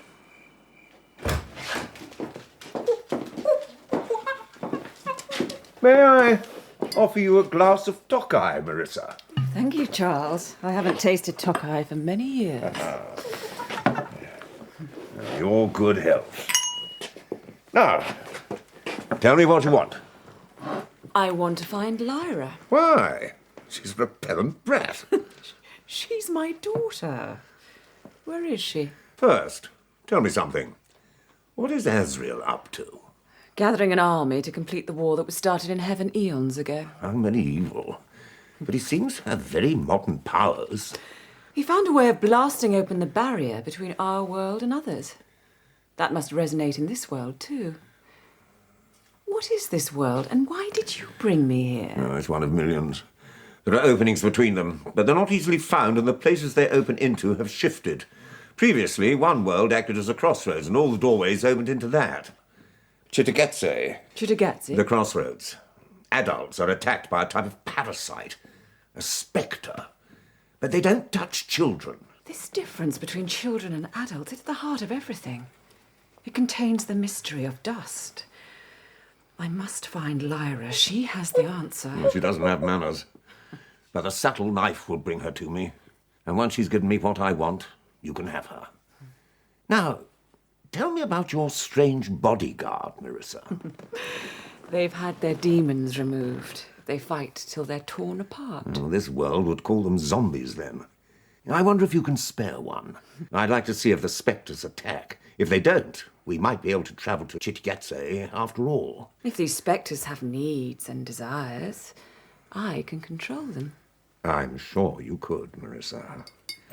Have some more wine. What exactly are you doing in this world, Charles? Oh, I found myself here a long time ago. Being part of the Council of State at home made it easy to see where the power lay. And I became a spy. The profound disturbance in the Earth's magnetic field, Asriel's work, has alarmed the security services. Every nation that does research into fundamental physics is turning to its scientists to discover what is happening. They suspect, correctly, that it has something to do with other worlds. There is also research into dust. So they know about it? Yes. And a man who disappeared 10, 11 years ago in the north knew the location of a doorway between the worlds. When this new disturbance began, the security services went looking for him. He's talking about my father, Lyra. There's something else moving in the room. It's my mother's demon, a golden monkey. He can sense us. I'm very curious about this alethiometer. Tell me how it works. I've kept it locked away in case your daughter and her criminal friend decided to try to steal it back. Lyra, find stones and throw them at the study so they look away. I'll grab the alethiometer, then get back into Titagazi and wait for me. All right. I saw the child using it in a museum. I recognized her immediately. When I came across her a second time, I stole it. What's that? Oh, for goodness sake, it's probably just some children. Yes, got it. 1-0 to Will Parry. Close the window. Almost. Oh, it's got sharp teeth. Take that. Perhaps I shouldn't have hit him with the alethiometer. But one more second and that nasty little beast would have been through. That demon is nothing like Pan. It's a devil. Right. Let's get back to Sir Charles's front garden again. Wish I wasn't so tired. Lyra? Lyra! Where's she got to? Sir Charles has come out of the house and now stands on the exquisite lawn. He removes the safety catch from his gun and levels it at the bushes. He's on the point of firing when the cat that Will befriended jumps from the shrubbery, growling and shrieking. The golden monkey leaps at its face. Sir Charles Latram fires several shots, but his marksmanship is weakened by wine. The monkey screams and jumps back into Mrs. Coulter's arms. Lyra and Pan scramble through the rhododendrons to reach the window. Will's already there. You were right. Quick, come to the window. He's still waving that gun about. That cat saved us. She done what a good demon would have. We rescued her, and she rescued us. Now she's in her own world again, away from those stone-throwing kids. We'll be safer now we've got the alethiometer back. We'll be safer away from the flat. The children won't know where we are. Yeah. How about that big house there? Good idea, Pan.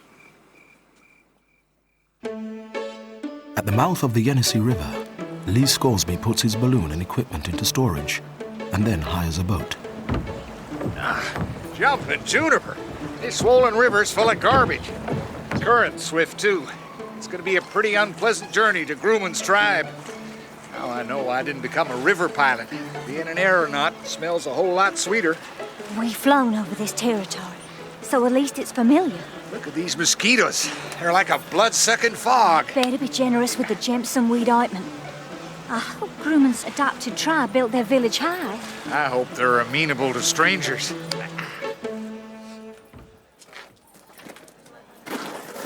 Dr. Grumman, my name's Lee Scoresby from the country of Texas, and I'm an aeronaut. The winds have blown you a long way from your homeland. Let's sit in this agreeable light and talk out here. I have coffee, if you'd care to share it. Most kind, sir. You see, Dr. Grumman, I've been hearing about you all along the Arctic seaboard. But I'm not here out of curiosity. Oh, no. I'm worried about a child, Lyra Belacqua. I happen to think she's important, and so do the witches. My true name is John Parry, and I brought you here. You mean you sort of fluenced me? Yes. Hot hickory. So I had no independence of mind. I'm a shaman. I guess that's going to have to do by way of explanation. I wasn't born in this world. Lord Asriel isn't the first to travel between worlds, though he's the first to open the way so spectacularly. How'd you end up here? I was a soldier, and then an explorer. 12 years ago, I accompanied an expedition north. I was looking for something I'd heard about from old legends, a rent in the fabric of the world. 3 of us stumbled through this doorway without ever seeing it. And this new world was dangerous. Spectres haunted it, and my companions fell victim to their attacks. After a little desperate searching, I found an opening through into this world. As soon as I set foot here, my osprey demon, Sayan Kater, appeared. You can't imagine my amazement, my astonishment, absolute delight at learning that part of my own nature was female and bird-formed and beautiful. I was astonished. In this world, I had a demon. Are you a married man, Mr. Scoresby? No, my style of life isn't particularly suited to that estate. I was. I loved my wife dearly, as I loved my infant son. I missed them both. But my work absorbed me. Then I was initiated into the skull cult, and I came to know about dust. I've heard something about it myself. Because I know about dust, I know what Lord Asriel is doing and why. I summoned you because I have to help him. The task he's undertaking is the greatest in human history. Yes. Well, that seems to be the informed opinion. I have one great effort left in me, and I know of something Lord Asriel needs if he's to win. And this is through your wanderings through the spirit world. Yes. I was intrigued by the world where specters fed on human consciousness. Glad to say I never knew such a world existed. I found the philosophers of the Torre degli Angeli in Cittagazze had created a tool for their own undoing. The subtle knife. It had let the specters into their world. I know where it is, how to recognize the bearer, and what he must do in Lord Asriel's cause. I'm asking you to take me to him. I won't return, and you'll need all your craft, courage, and luck if you want to see your country again. It's the world I told you about, the first I stumbled into, and it's dangerous. Swear you'll get Lyra under the protection of this subtle knife, and I'll fly you anywhere. Swear by the love of your wife. I'll gladly swear by that. But the bearer of the subtle knife has his own task to do. And it may put Lyra in even greater danger. Maybe. But if there's any chance of safety, I want her to have it. You have my word. Lee Scoresby and Stanislaw Grumman make the return journey to the mouth of the Yenisei River. As they approach, they see the port swarming with soldiers. The Imperial Guard of Muscovy. The fiercest and best equipped army in the world, and under direct command of the Magisterium. Somewhat uneasy, Lee Scoresby and Stanislaw Grumman go ashore. Lee goes straight to the stores to reclaim his balloon and equipment. I'm returning your vessel, sir. Any idea what's going on? The soldiers are going north into the New World to fight. This is the advance guard. I see. I thought they looked a little excited. And what about my balloon? Requisitioned. They're collecting it this afternoon. I think you'll find they're not. Oh? See this ring? Oh, yes, the Magisterium. So we'll have the balloon right now. Set some men to load it with food, water, and ballast. I'll get the gas bag filled from the wharf tanks. Okay, Doctor. Climb aboard. Mr. Scoresby, can I ask where you got that ring? Off a dead man's finger. I suppose you created this fine wind? Yes, I did. Okay, gas bag's full. Let me just disengage the pump. Hold on, here we go. Oh, it feels so much better to be in the air. Just in time, here come the soldiers. Shoot them!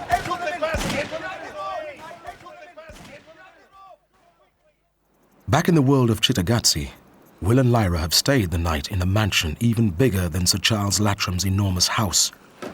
They both wake early, with a distinct sense of unease. What time do you think it is? About 6. Oh, Will, he's still bleeding. Afraid so. It's going to take some good biological washing powder to get the blood out of the bed sheets. Hope they have that here. I've made toast. Let's eat here. It overlooks the city. We can keep watch. There's as much danger here as there is in my world. And mine. Will, Tullio was attacked by the spectres. I saw it from the tower. What did it look like? Well, he started counting the stones on the wall, and then he lost interest and stopped. The spectres may come from my world. Maybe we just call them something different. And Angelica saw me, and she knows we've got the knife. She'll tell the other kids. She blames us for her brother's death. We had to fight him. He'd been torturing the old man. He would have killed us all. Yeah. I think spectres eat people's demons. But children have demons too. There must be a difference. You killed my brother! Oh no! Murderers! We're gonna kill you! They're carrying sticks. That sounded like a gun. Car window! We can get away easy. Yeah? And where will we be? In Oxford, a few yards from Sir Charles's house, in broad daylight. I can't just cut through anywhere. Come on, let's hide upstairs. We won't be able to make a run for it. There's too many of them.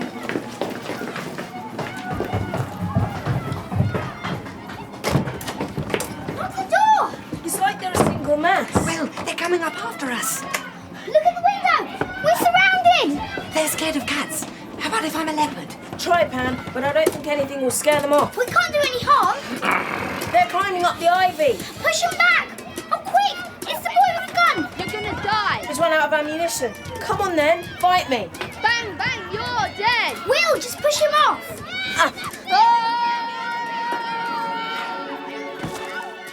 Then Lyra hears a familiar rustling sound above them. She leans out of the window to get a good look at the sky. Serafina Pecola! We're here! Help us, please! A flock of witches, led by Serafina Pecola and Kaiser, her snow goose demon, circle the domed roof. Get back inside, Lyra! The witches take arrows from their quivers and begin shooting them among the children, not to injure but to scare. It works. Serafina comes to hover just outside the window. Witches? Those are witches, aren't they? Yeah, they're from my world. Greetings, Lyra.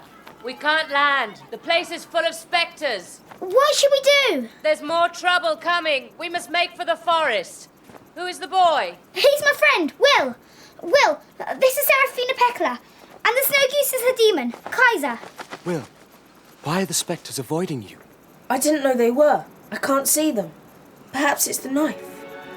Serafina lifts Lyra through the window and onto her branch of cloudpine, and the witch Yuta does the same for Will. They fly off over the lawn, which is now spiked with arrows. Will feels exhausted. Blood continues to drip from his injured hand.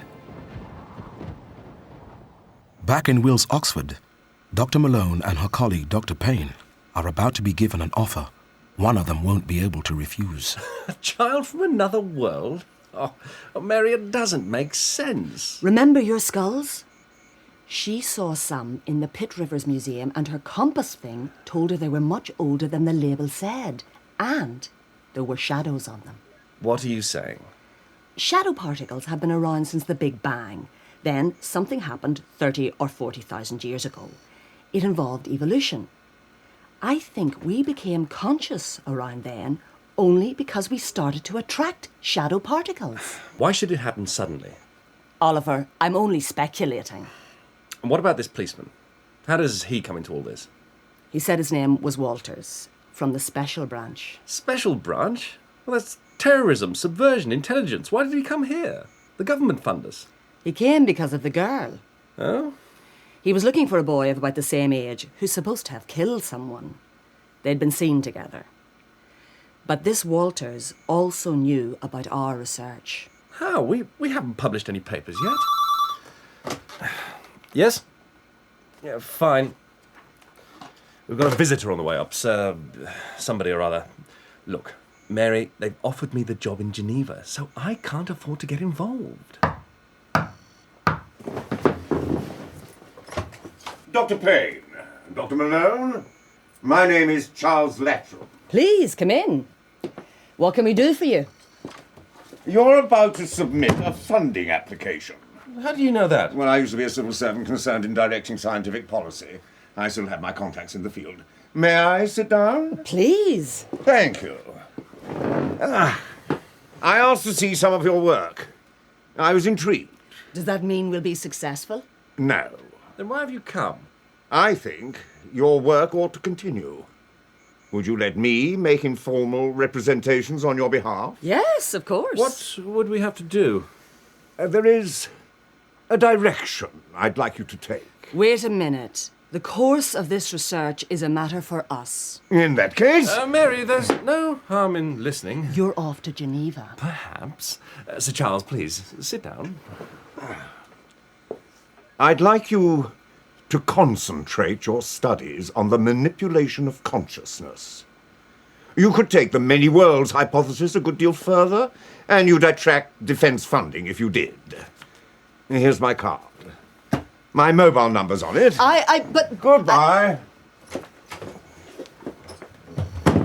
Mary, you can't turn down offers like that. They want to find new ways of killing people by manipulating consciousness. I'm not getting mixed up in that, Oliver. And what does it matter to you, anyway? You've just got yourself a shiny new job. Nothing signed. And I'd be sorry to leave here. What are you saying? Basically, if you don't get in touch with him, I will. I get it. You promise to do as this dodgy Sir Charles says, and I leave because I think it's unethical. Horribly immoral, in fact. So you become director with a bigger budget, lots of nice new machines, and a half a dozen more PhDs under you. Right, Oliver, you go ahead. I'm off. It stinks. And you stink too.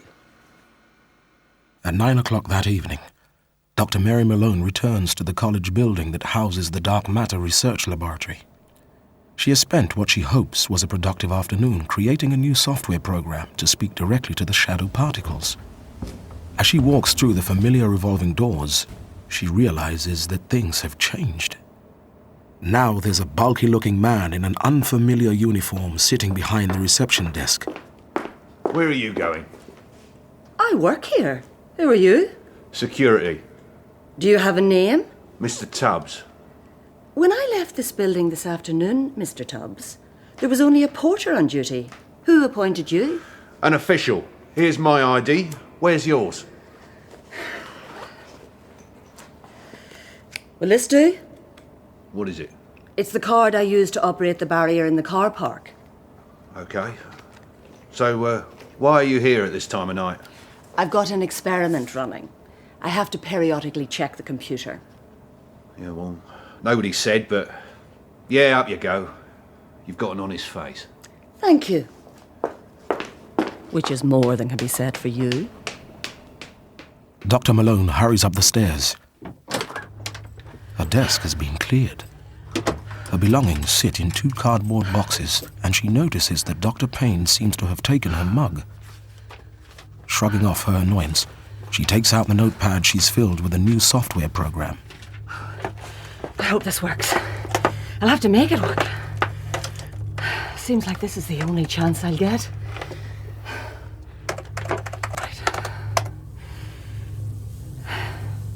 Hello? Shadows? Oh, I'm not sure what I'm doing. Nothing? Nothing. Right. I'm trying to do with words what I've done before with a state of mind. I hope it works. Ask a question. Oh, yes. Are you what we call shadow particles? Yes. Are you Lyra's dust? Yes. And is that dark matter? Yes. Ask more questions. The mind answering these questions isn't human, is it? No. But humans have always known us. Us? Innumerable beings. What are you? Angels. St. Augustine said, angel is the name of their office, not of their nature. The name of their nature is spirit. And shadow matter is what we call spirit? From what we are, spirit. From what we do, matter. Matter and spirit are one. And did you intervene in human evolution? Yes. Why? Vengeance. Vengeance for... Oh, I see. Rebel angels. After the war in heaven, Satan in the Garden of Eden. But it isn't true, is it? Find the girl and the boy. Waste no more time. You must be the serpent. I must be the serpent? Go to a road called Sunderland Avenue. There, find a tent. Deceive the Guardian and go through. The spectres will not touch you. Spectres? The last thing you must do in this world is prevent the enemies from taking control. Destroy the equipment. Do it now, then go at once. Right. Fine. Surprising what damage a good courtship can inflict. Right. I'll take my papers, and I'm going to reclaim my I Ching poster. Whew. Oliver can find something more fitting, like a picture of, I don't know, some tanks. And I'll have my mug back. Thank you very much.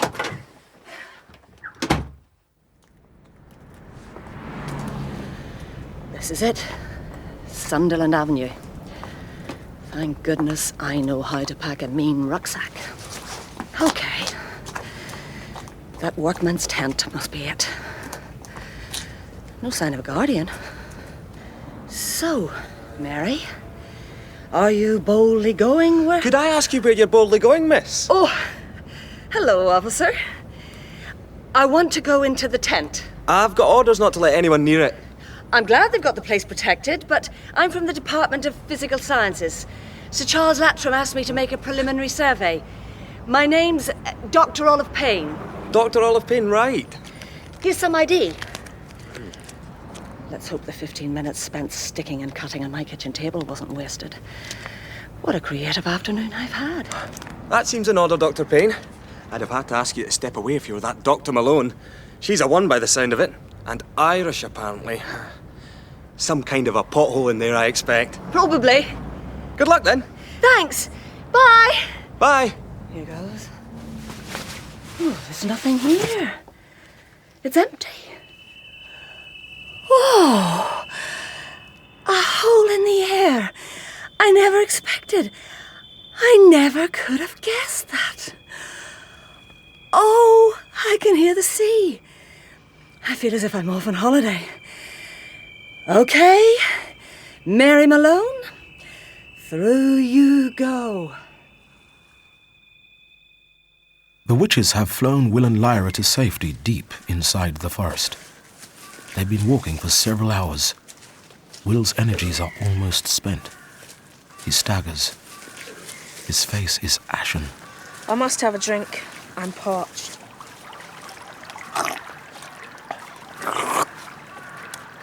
Looks like the witches are stopping here making food. I'm just going to flop down and close my eyes. Pan? Yes? My hand's bleeding quite badly. I'm frightened. Lyra thinks you're the bravest fighter she ever saw. As brave as Yorick Björnsson. Lyra's braver than me. She's the best friend I ever had. Will, eat these leaves before you have any other food. They may stop the bleeding. Are you all right? They're rather bitter. Yeah. They catch in your throat like vinegar.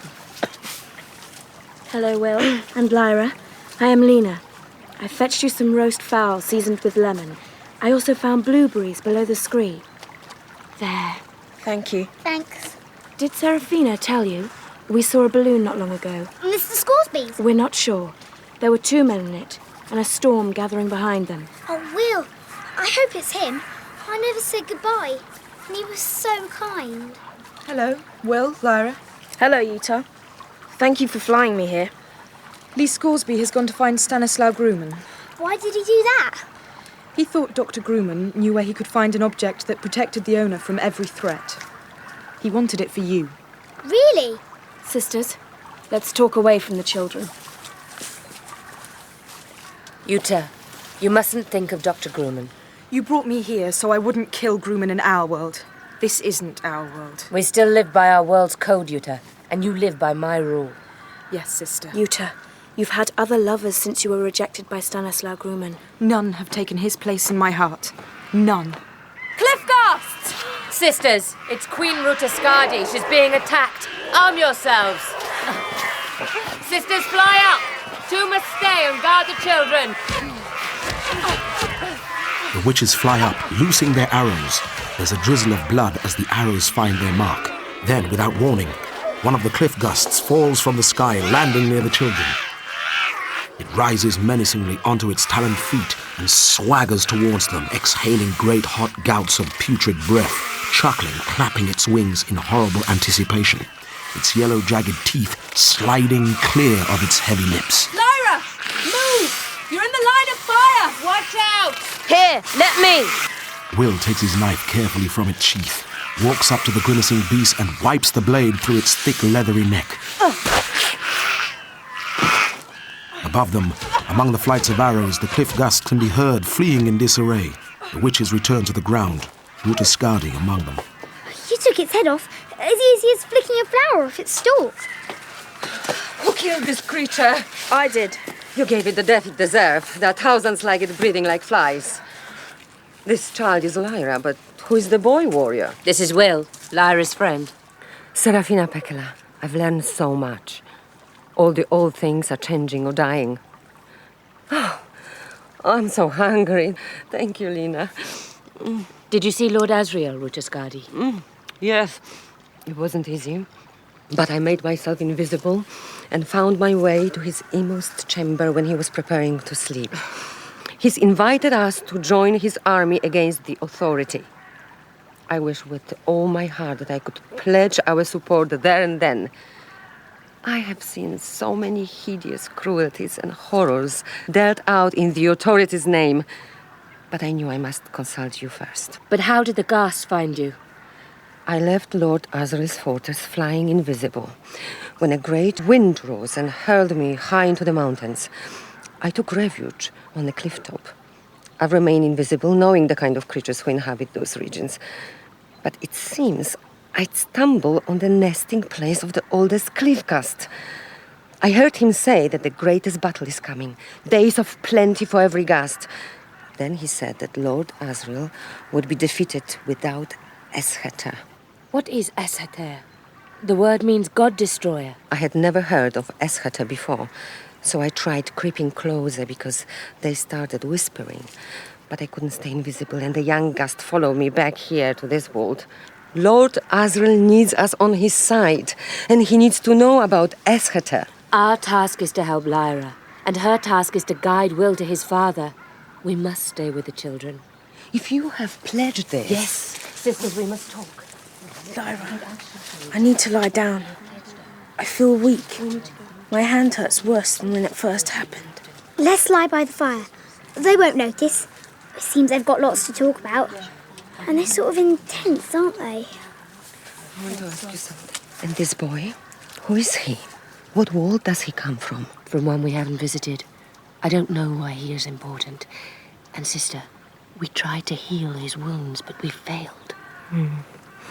He has the same extraordinary soul as Lord Asriel. Have you looked into his eyes? I haven't dared. He's too powerful. And the girl, Lyra, what of the part she's supposed to play? Surely it was more than leading the boy to his father. That's what she must do now. And later, yes, she will put an end to destiny. Sister, there are lights gliding towards the children. Collected around the children as they sleep are beings of light, their wings interpenetrating, making a circle of radiance. It is a holy moment. They bend their heads and gaze down with such deep concentration and gentle intent. They raise their hands and make a benediction, and the children stir a little. The angels slowly rise and circle them, leaving traces in the air like distant stars.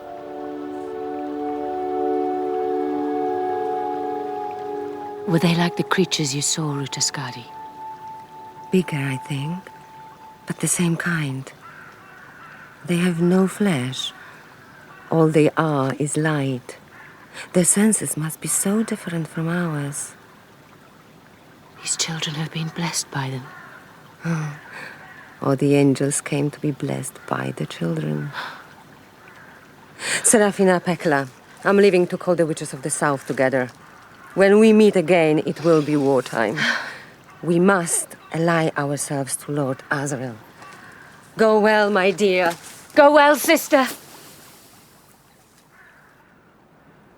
That same evening, Lee Scoresby and Stanislaw Grumman looked down at the new world they've entered.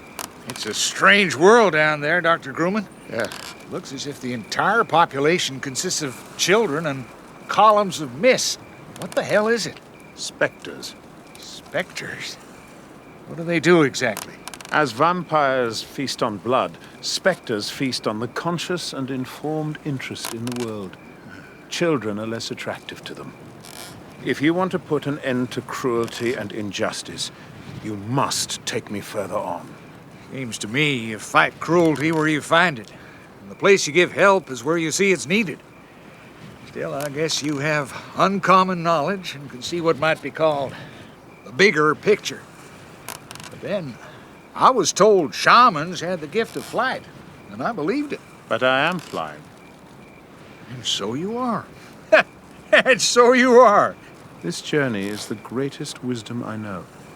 My sole purpose now is to find the bearer of the subtle knife and tell him what he must do. And that includes protecting Lyra. It will protect all of us. Gentlemen, excuse me for interrupting, but we have company. Where? Zeppelins at 10 to midnight. Enemies? Yeah. The Magisterium have realized I killed one of their own and used his ring. I'll jettison some ballast. Meanwhile, if you could summon a stiffer breeze, Dr. Grumman, I'd like to make those distant foothills by nightfall.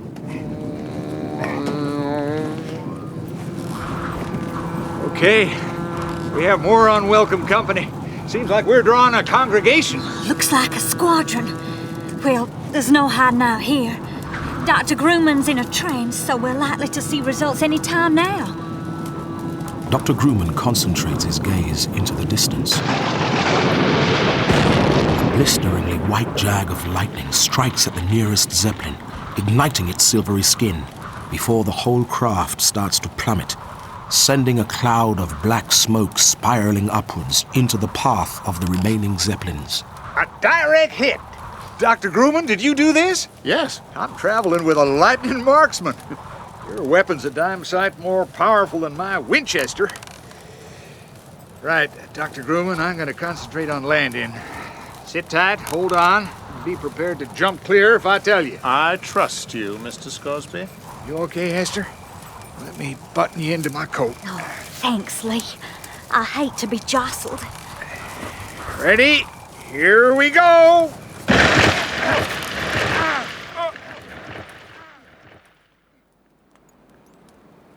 Well, the bag put up a good fight. My arms are aching. But I never expected a welcoming campfire when I was through.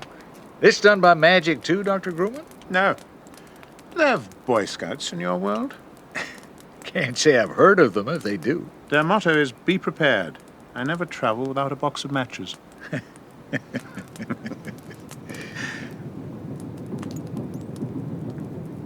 That's the second time that Zeppelin's passed overhead. They've sent up a flare. Sorry, but we'd best put out the fire. We're in for a busy night, Dr. Grumman. There's a busy day to come. We must leave the forest. The Magisterium's about to set fire to it. How? You can't burn a wet forest. They have an engine that throws out naphtha, blended with potash. It ignites on contact with water. The forest will catch quickly. It's goodbye to my balloon. First time I've traveled anywhere without it since I was 14. I guess you're no longer an aeronaut, Lee. They'll be waiting to see where we leave the forest. As the forest catches fire, animals and birds, suddenly alert to the danger, start to screech and call. The creatures shed their fear of each other. Prey and predator run side by side away from the fire, only to hear fresh flames start up ahead of them. Look! There's a narrow defile ahead and a dry riverbed. A Zeppelin descends fast and hovers just above the ground. From a cabin door, a stream of blue-uniformed men jump down and begin to climb up the hillside towards them. They're after me, Mr. Scoresby. Give me the rifle and surrender yourself. You'll be a prisoner of war. Get moving. You have a mission to complete. I'll hold them off. I'm sorry, Mr. Scoresby. I had no strength to bring the last Zeppelin down. Just tell me, is this going to help Lyra or harm her? Help her! You won't forget your oath? No! I couldn't love that child more if she were my own. If you break your oath, whatever remains of me will pursue whatever remains of you. You have my word. Then go well. It's us against the bad guys, Hester. Yeah. Let's hope good triumphs. Aim straight. I don't like taking lives, Hester. Ours or theirs. It's theirs or Lyra's. Look to the left, boy. You're wounded. Am I? Scalp wound. Did I get him? Too busy ducking.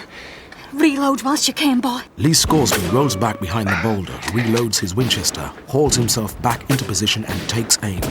But there's a sudden burst of enemy gunfire and a bullet hits Lee in the shoulder. Damn. These men are like me. It makes no sense. Do it anyway. Lee Scoresby is bleeding to death. He feels something so rare. Hester's face pressed to his own and wet with tears. This is my fault. Why is that? I told you to take the quiet man's ring. You think I ever did what you told me? Another bullet finds him, hitting like a red-hot poker along his skull. Not long now, Hester. Hester is lying low now, and her beautiful gold-brown eyes are growing dull. You're still beautiful. Oh, the witch, Lee. She gave you a flower. Fetch it from my breast pocket. Here, Lee. Can you close your fist over it? Yeah. Serafina Pecola, help me. Help me. Esther, don't you go before I do. I couldn't abide to be anywhere away from you for a single second. There's one man left and he's making for the Zeppelin. I can't shoot a man in the back. Shame to die with one bullet left, though. So he takes aim with his last bullet at the Zeppelin itself. And the bullet must be red hot, for the gas suddenly billows into an orange fireball. And the men, creeping away, the remnant of the guard, are all engulfed. We held up. We're helping Lyra. Then she presses her little proud, broken self against his face, as close as she can get. And then they die.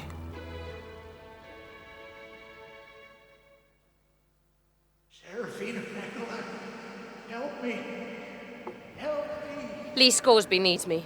Remember, witches, you must guard the children. None of you must leave them. Oh, Mr. Scoresby, but where? Is he near? Will, Lyra, I can see someone behind us. I'll go closer and look. My snow-bunting demon has excellent eyesight, and there are plenty of witches left to guard you. Yeah, we'll be okay, Lena. But be careful. Those spectres are horrible. Don't worry, Lyra. I'll make myself invisible. We'll keep moving. You all right, Will? Yes, thanks.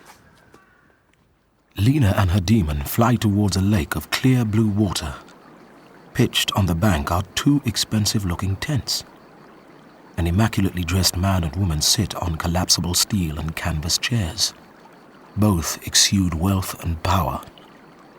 Lena lands on a rock, just within earshot. Her snow-bunting demon hops at the edge of the furthest tent. You haven't told me, Marissa, how you command the spectres. It's simple. They know I can lead them to all the victims they desire. And to think, a whole world trembles in their power. Yes, amusing, isn't it? Now, Charles, tell me why you're pursuing the boy. He has... something I want. Whatever it is, I've no intention of depriving you of it. I only want the girl. I could even get whatever it is for you. Now, Marissa, my darling. Tell me, and you shall have it. It's the subtle knife of Chittagazzi. It's also called Es Heter. Nothing is invulnerable to it. And it's mine, Marissa. You understand? You take the girl, and I'll take the knife. Here, darling, let's drink to ourselves. To us, my darling. To us.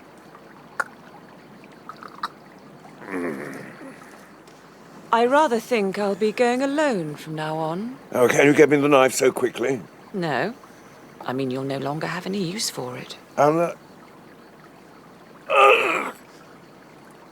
the wine! You monstrous female!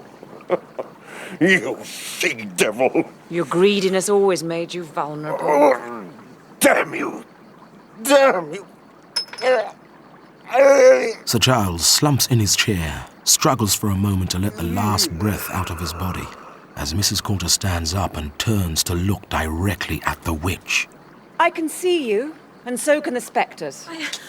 No, please. Your demon has already succumbed. Oh, let him go, please. Is Lyra with you, and a boy with a knife? Yes. Oh, let my demon go or kill me now. Your witches know about my daughter. You have a name for her. Tell me. She will be mother. She will be life. She will disobey. Name her. Name her. Eve, mother of all. Eve! What will you do to her? I shall kill her to prevent another fall. I came here to protect her. I have placed her in danger. Yes, you have.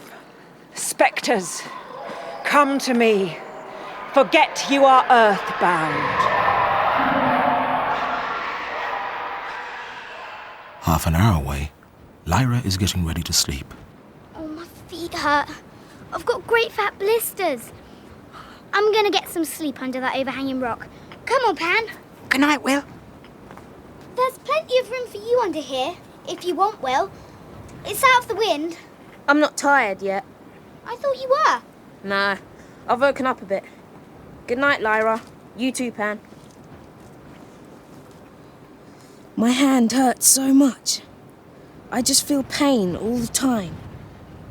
Will, where are you going? Oh, Utah. I didn't see you there. I can't sleep. I'm just going a little way up this slope. See if I can tire myself out. My legs feel sort of restless. Be careful then. If you're not down in 15 minutes, I'll come looking, okay? I'm supposed to be guarding you. Okay. In fact, I think I'll follow, just to make sure you're safe. There are 18 witches here guarding Lyra. Perhaps your restlessness isn't entirely without cause. Will makes his way up to a small plateau where the wind pours over the rocks almost as tangibly as water.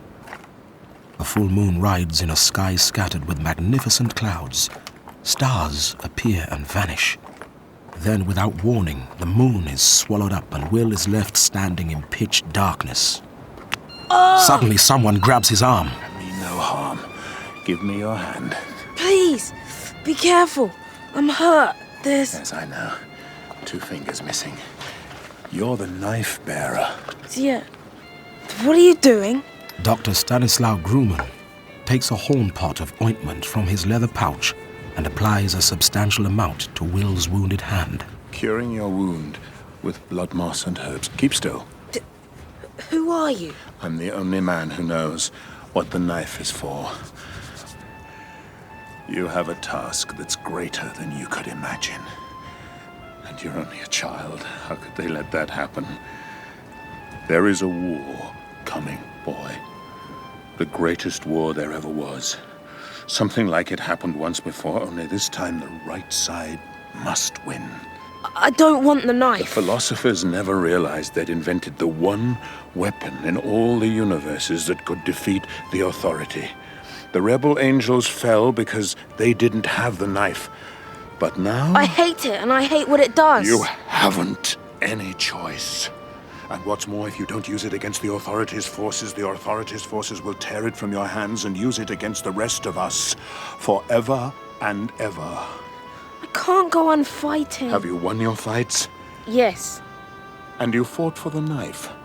Yes, but I didn't realize. I thought I was just defending myself. Then you're a warrior. Argue with anything else, but don't argue with your own nature. I'm not a warrior. I don't know what I am. There are 2 great powers, and they've been fighting since time began.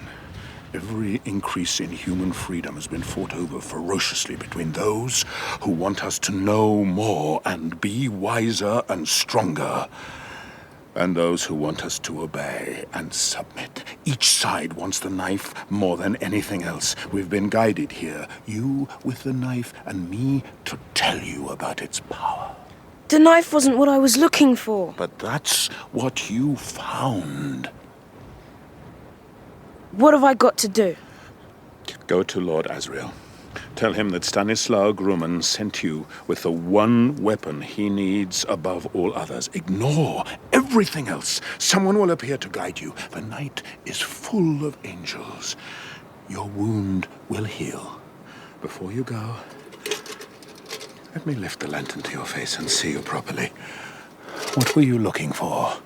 My father, John Parry. You're William Parry? Wait. The moon's come out again. The shaman sees his son, shivering in a torn linen shirt. His eyes so like his mother's. Will Parry sees his father's blazing blue eyes in a haggard face. At that same moment, something flies down from the beautiful sky. John Parry falls back dead, an arrow in his sick heart. His osprey demon vanishes. Will sits stupefied. You killed him. Why did you do that? Why did you kill him? I loved him, and he scorned me. I'm a witch. I don't forgive. Yuta is afraid of Will. He holds more force and danger than she's ever met in a human before. She falls backwards and he grips her hair with his left hand, feeling no pain, feeling only an immense and shattering despair. You don't know who he was. He was my father. No! No! That can't be true! Impossible! You think things have to be possible? Things have to be true. He was my father, and neither of us knew it till the moment you killed him. Which I wait all my life and come all this way, and I find him at last, and then you kill him. What did he do to you? Tell me. Please. You're too young. It won't make any sense to you. I loved him. That's all. That's enough. Now, I shall die. I don't understand. This doesn't make sense. Father, Dad, I don't understand why she killed you. But whatever you wanted me to do, I swear I'll do it. I'll fight. I'll be a warrior. I'll take this knife to Lord Asriel, and I'll help fight the enemy. You can sleep now. Mum said I'd wear your mantle. Not sure what she meant, but I'll wear your cloak with your blood on it. And I'll take your lantern and box of ointment. The air is electric, with whispers and wing beats so close they may be inside Will's head. He looks back once, before turning to go down the mountain. As he reaches the place where Lyra is sleeping, he stops suddenly. He can see two men standing there in the dark, waiting. Will puts his hand to the knife. You are the bearer? Who are you? What are you? We are watchers. Angels. We need you. We have been following the shaman. Now we have come to guide you to Lord Asriel. You were with my father all the time. Why didn't you stop the witch? His task was over. All right, I'll come with you. But first I must wake Lyra. Lyra? Where is she? Lyra! A hollow under the rock is empty. Lyra has gone. But there is something under the overhang where she'd been lying. It is Lyra's little canvas rucksack, and from the weight of it, Will knows, without looking, that the alethiometer is still inside. Lord Asriel needs you at once. The enemy's power is growing. The shaman has told you what your task is. Come with us. Come, now. And Will looks from the angels to Lyra's rucksack, and back again.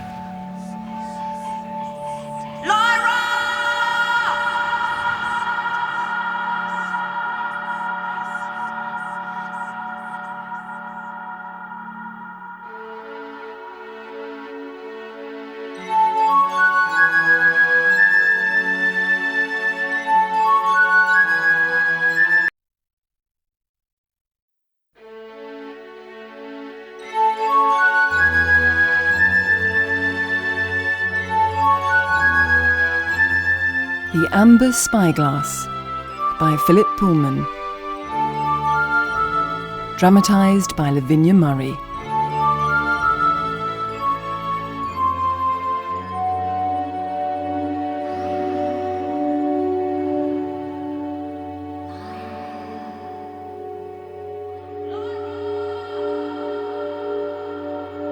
I am Balthamos, a listener of lives, a recording angel. I am also a rebel against our God, whom we call the Authority, and his regent Metatron. The Authority threatens to dictate human affairs by putting an end to free will. A human, Lord Asriel leads the massed armies who oppose him. I and another angel, my beloved Baruch, followed Dr. Stanislaw Grumman from Lord Asriel's world, where human souls take animal form. We call them demons, into the world of Chittagazzi. He led us to the bearer of the subtle knife, the 12-year-old Will Parry, and to Lyra Silvertongue, a girl whom fate has marked out as the second Eve. But for the moment, it is the boy that concerns Baruch and I, because without the knife, Lord Asriel will fail. The true name of the knife is Esoter, God Destroyer.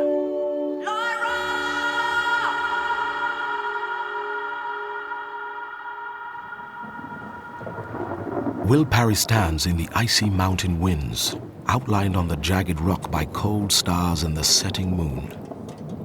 On a small stone plateau above him lies his father's body with an arrow through the heart. He turns to us. Who's taken her? Was it her mother? Why can't I see you clearly? We are angels. We've come to help you. Angels? Then shouldn't you be shining like light bulbs? Balthamos and I are angels of low order, but we are men in stature. Our wingspan exceeds 6 paces. Will feels inside Lyra's rucksack with his good hand and tips out the heavy, velvet-wrapped alethiometer. Can you read this? It'll say where she is. No. Do you always tell the truth? Yes. All right. Are you stronger than me, or weaker? Weaker. You have flesh, we have a faint glow. Still, you must come with us. No, I'm stronger, and I have the knife. Help me find Lyra. Then I'll go to Lord Asriel. You're making a mistake.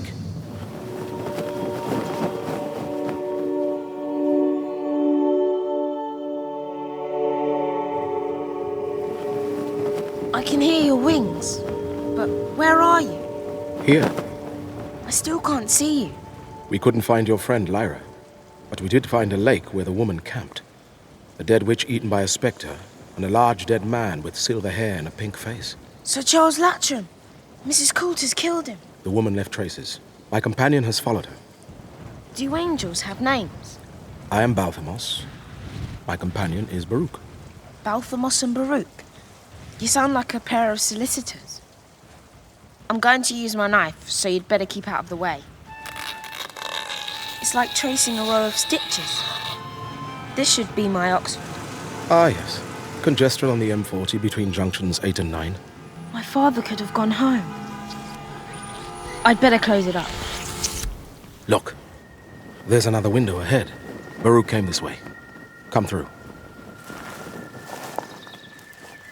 Balthamos, which world is this? Lyra's.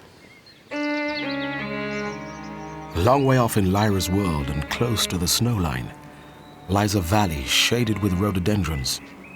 In that valley is a cave with a golden monkey demon watching at its entrance. Behind him, a woman is heating water in a small pan over a naphtha stove. We've got company, Marissa. It's Arma, the young girl from the village. Arma lays a little bunch of anemones bound with cotton thread at Mrs. Coulter's feet. Arma's demon, Kulang, at present a butterfly, settles on the monkey's horny forefinger. My village is happy for a holy woman to take refuge in the cave, but they're frightened. They think someone dangerous is with you. Yes, there is someone else here with me. She's my young daughter, under a sleeping spell. We're hiding from the enchanter whilst I find a cure. Come and see her. Let me light a candle. There.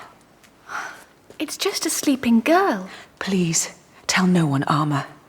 If the enchanter finds where she is, the village will be in terrible danger. Mrs. Coulter smooths Lyra's damp hair from her sleeping face and kisses her cheek. Armor's eyes fill with tears. As Armor scampers off down the slope, Mrs. Coulter crouches down and crumbles dried leaves into the water on the stove and adds 3 drops of pale yellow oil. Then she pours it carefully into a metal beaker. Lyra's head lolls and her eyes move beneath their lids. Roger? Shh, darling, Mama's here. Drink this. Take a little sip, my love. There. Ozymandias, stop pinching her arm. I was soothing her. You've left red marks. Lyra dreams of the end of all places and the last of all worlds. Roger! Roger, my dear, I can hardly see you. What is this place? It's the world of the dead. I don't know if I'm here forever. I don't know if I did bad things or what. Lyra, I tried to be good. You never done bad things, Roger. Only mischief and that. You shouldn't be here. I didn't know what Lord Asriel was going to do. I thought we'd give him the Alethiometer and then go home. I'm scared. I hate it. I'll be here forever. The sky's dead. The ground's dead. I don't know where Cecilia is. I ain't ever been alone before. Roger, I'm so sorry. I'm so sorry. I'm so sorry. Ask yourself, Marissa, what happens when the Magisterium find out you're hiding her? I'm keeping my daughter safe. If I didn't drug her, she'd run away and be killed. Meanwhile, Will walks through woods in Lyra's world. Listen. It's Baruch. I'm here, Will. Did you find Lyra? Yes. She's being held captive in a cave in a Himalayan valley, very high up. Her mother keeps her asleep. So she's not harmed? No. There's a shrine near the glacier with red silk banners torn by the winds. A young girl brings food to the cave because her people think the woman is a saint. Mrs. Coulter, a saint? She's hiding from the Magisterium. But she works for them. Without warning, an angel drops out of the sky, bringing down branches with him, terrifying the birds, an angel that Will can see. His feet tread the barely visible bodies of Baruch and myself.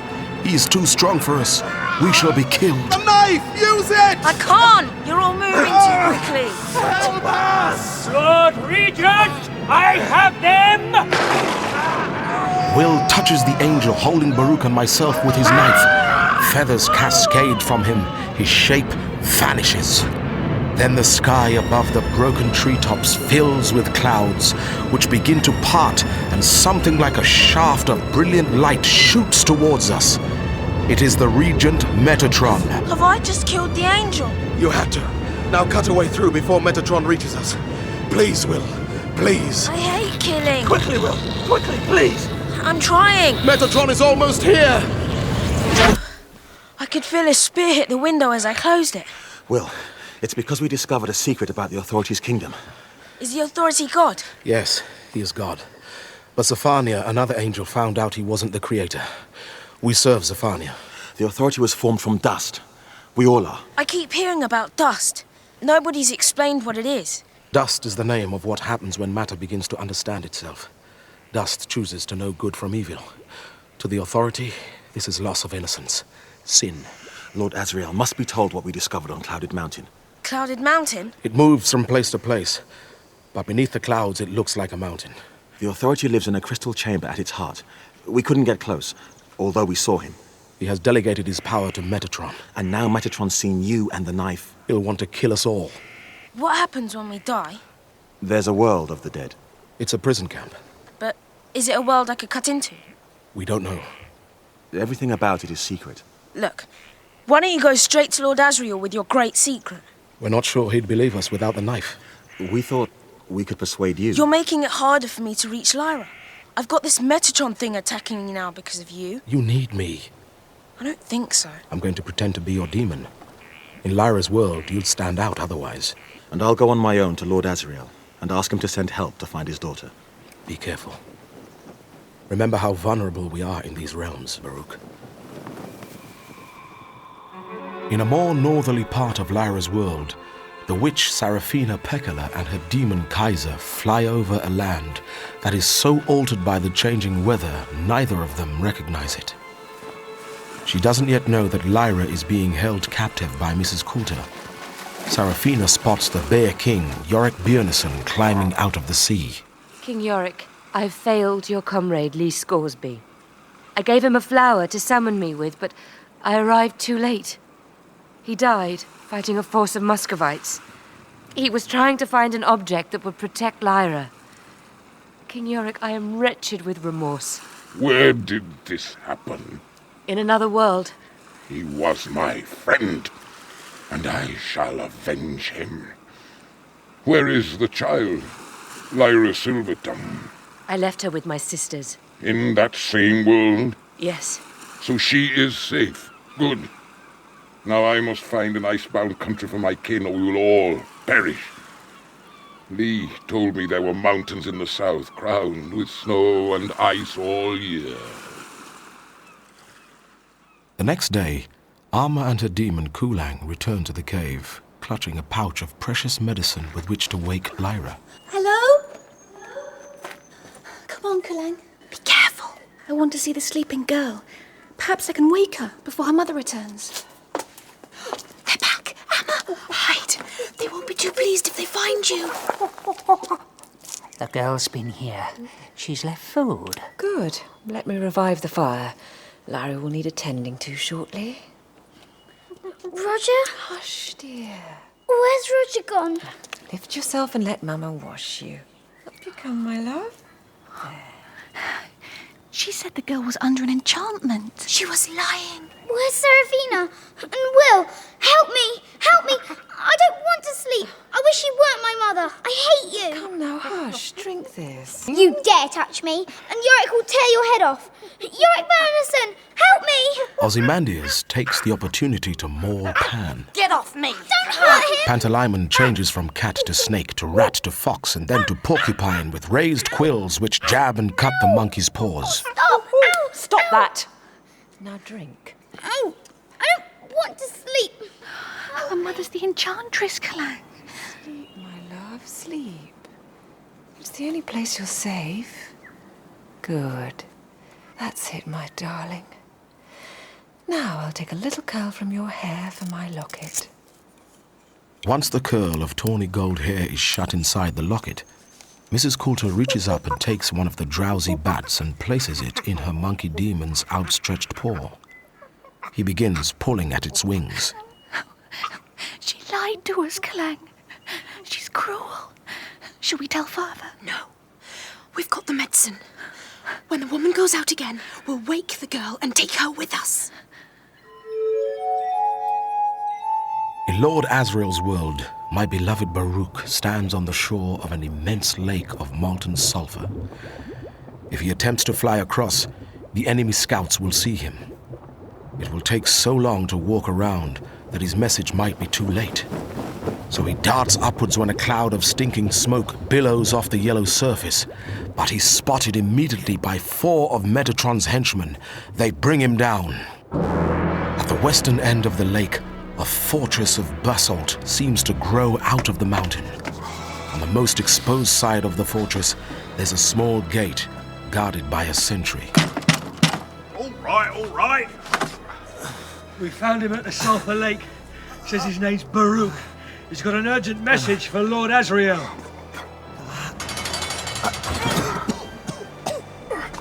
Blimey, it's an angel. All right, help me up with him. The lower depths of the basalt fortress contain arsenals, magazines and stores. There's even a railway. Above ground, there are libraries as large as cities, garrisons big enough to house whole battalions. Inside Lord Asriel's quarters, at the top of the west tower, a small blue hawk perches on a stanchion at head height. It belongs to the spymaster, Lord Roke. Lord Roke is no taller than Lord Asriel's hand, as slender as a dragonfly and barefoot. Poisonous spurs grow from his heels with which he can sting his adversaries. The Magisterium is alive with speculation about your daughter. I find that hard to believe. You don't seem to understand how important your daughter is. I'd have thought my rebellion was more worrying than anything a little girl could do. Your daughter's activities take precedence. I know because I have spies in the Magisterium. Their standards are slipping. They used to be impregnable. There is no laxity on their part. The Lady Salmakia and Chevalier Tialis are excellent. I take it the information came through that talking listening machine? Your lodestone resonator? Yes, they think that Lyra is the most important child who ever lived. Let me know the moment you hear any more. I shall, Lord Asriel. The Blue Hawk swoops down and lands on the table. Lord Roke springs into the leaf saddle on her back and holds the cobweb bridle. Hawk and rider fly out of the open window and into a night brilliant with stars. Yes? My lord, there's an angel to see you. He's badly hurt. Lay him on the couch. Yes, Lord Asriel.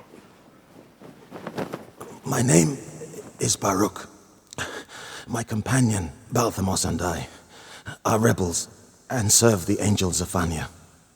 We wanted to bring you something valuable because our power is small. Not long ago, we entered the heart of Clouded Mountain. Take your time. We learned that the authority has retired to a crystal chamber. There is an angel, Metatron, ruling on his behalf. Metatron is proud, and his ambition is limitless. He thinks the Magisterium is weak and corrupt. He's going to set up a permanent inquisition in every world, run directly from the kingdom. He intends to move the authority secretly to a permanent citadel and turn Clouded Mountain into an engine of war. And his first campaign will be to destroy your republic. At last, someone's taking me seriously. There's a knife that can cut openings between worlds and anything in them. Its power is unlimited, but only in the hands of its bearer.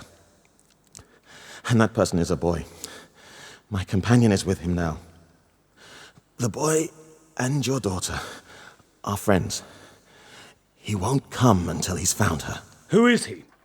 The son of a shaman called Stanislaw Grumman. Grumman had a son?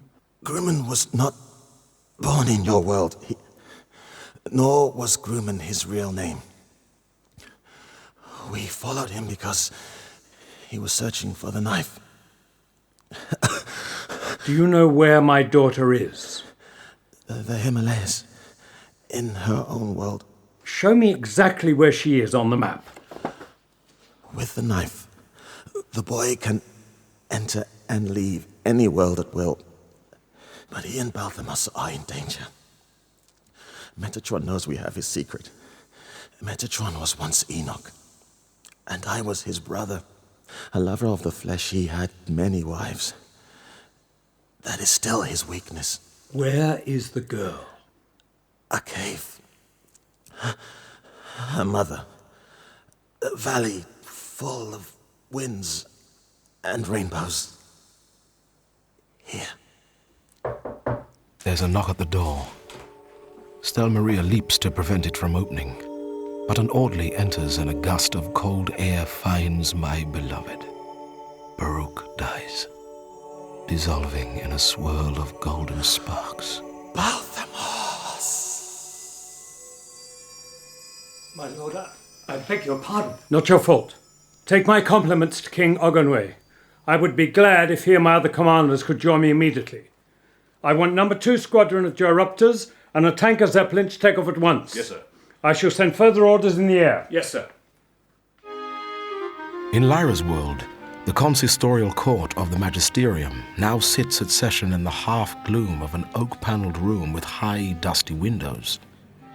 The Grand Inquisitor, Father MacPhail, questions the terrified alethiometrist. Now, Father Pavel, what did the witch say on the ship? I hadn't seen torture before, and it made me feel faint. I can't tell you exactly what she said, but I do remember the meaning. The child, Lyra, is the subject of a prophecy. And she's to make a choice on which the future of all worlds depends. She has a name that will make the Magisterium hate and fear her. Did the witch say what it was?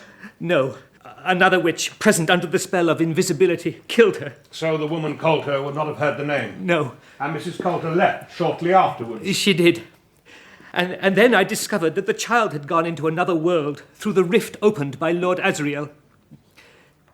May I speak entirely freely? You'll not be punished for telling us what you have learned from the alethiometer. The knife is able to make openings between worlds. It has a power greater than, I'm afraid to say, the authority. You must not fear us. There is nothing that this knife cannot destroy. Did you ask further about the girl? The girl is in the position of Eve, the wife of Adam, the mother of us all and the cause of all sin. The alethiometer says that if the child is tempted, as Eve was, then she is likely to fall, and dust and sin will triumph. Do you know where she is? Her mother is with her. They are in the Himalayas. I'm still trying to find the precise location. Then continue your investigation. Stand down. This child, Lyra Belacqua, this Eve, will involve us all in ruin. Therefore I propose to send an assassin to kill her before she can be tempted. Father President, I have done preemptive penance every day of my adult life. I have already atoned for her death. Father Gomez, I had you in mind. Do I have the agreement of the court? How much better if there'd been a Father Gomez in the Garden of Eden. I shall also send a squadron of armed zeppelins as a failsafe. Hidden high in the beams, the Chevalier Tialis, a Galavespian spy working for Lord Asriel, flies out through the small space of an open window on his dragonfly mount. He has heard all. He shall tell all. Downstairs, in the torture chamber, Father MacPhail, the Inquisitor, goes to talk to his prisoner, Dr. Cooper. So, you nearly succeeded in severing the child from her demon. Yes. We were told that the program had your approval. We would never have gone against the Magisterium. No, of course not.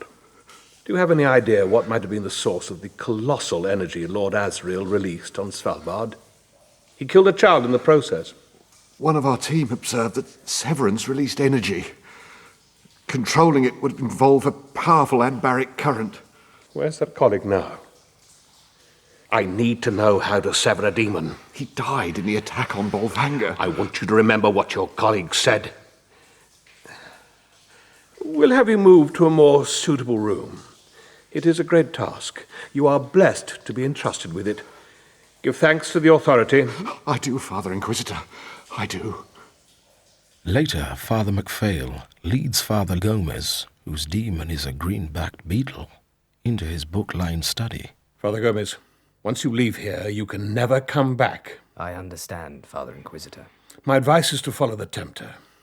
She will lead you to the child. The rebel angels protect her, but this Tempter and the second Eve must never meet. Yes, Father Inquisitor.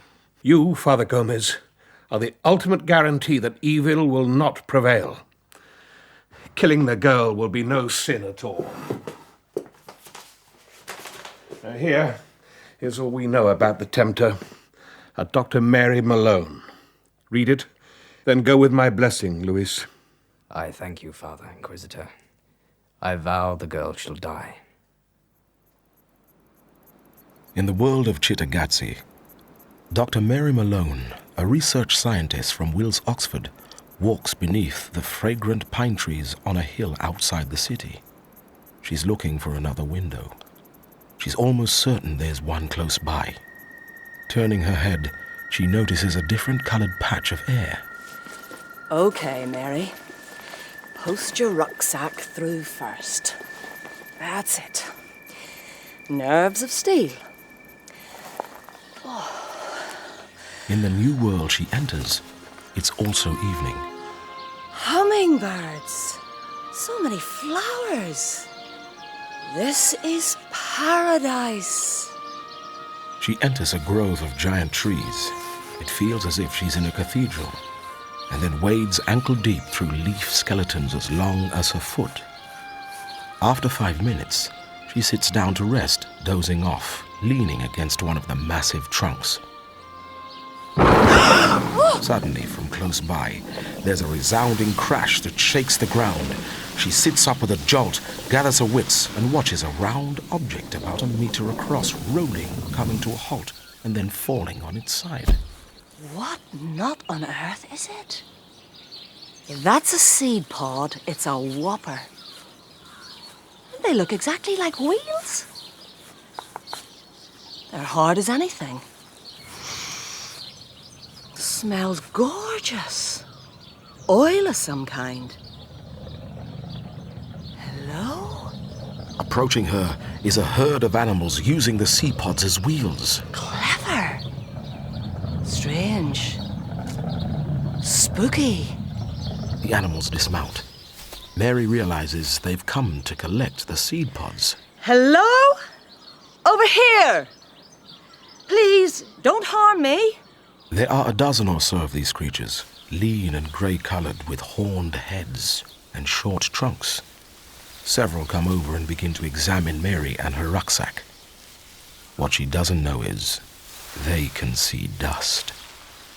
It dances around her and her belongings in a golden swirl. Not sure you'll understand, but I'm Mary. Hello? I'm Atto. What are you? Sorry, that sounds rude. I'm a human being. We are Mulefa. Please, come with us. You want me to climb on? We want to take you to our village.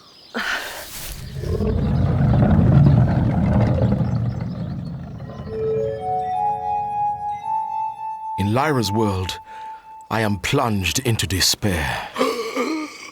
What is it, Balthamos? I only know that half my heart is torn away. Oh, Baruch is dead!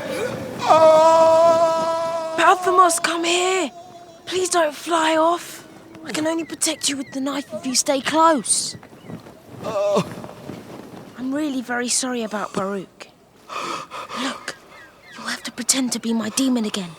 People are beginning to stare. Sounds like it's coming from the jetty. What's happening? The bears are attacking from their ship. We don't want them to dock here, but we only have one gun, and they have a fire thrower. Why do they want to come ashore? They want fuel. They're leaving their kingdom and coming south. They eat children now there's no seals. They're vicious. They carry diseases. We shall kill them. Vermin! Look, that beacon swam ashore. There's something wrong with an animal that mucks around with metal and wears armour. They're great big, hairy blacksmiths. Abominations! Let me speak to him. What do you want, boy? I'll fight you in single combat. You'll fight me? Yes. If I win, people will see you're no threat. Then you can buy fuel and go. It would be shameful to fight you.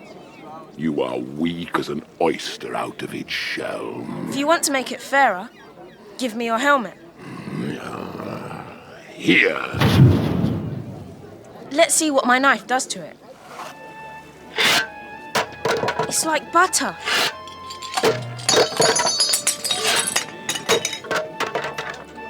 There. That was your helmet. And this is my knife. I can't fight that. Boy, you win!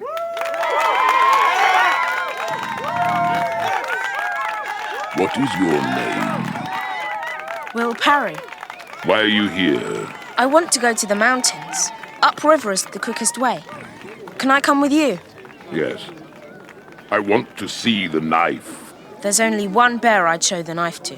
He's your king. He's a friend of the girl I'm going to the mountains to find. Her name is Lyra Silvertongue. And the bear is Yorick Bernison. I am Yorick Björnison. I guessed you were. Come aboard.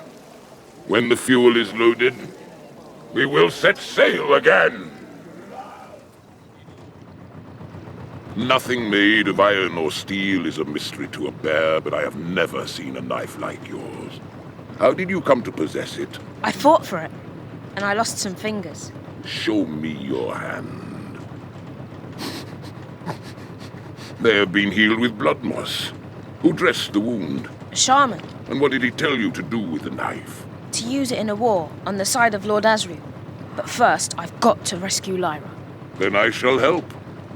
Now the river has changed color, meeting the remains of floodwaters that have swept down from the Arctic. The air is growing hotter, the sun higher and the bears more and more uncomfortable. But there are mountains visible with snow and ice on their peaks. Bears, mark this place. When the time comes for us to move back to the Arctic, we shall assemble here. Hunt, feed, and live. If war threatens, I shall call you. We shall find Lyra. Arma climbs the path to the cave, wondering how she can reach the sleeping girl. She comes face to face with a huge white bear and a fierce-looking boy with an elegant bird, myself, perched on his arm. She nearly turns and runs. Hello, I'm Will. Who are you? Arma. She stares at his mutilated hand. A demon speaks. I am Kulang. Kulang, we are looking for a cave with a girl asleep inside it. I know where she is. Her mother makes her drink something, but I have herbs to wake her up. Yorick? Yes. I'll go with Arma and find out where Lyra is. I'll keep watch here. It's this way.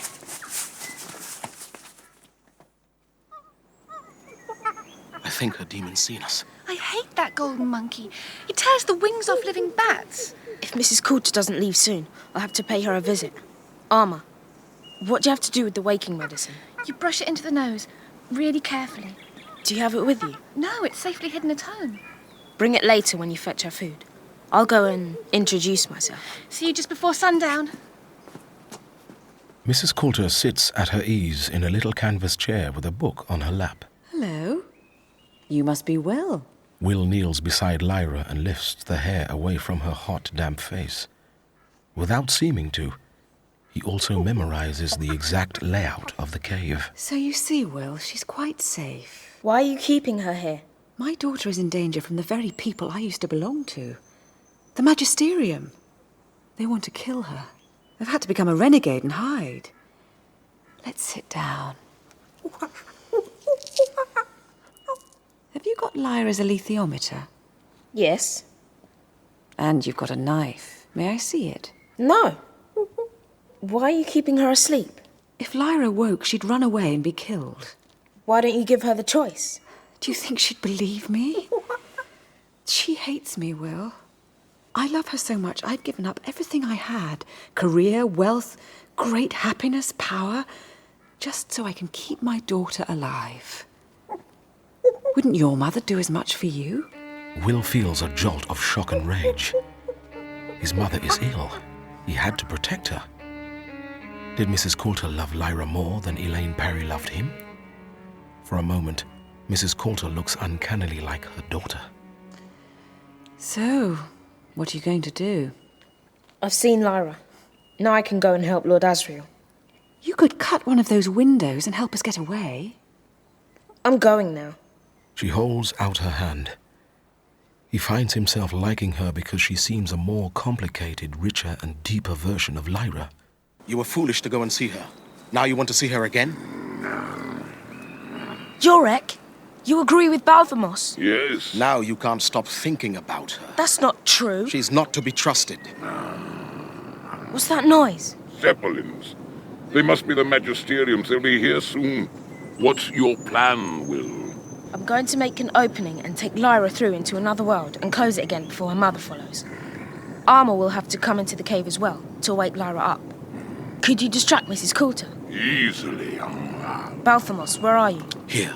Going back into the forest to cut a window into another world for us to escape into afterwards. Keep watch and tell me the moment anyone comes near. Her or that stinky monkey.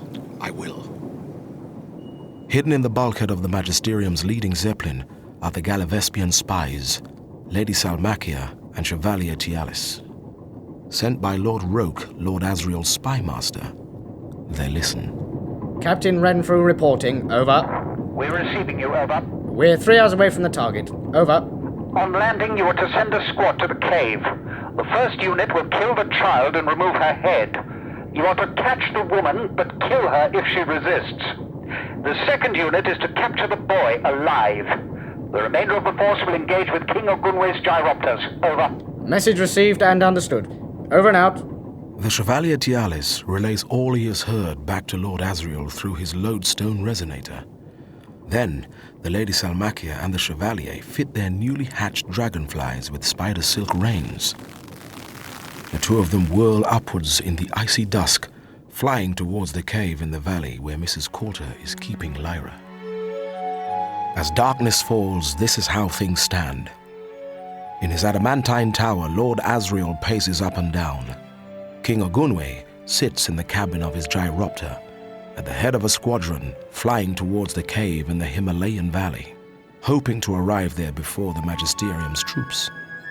Mrs. Coulter lies awake in the entrance of the cave. Lyra, hot, restless, deeply asleep, dreams of the land of the dead. Meanwhile, Will and Armor make their way towards the cave. Yorick the Bear King in his armor waits to hold off the Magisterium's regiment to give Will time to rescue Lyra. Balthamos, stay close and warn me of any danger. I need you. I shall. I watch Tialis and Salmakia soar over the valley and then down out of the icy winds and into the trees where they flit from branch to branch, entering the cave unseen by all but me. All right, Armor. I'm going to cut into another world. Please don't be scared.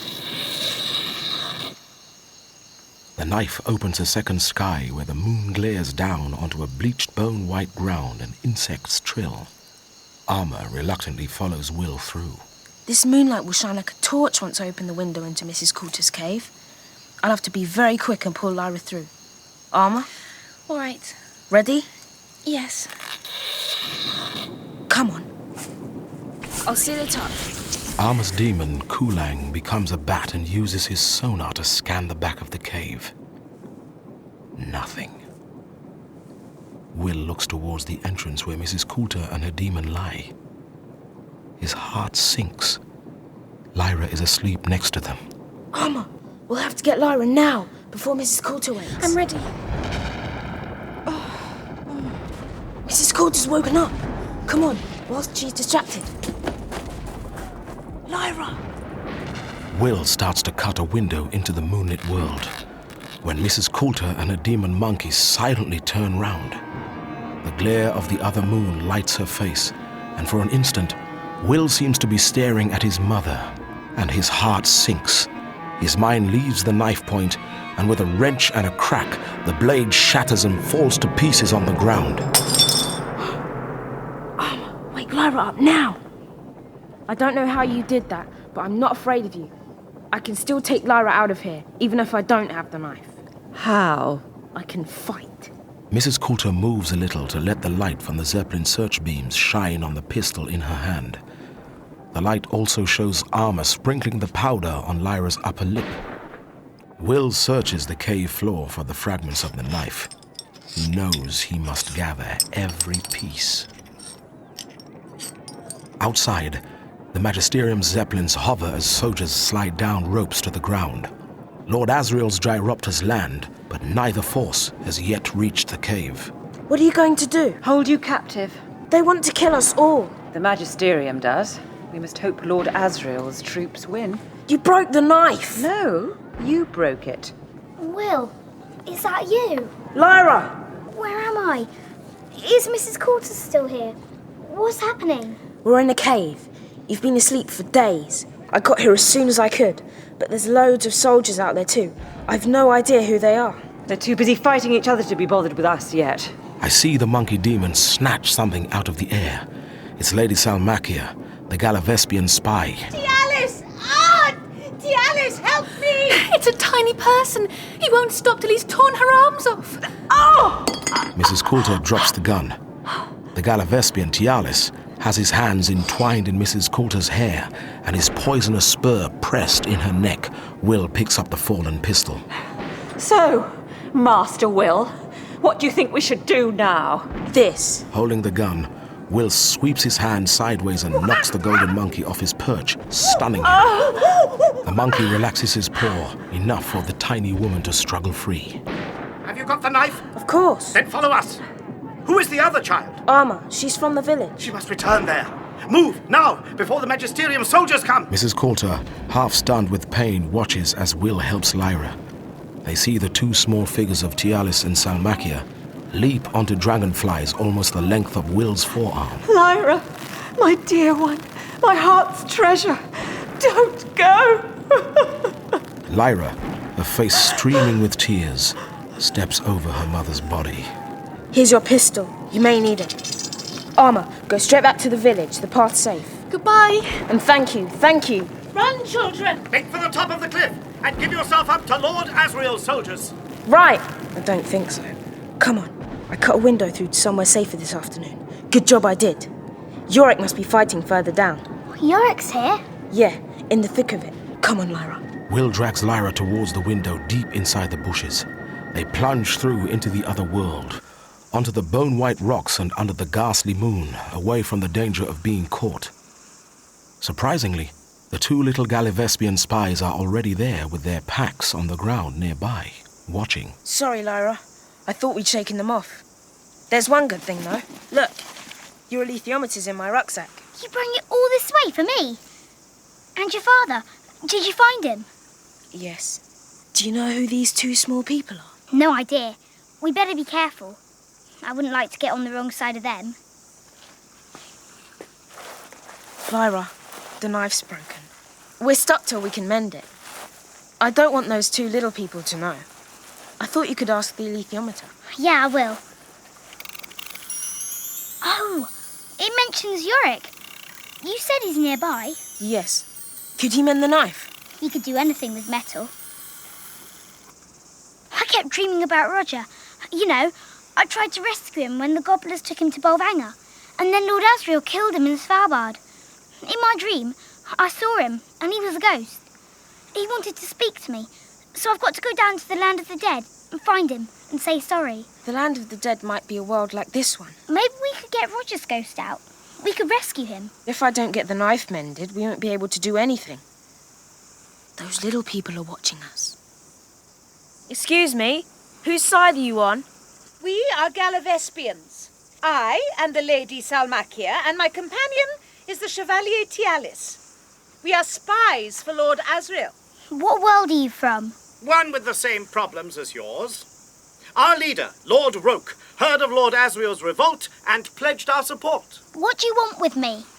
To take you to your father. Lord Asriel also wants the subtle knife and its bearer. Suppose we don't want to go? Those are our orders.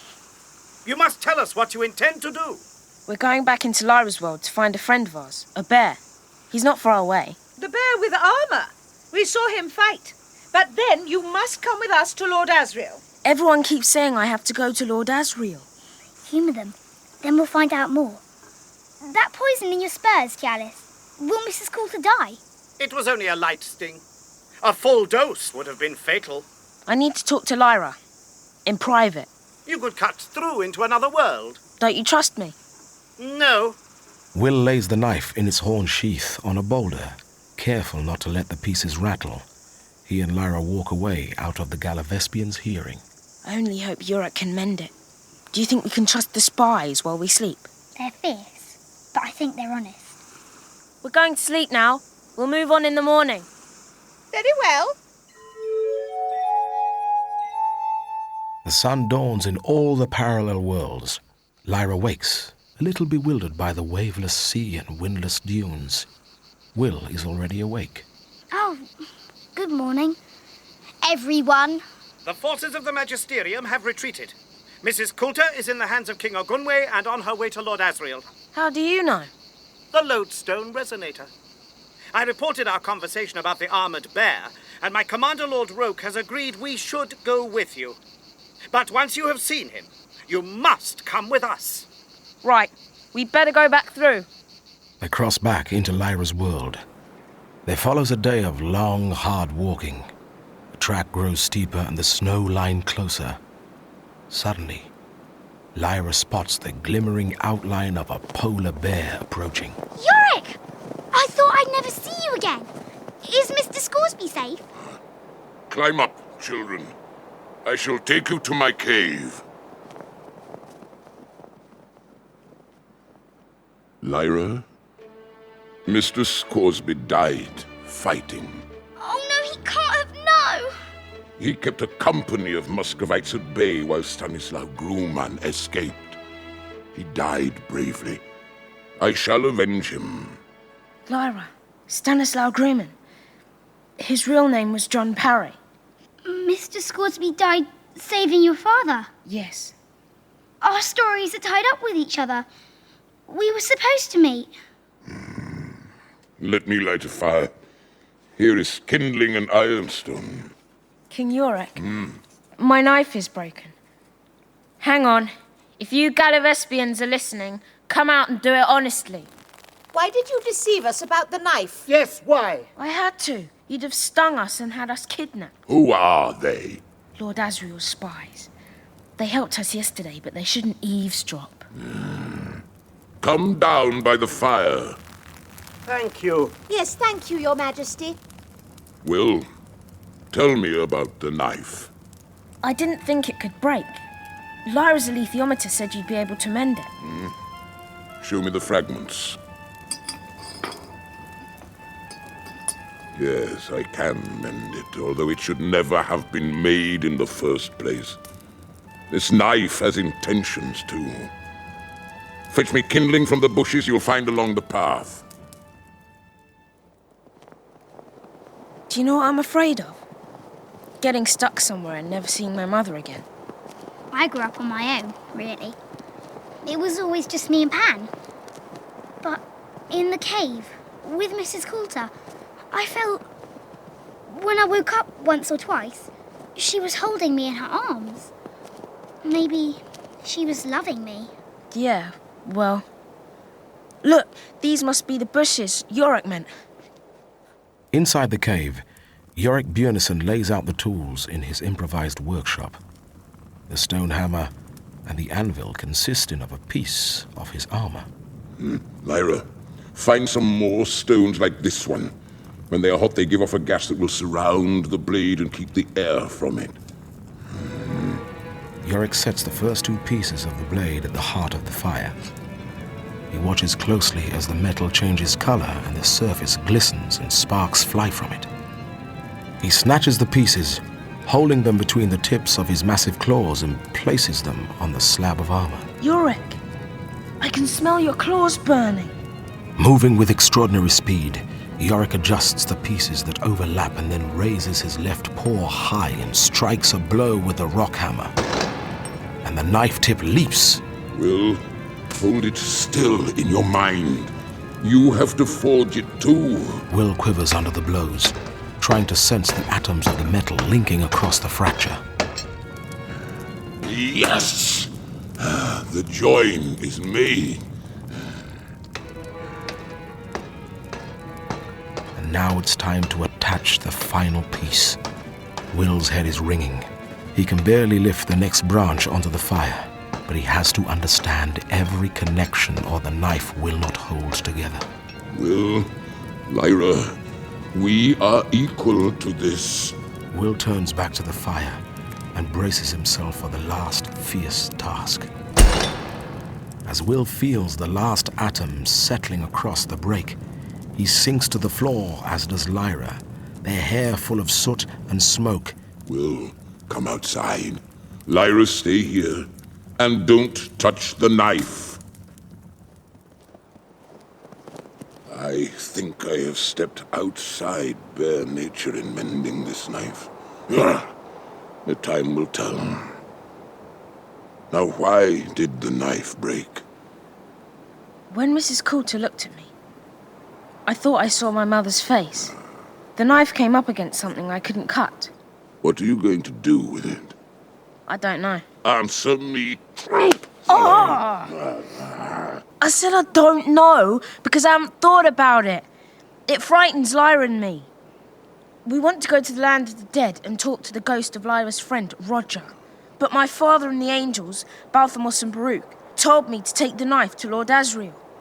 And I want to go home and look after my mother. That's why I can answer you. I see. If you want to succeed in this task, Will, you must not think about your mother. If your mind is divided, the knife will break again. Now go back and plunge the knife into the snow.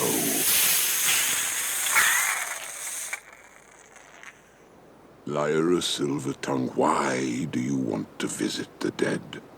I dreamt Roger's ghost was calling me. While you are alive, your business is with life. No, Yorick. We have to keep promises. What are you going to do now? I am returning north with my bears. There's no food here. We can live more easily by the sea, even if it's warm. And I can feel war, Lyra Silvertongue. I can smell it. Go well, Lyra Silvertongue, my dear friend. Now I must turn north and leave. Goodbye, Yorick. Pan turns into a wolf and howls. What is it? Oh, I love Yorick so much, Will. And he looked old. He looked hungry and old and sad. If Mr. Scoresby's dead and Yorick's old, then what's got to be done has to be done by us. We can do it. I'm not going to look back anymore. If we stay here, the gyropter things will come. Let's get our things. What are you doing? What does it look like? You must wait for Lord Asriel's gyropters. We'd rather not. Now the knife's cool enough, I'm going to use it. You can come with us, but you can't make us stay. We'll sleep here. The Chevalier Tialis takes out his lodestone resonator and begins to bow a message. In Lord Asriel's world, Mrs. Coulter is bound to a chair in a chamber at the top of the adamantine tower.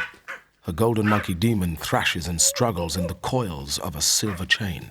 What have you done with Lyra, Asriel? Nothing. She's more trouble than she's worth. Lyra's unique. She's brave, generous, loving, and think of what she's done already. She's turned you into a drab, doting mother. Control your noise, or I'll have you gagged. Don't humiliate me further. I'll untie you, but he can stay in his chains. Lord Roke glides in through the window on his blue hawk and lands on the table. A wounded King Ogunwe enters through the door, accompanied by the third of Lord Asriel's high commanders, the angel Zephania.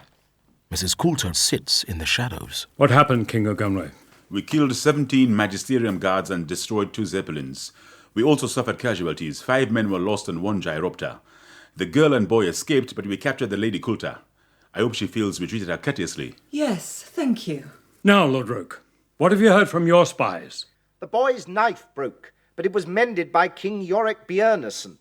Then the boy cut into another world where they are now. My spies remain with them. Marissa, have you any idea what the children intend to do next? None whatsoever. I didn't think you were interested, Asriel. My lord, Mrs. Coulter must be taken elsewhere. Please, listen to me first.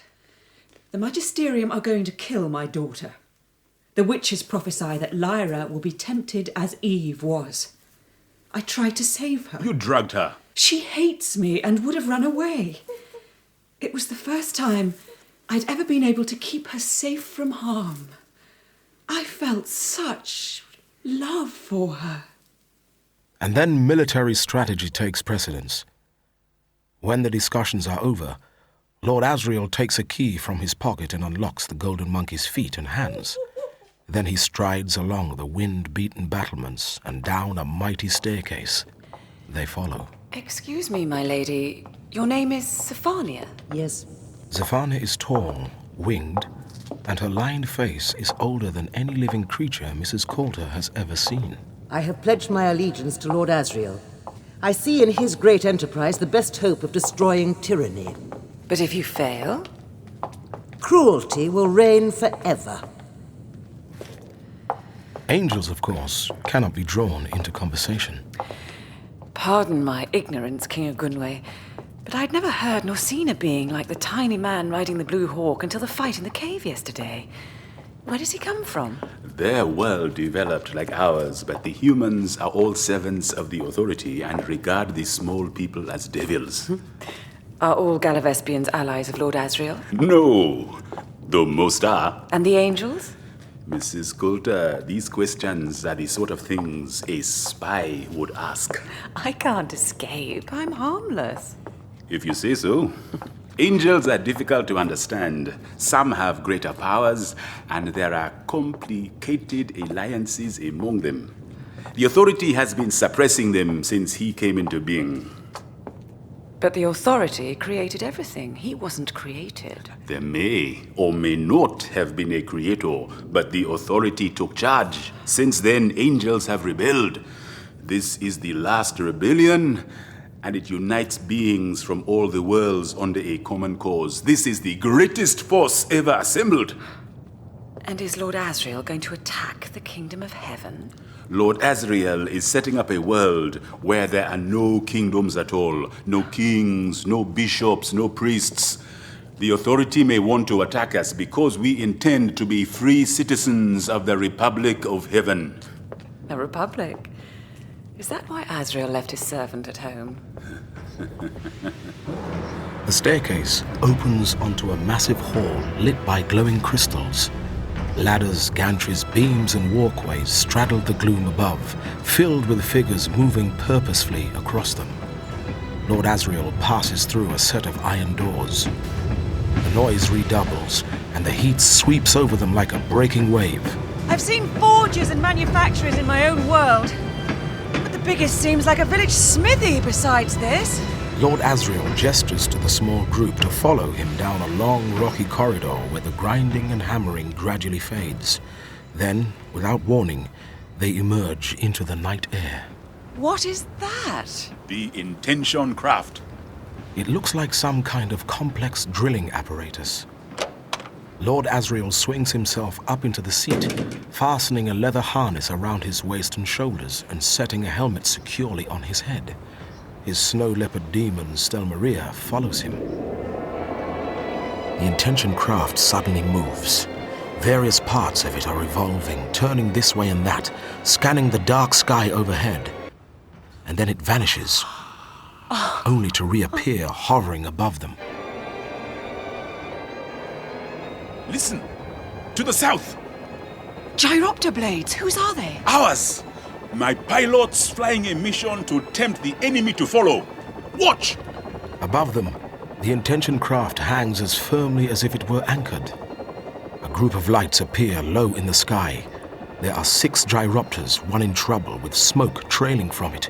In close pursuit come a motley collection of flyers, a gyropter, 2 straight-winged aircraft, and 4 angels. A raiding party, Mrs. Coulter. They're closing in on the gyropters.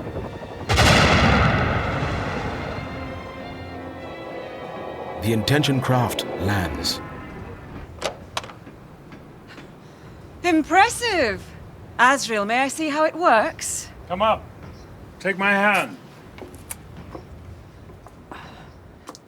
It's powered by intentions. If you intend to go forward, it goes forward. That's no answer. Your demon has to hold this handle, whether in its teeth or paws doesn't matter. And you have to wear the helmet. An embaric current flows between them. I see. Then she pushes him hard so that he falls out of the machine. At the same moment, she puts the helmet on her head, and the golden monkey takes up the leather handle. The intention craft leaps into the air. Lord Roke, go with her. Yes, Lord Asriel. Well, King Ogunwe, I should have listened to you. Do you think she has gone in search of the child? She has no idea where Lyra is. She'll go to the Magisterium and spy on them. For us. When will Lord Roke let her know she's being followed? Oh, I think he'll keep that as a surprise. Don't you? They move back into the workshop, behind the massive iron doors where a later, more advanced model of the intention craft is awaiting their inspection. In the world of the Malefa, Mary Malone is constructing a mirror. She grinds the surface of a piece of softwood with a sandstone block until it's flat. Then, using the resinous sap from the wheelpot grove, she paints on layer after layer using pads of cottony fiber. She polishes the surface until her arms ache. Satisfied, she tries the mirror out, cleaning the surface with a little of the seed pod oil. Suddenly, she sees a throng of golden sparkles. They cluster around her faint reflection. Mary Malone can see shadow particles. Dust. She carefully peels the resin from the wood, holds up the lacquer and looks through it at a world dancing with living thoughts. I didn't know it was so beautiful. If I put some of this resin, I suppose it's amber, isn't it? If I put a piece of it on the end of a hollow stick, I've got myself a spyglass. An amber spyglass. There are golden particles dancing everywhere, hazing the houses and the Mulefa themselves. And the sky's filled with a torrent of beautiful dust. But it's definitely flowing away from the land. In the world Will cut into, Lyra wakes before dawn. I asked the alethiometer, and it said we shouldn't try to escape from the little people because they're going to save our lives. Have you told them what we're going to do? No, but the alethiometer said we could get there if we follow the knife. Just follow the knife, nothing else. Yeah. Sounds easy, but I bet it isn't. What have you decided? We've got something else to do before we come with you to Lord Asriel. We're going to the world of the dead. We don't know where it is, but the knife will find it. Children, when we die, everything is over. You've seen what happens to a demon. It vanishes. Things can vanish from sight, but they can still exist. How long will this foolish expedition take? Will takes the knife from its horn holster, and a powerful temptation makes him feel for the touch of his own world. He still has his mother's credit card. He could buy familiar food. He could even telephone Mrs. Cooper and speak to his mum. And then the knife jars.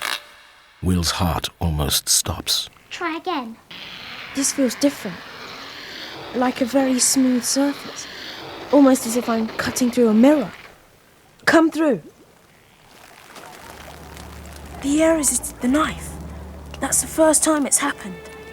Will, this must be the world of the dead. There's no sun.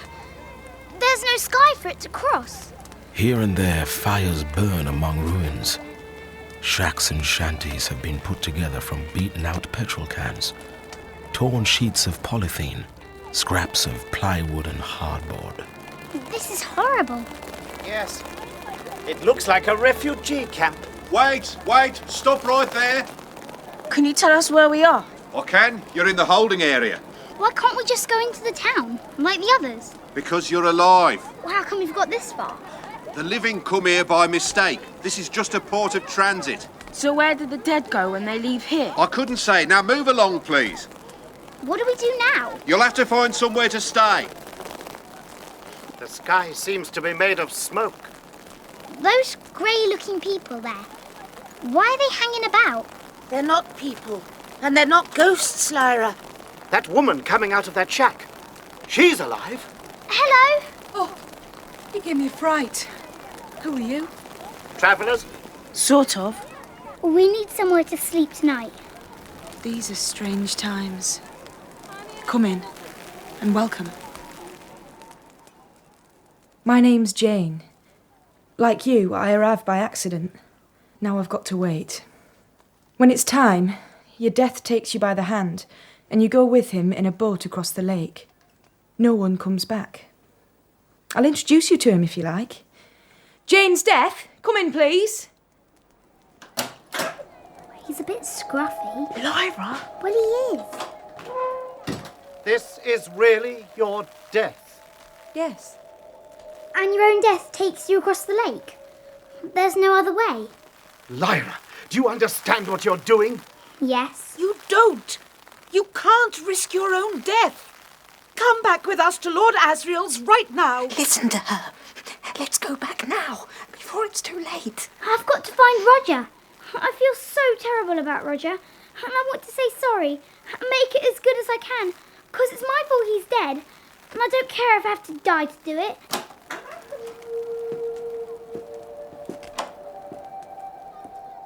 Lyra? You're my death. Yes. I'm very pleased to meet you. You ain't gonna take me yet, are you? Well, you wanted me. Yeah, I did. Yes. But I want to go to the land of the dead, only I don't want to die. You don't want my gift? Not now. Not yet. I love being alive, and I love my demon. And demons don't go there, do they? No.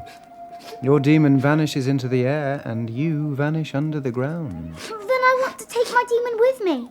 And I want to come back again. One day you'll go there with no effort, in my company.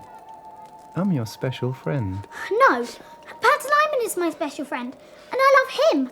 I don't know you. I can show you the way. But as for getting out again... And my friends? Yes, I'll take them. We'll come, but it's against every instinct. No, Lyra, don't go with him. Don't go. Lyra. In the world of the Malefa, Mary Malone starts her investigation into why the dust or shadow particles are flowing away from the land. She climbs a tall wheelpod tree. Oh, incredible. Dust's flying by in the breeze. Except it seems to be heading out to sea against the wind. The flower heads are angled upwards so the dust doesn't touch them. Okay, I'm coming down. Can you do anything? I'll have to spend more time up here. Will you help me build a platform? Of course. At the same time, in the world of Chittagazzi, Father Luis Gomez carries the twin tokens of his determination to kill the girl. The insignia of the magisterium hung on a chain around his neck, and the rifle slung on his back. He is thirsty, and notices a wet patch of rock at the top of a scree. He climbs up to see if there's a spring. There isn't. It's a window through to the world of the wheelpod trees. He crouches down and enters. And in the land of the dead, Lyra is led by her own death towards the misty lake. Will, Tialis, and Salmakia follow unwillingly enough. Pantalaimon is wild with fear. Don't stop, Lyra. Please. I've got to, Pan. I'm sorry. Is that boat for us? There's no one else wanting the use of it, is there? We better get in. Yeah. Come on, Pan. Not him. But he's me. If you come, he stays. We can't. We die. That's what you want. It isn't. No. Don't leave me here, Lyra. I'll find you afterwards. Boatman, please row or something. Now. Pantalaimon knows that if he so much as speaks, she'll lose her resolve. So he turns into a dog and runs along the shore.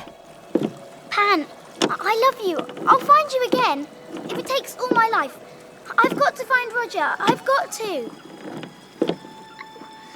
My heart. Will. Oh, this is horrible. I feel like something's being ripped out of me. So the prophecy of the master of Jordan College comes true. Lyra betrays Pantalaimon, and the pain is terrible. Are we dead? Makes no difference. The gate to the land of the dead is on this island. Everyone comes here. None return. We will. We'll come back. There's some who don't believe they're dead. There's others who longed to be dead, lives full of misery. And they've killed themselves for a chance of a blessed rest and found nothing changed, except for the worst. And I've rowed this boat with a little crying baby on my lap many times that never knew the difference between up there and down here. So, if you don't know whether you're dead or not, and the little girl swears blind she'll come out again to the living, I say nothing to contradict you. What you are, you'll know soon enough. I'll hold the boat still whilst you climb out. Come on, Lyra. Thank you, boatman. When you go back, tell my demon I love him best of everything in the land of the living and the dead. And I swear I'll come back. I will, if he's still there. As the Galavespian's dragonflies dart above the vegetation, Will and Lyra move from the wharf, keeping close together. Suddenly, they are confronted by a wall. Its gigantic stone blocks covered in ancient slime rise higher into the mist than they can see. What's that? I wouldn't like to guess. Are they human voices? I hope not. To your right, Will, there's a door. Pull back the vegetation and you'll see it. It's a battered wooden gate under a slab of stone. Before Will can lift his hand to open it, There's something flying towards us, Salmakia. Up! We'll get above them. the Galavespians dart into the air, but the thing that's flying down sweeps them aside before settling on a ledge just above the children. The creature's the size of a vulture, but with the head and breasts of a woman. There's a putrescent stink every time she moves. She is a harpy. You are alive? Yeah? Are you? If you're trying to stop us, then you better be ready to fight as well as scream. Your mother is alone. We shall send her nightmares. Will tries not to react. Out of the corner of his eye, he can see the Lady Salmakia moving delicately along the branch where the harpy's perching. The lady suddenly leaps at the harpy, spins around to dig her spur into the creature's scaly leg. Tialis! Salmakia! Stop! Stop! Nothing can hurt her! Except maybe the knife. Lady, what's your name? No name. No name? What do you want from us? What can you give me? We could tell you about ourselves. You're offering to tell me a story. If you like. What then? You might let us go through the door. Right. Be careful, Lyra. Okay. My father and mother were the Duke and Duchess of Abingdon. And the king used to come and stay. And they go hunting. Without a cry of warning, the harpy launches herself at Lyra, catching her scalp and tearing out a clump of her hair. Liar! Liar! With his shoulder curved over to protect her as she shakes and sobs, Will thrusts the knife into the door and cuts out the lock. Come on. Why did she attack? I don't know. Let me see. Oh, it's a scratch. Come on. We've got to keep moving. I thought I was good at lying. Doesn't matter. Let's look for Roger.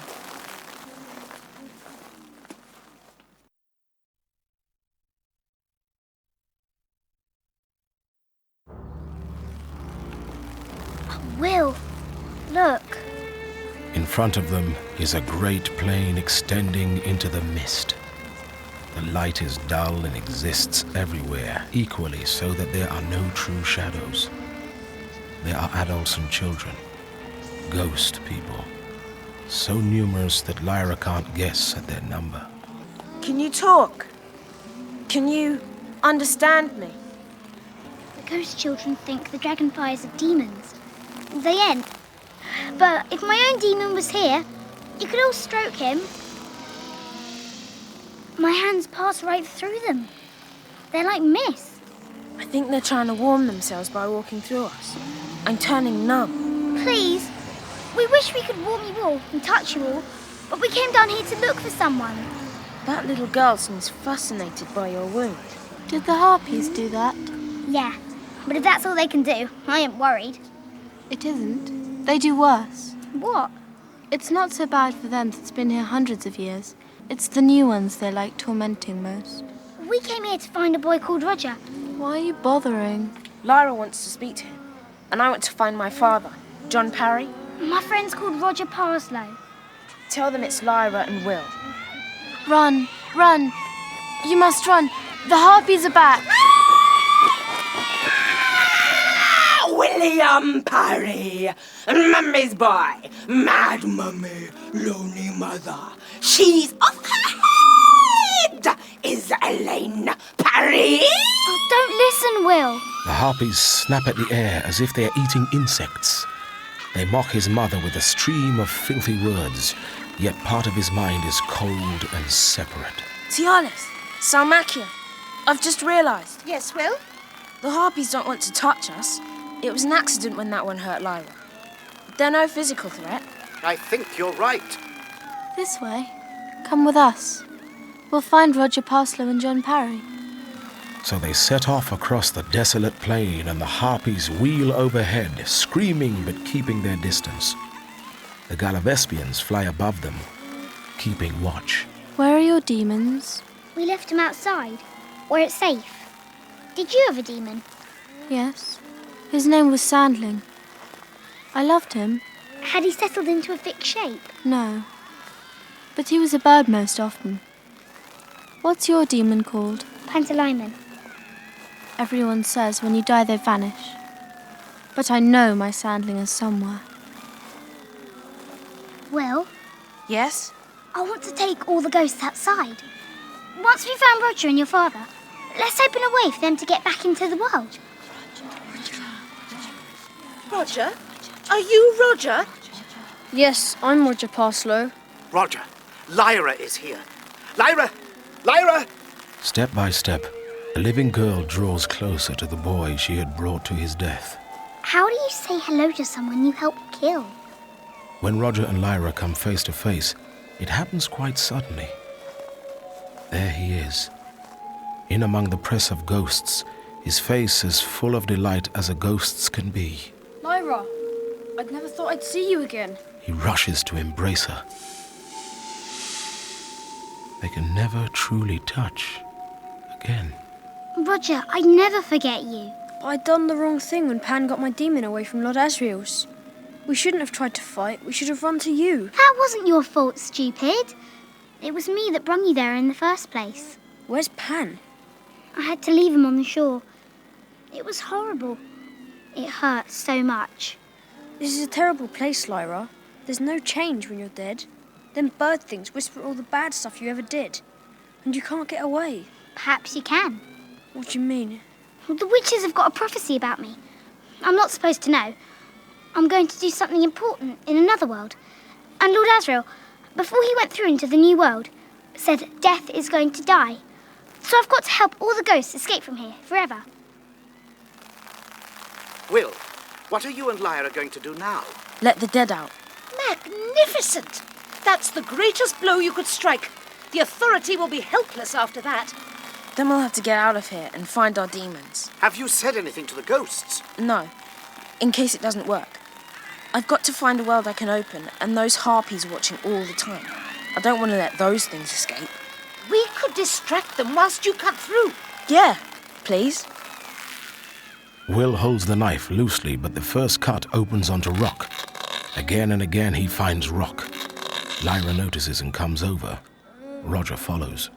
Will, what's wrong? I'm going to have to move away from here so I can get a window above ground. I told Roger what we're trying to do. But Will, I'm scared. Suppose we get stuck here forever.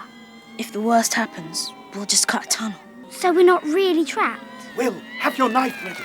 The harpies are congregating. Salmakia and I will hold them off as long as we can. I'll talk to the ghosts. Try and distract them.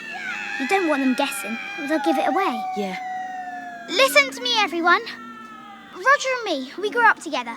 We lived at Jordan College, Oxford, and we used to climb up onto the roofs and run about. And then one time, we went down to the master's wine cellar and we got drunk.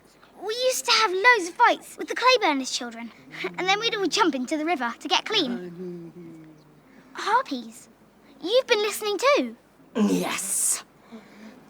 Thousands of years ago, when the first ghosts came down here, the authority gave us the power to see the worst in everyone. And that's what we fed on. Now you're planning to lead the ghosts out into the air! Is that why they're here? Look at the sky. My children, I'll see them again. And we shall tear and defile every ghost that sets foot in the world of the living.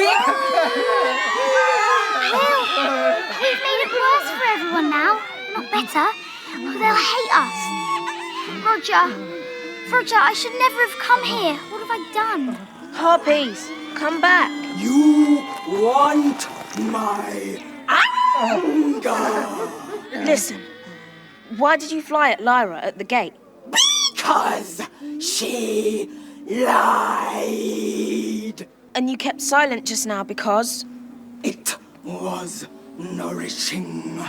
Because it was true. Then let's make a bargain with you. Instead of seeing only the wickedness in the ghosts, you now have the right to ask everyone to tell the truth about what they've seen and done. Why should ghosts take any notice of us if they can simply walk out into the world again? We have pride! We need duty and a task to do. You are the guardians and keepers of this place. Your task will be to guide the ghosts through the land of the dead to the new opening out into the world. In exchange, they will tell you their stories. And we have the right to refuse to guide them if they lie. Whoever dies and brings nothing stays here. That is fair. Are we going to vanish like our demons did? Lyra, ask the radiometer. Yeah. When you go out of here, all the particles that make you up will loosen and float apart, just as your demons did. Like them, you'll be part of everything alive again. Will, have we nearly put an end to death? Yeah, soon death is gonna die. In Lyra's world, Mrs. Coulter brings the intention craft down in a secluded part of St. Jerome's College grounds. The college is home to the Magisterium's Court of Discipline, and Father MacPhail, the president, lodges here. Still unseen, Lord Roke follows. Mrs. Coulter, I'm very glad to see you. You are under arrest. I came here voluntarily as soon as I escaped from Asriel's fortress. The fact is, Father President, I have a great deal of information about his armies and allies, and about the child. It was your duty to bring her into our care instead of skulking in a cave. If you thought that I'd release my daughter into the care of a body of men with a feverish obsession with sexuality, you're more stupid than you take me for. So what were your intentions? I was going to keep her safe until the danger had passed. What danger would that be? I think you know. Somewhere there's a tempter, a serpent. I wanted to prevent them from meeting. There's a boy with her. Yes, and if you hadn't interfered, they'd both be under my control. The boy has a knife of extraordinary power. I broke it, but it's mended. The knife's called the God Destroyer. And since Asriel's aiming to destroy the authority, he'll want it. What do you think dust is? I never found out. I see. We should talk more tomorrow. Mrs. Coulter is taken to a clean but threadbare room with a hard bed and a single coarse wool blanket. She is suddenly aware of another presence in the room. The golden monkey demon looks up at the top of the wardrobe and bares his teeth. We've got a visitor, Marissa. Lord Roke, and when would you have announced your presence? Before you undressed. Tell your demon to calm down or I'll sting him. Shh. I've just spoken to my agent in Lord Asriel's fortress. Lord Asriel presents his compliments and asks you to let him know what the intentions of the Magisterium are. Are you here to spy on me or help? Both. As soon as you arrived, they set some kind of ambaric work in motion down in the cellars. I'm too tired to worry about that right now. I'm going to sleep. Good night. I will keep watch. Shortly after Mrs. Coulter falls asleep, A figure enters the room. He walks to the bed, leans over her, and with deft and sinewy fingers, removes the gold locket from her neck and opens it. Lord Roke follows him out of the room and down into the laboratories. Here's the child's hair, Dr. Cooper. Is there enough? Ample. How soon can this device be ready? Within a matter of hours. And what do you do with the hair? Place it in the resonating chamber. And it will direct the force of the bomb? Yes, to each of the hairs from which these were cut. So, when it's detonated, the child will be destroyed? Yes. That's the theory, anyway. But the power needed to cause the device to explode is considerable. I've seen to that. The hydroanbaric generating station at Saint-Jean-les-Eaux has been requisitioned. That should be sufficient. As soon as Father MacPhail is out of earshot, Dr. Cooper feels an agonizing stab at his shoulder. He slides to the floor, racked with waves of pain. Lord Roke hauls the envelope containing Lyra's hair out of Dr. Cooper's twitching hand, then sets off in the shadows towards Mrs. Coulter's room. Mrs. Coulter, wake up! Lord Roke, what is it? They've created a bomb which will destroy your daughter. They're going to use your daughter's hair so that the Force can track her. Fortunately, I managed to get the hair back. They took it from your locket as you slept. Some of it's missing. We'll have to find the bomb. Shh, shh. Footsteps. Someone's coming. Give me the envelope. Hide. How did you attack Dr. Cooper? Father MacPhail, you do like keeping your guests entertained. You have an accomplice. I haven't the faintest idea what you're talking about. My locket. Who's been in my room whilst I slept? Guards! Take her to the cellars. Put her in chains. I know just what we can do with this woman. I should have thought of it when she first arrived. The Zeppelin slows to a hover in the buffeting wind above the generating station perched on its platform on a sheer mountainside. Can you get any closer? Not if you want to land, Father MacPhail. Oh, very well. Put us down below the ridge. Yes, Lord President. Lord Roke watches from his hiding place in the transverse bulkheads at the rear of the cockpit. Sensing that the craft is nearly anchored, he makes his way to Mrs. Coulter. The golden monkey sits on her knee, exuding malice.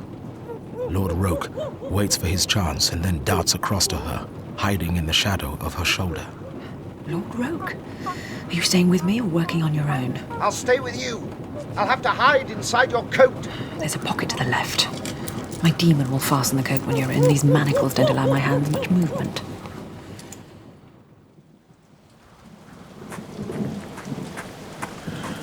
You ought to come with me, Mum. Can you tell me who has the keys to these handcuffs? I know you can't remove them, but if I know who to ask... The sergeant, Mum. He's over there by the large crate. You're to stay here, Mum.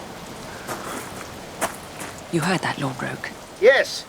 Tell me how far away he is. About 10 of my paces and to the right. He's a large man. The keys are in a bunch around his waist. I need to know which key.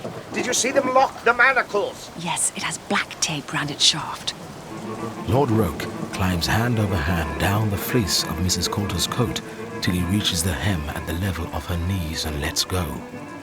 He leaps at the sergeant's leg as it swings past him and kicks a spur into his flesh just above the boot. Lord Roke hauls the key to his shoulder and runs, skirting puddles and boulders till he's back with Mrs. Coulter. Here! I can't do anything till they start to set up the bomb, and even then, I'm not sure how I'll be able to reach Lyra's hair. Hide yourself! I'll stay here and watch! Run! Search nearby! Someone is helping the woman! Marisa, look! Lord Roke is lying in the open. Bring him back. He's injured. I'll keep watch on Father MacPhail. Father MacPhail's expression is fixed and intense. He prays. His lips move and his eyes turn up as he walks towards the bomb. Lord Roke! My left leg is broken. The last man stepped on me. Lord Roke, I think Father MacPhail is going to sacrifice himself. Father MacPhail strikes his lizard demon from his hand and slams the door of the mesh cage of the severance machine. The technicians make their final adjustments. Then Mrs. Coulter is stumbling and falling towards the bomb. She can see the fine strands of Lyra's hair held between rubber pads, and she shakes the cage with all her strength, tearing at the mesh, hurling her whole weight against the machine as Father MacPhail brings the live and barrack wires together. The brilliant silver blade slides down.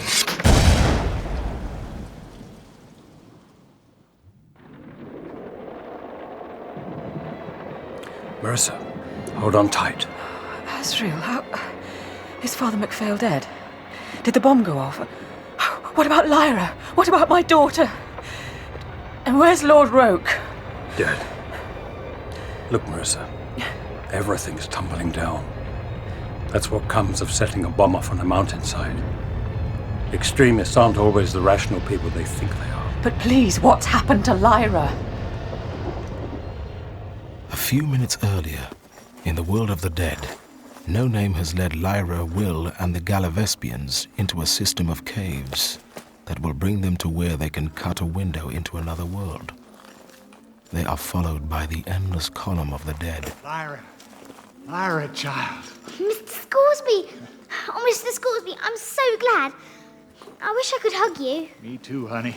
But listen, they're working some trouble up there, and it's aimed at you. Is this the boy with the knife?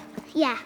Well, here's your papa. Son, there's no time to talk. Just do exactly what I say. Find a place now where a lock has been cut from Lyra's hair. Father! There's no time, Will. Find where Lyra's hair's been cut. Take your hand away, Lyra. I can't see. Who did this? I didn't know. Cut the short hair off right down to her scalp. Collect it carefully. Then open another world. Any uninhabited one will do. Put the hair through and close it up. Okay. Do it now. There. Fasten your seatbelts. We're in for a bumpy ride. We're sliding! Salmakia, Cialis, climb onto my shoulders. I can't see anything. What happened? I guess it was a bomb. Went off and it missed. Roger, are you there? Yeah, Mr. Parry saved me. Look down. The air clears, and a strange golden glimmer like a luminous misty rain falls all around them. It lights up what lies to their left, where the sparkles are all flowing. A vast black emptiness, an abyss. The alethiometer's safe anyway. Roger, Will and me will just carry on, so don't be scared. Yeah, it's creepy though, isn't it? In a shocked silence, the column of the dead begin their journey along the edge of the gaping abyss, averting their eyes from the gulf, though it pulls and it tempts. Can you hear that wind? That hole. It's the same kind of thing as when I cut a window. But it's not a world like all the others. I wish I could close it up, but I can't reach. Man, every single part of me is aching to join the rest of the living world again. But perhaps those of us who are used to fighting could hold back. We might be able to throw ourselves into the battle on Asriel's side, and if it came at the right moment, we might make a difference. Ghosts fighting? We can't hurt living creatures, but Asriel's army is going to contend with other beings as well. Like those specters. Exactly. They attack the demon, don't they? Our demons are long gone. Jumping Jimson weed, it's worth a try. I'm with you, my friend. And you, Chevalier Talis. I have spoken to the ghosts of your people. Your lifespan is short. Will you survive long enough to see the world again? I have a few more days to live. And the Lady Salmakia a few days longer, perhaps. But now, thanks to the children, death is freedom. Then a strange thing happens. Once on Jordan College roof, Lyra had walked along the edge of the stone guttering just to frighten Roger. She turns to remind him of it now. Look, Roger, look. Lyra, be careful, you ain't dead like me. And it seems to happen slowly. Her weight shifts, the stones move under her feet, and she begins to slide. At first it's annoying, then funny as the stones roll and tumble beneath her, and she slides towards the edge, gathering speed. Lyra, no, then the horror slams into her. Help me! Help me! Lyra! Out of the dark swoops No Name the Harpy. Her claws shut around the girl's wrist. Together they plunge down. Lyra's weight almost too much for the harpy's strong wings, but they beat, and her claws hold firm. Slowly, heavily, the harpy carries the child up and out of the gulf and into Will's reaching arms. Lyra! I nearly died. If it wasn't for No Name... Yeah, and then you'd have to join the back of the queue. Don't. Falling into the abyss means total extinction. Nothing survives it. Even your ghost. Even your ghost. Look, there's a way out ahead. The slope's getting easier. I shall be so glad to get out of here. This looks promising. Let's try the knife. You found an open space? I think so. Well, stop. Listen to me. Father, when I open the window, I won't see you again. Mr. Scoresby and I have an idea. Some of us want to go to Lord Asriel's world. We might be useful, and that's where both your demons are. It is? But your demon can only live its full life in the world it was born in. Elsewhere it will sicken and die. We can travel through other worlds, but we can only live in our own. Lord Asriel's great enterprise will fail for the same reason. We have to build the Republic of Heaven in our own world because for us there is nowhere else. But... Now cut a window so the other ghosts can return into the living world. Yes. Fresh air. And stars. Look, Roger. Lyra, I never thought I'd see the world again. It's beautiful. You're my dear friend. I'll remember you forever. You freed me, everyone, from that horrible place. I can feel Cecilia's close. I'm going to find her. Then we'll be part of each other and everything. I'll never forget you. Never. Goodbye, Roger, my dear. Lyra, this is so... He takes a step forward and finds himself becoming the night, the starlight, the air. And then he is gone, leaving behind him such a vivid burst of happiness. Will and Lyra, Salmakia and Tialis fall exhausted onto the dew-laden grass and watch all the ghosts return joyfully to the living world.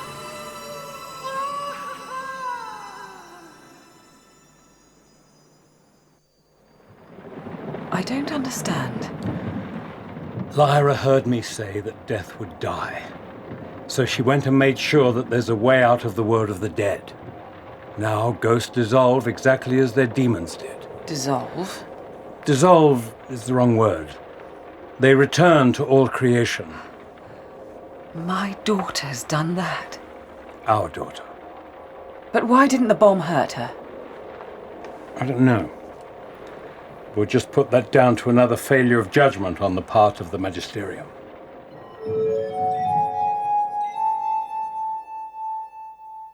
It is now midnight. In the Adamantine Tower, Lord Asriel sits in discussion with King Ogunwe and the angel Zephania. The news is not good. To compound their troubles, Clouded Mountain is now clearly visible, a hand's breadth above the horizon. Zephania, the Magisterium's bomb has opened an abyss below the worlds. There must be a way down to the edge. I want you to find it. I shall. What are you going to do, Asriel? Destroy Metatron and keep my daughter safe. What about Mrs. Coulter? What about Mrs. Coulter? Marissa, are you awake? Asriel, we should have married and brought Lyra up ourselves.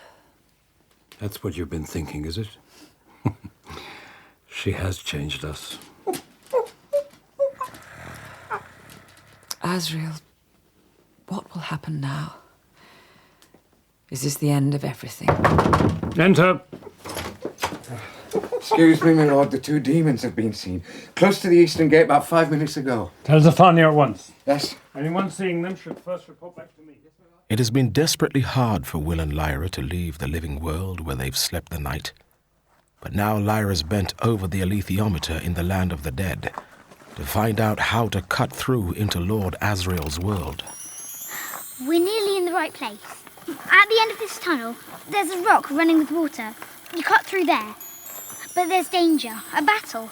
Lee Scoresby, Stanislaw Grumman, and the dying Tialis and Salmakia scramble upwards with the children. The harpy No Name follows. Life is good, and death is over. My only regret, Dr. Grumman, is there's no games of hazard. Yes. Here's the wet rock. Okay, let me just get a steady foothold so I can cut through without slipping. I've been thinking. No name. Yes, Lyra. Yorick Bernison named me Lyra Silvertongue. I'm going to call you Gracious Wings. So that's your name from now on. I will see you again, Lyra Silvertongue. When I die, I shan't be afraid. Goodbye, Gracious Wings. Goodbye, child.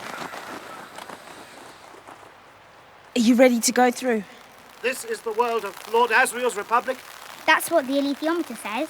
Lady Salmakia and I have seen his world before. There's a fortress on a mountaintop. That is what Lord Asriel's defending. Lyra and Will have only one task now, and that is to find their demons. I'm ready. Father, Yes, Will? I wish Mum was with us. The knife! It's stuck in the air. It nearly broke. Try again. Yes. Open it wider, Will. Wait, Lee. Look over there. Something's moving. Spectres. They're making for that platoon of riflemen. We can fight those things. The ghosts climb out of the earth and pit themselves against the spectres. Lyra feels the first shiver of danger. She suddenly realizes that she's grown up enough to have become vulnerable to their attack. Will! Will! I feel it too. Our demons must be close. Come on. There is a movement in the sky above Lyra and Will. The intention craft flies low over them before moving away into the center of the storm. Mrs. Coulter and her demon are alone in the cockpit and heading for Clouded Mountain. She feels exalted as she brings the craft into land on the substance of the mountain itself, which glows and fades like breathing mother of pearl. Angels approach, carrying a crystal litter. They falter when they see the intention craft. Mrs. Coulter sees they're carrying an indescribably old angel. The angels hurriedly retrieve the poles of the litter and spread their wings wide, carrying it between them into the swirling vapors. Mrs. Coulter is suddenly confronted by a dazzling angel with a spear. Who are you? What is your business? You are Metatron. Yes. I am Mrs. Coulter, Lyra's mother. Where is she? If she were in your power, you would have brought her. I have her demon. Please, Great Regent, my eyes are dazzled. He draws a veil of cloud in front of himself. Now it's like looking at the sun through smoked glass. Lord Asriel has the child's demon. What does he want with the girl? To keep her from you till she comes of age. He doesn't know where I've gone, and I must get back to him soon. Look at me, Great Regent. I am telling the truth. I see corruption, envy, and lust for power, cruelty, and coldness. You have tortured and killed without regret. You are a cesspit of moral filth. That's why I can betray him. You can destroy Asriel and the child. When I was a man, I had many wives. None was as lovely as you. It is time you had a consort. Tell me what Lord Asriel is doing. Tell me where he is. I can take you to him now. The angels carrying the litter leave Clouded Mountain and fly south. Metatron has ordered that the authority should be taken to a place of safety away from the battlefield. Unfortunately, a cliff ghast looks up from where he's feasting. At once, he spreads his leathery wings and bounds upwards. The rest of the ghasts follow. Meanwhile, Zephania and her angels have searched in vain for the children's demons and instead have found a new crack in the mountainside. Now Lord Asriel is climbing down it into a series of caverns. It isn't totally dark. There are billions of tiny glowing particles flowing down the tunnel like a river of light. The dust is flowing towards that chasm, It looks like the stars from every galaxy in the sky. and each is a conscious thought, Stella Maria. What are those shapes down there? They look like people, but... They're ghosts. This must be the way Lyra came. My daughter. Isn't she something? She tricked the king of the armored bears out of his kingdom, and now she's released the ghosts from death. And I want to meet the boy, William Parry. I'd like to shake his hand. By this time, Will and Lyra are soaked through. Lady Salmakia is dying in Lyra's hands. The children stumble blindly over rocks and gullies as they search for their missing demons. Will! Over there! Look! Cliff guard! Back that way! They're everywhere! Will, use the knife! Get away! I'll kill you! Oh, they stink! Move back! They've surrounded something! It's like a cage, and somebody's inside it! In the chasm that's opened up under Lord Asriel's fortress, Mrs. Coulter now leads Metatron into the gloom.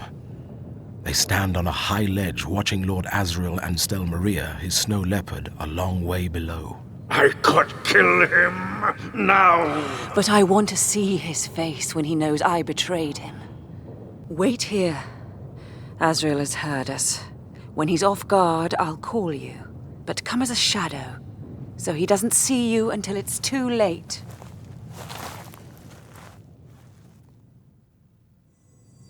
Marissa, my love. Is Lyra safe? Has she found her demon? The ghost of the boy's father is protecting both demons. This is dust. It's beautiful. I never knew. What did you tell Metatron? You guessed where I'd gone. I know you, Marissa. What did you say? I lied and lied, Asriel. Let's not wait too long. I can't bear it. We won't survive, will we? We came here to give Lyra time to find her demon. And then time to live and to grow up. If we take Metatron to extinction, Marissa, she'll have that time. And you love your daughter? Yes. Kiss me.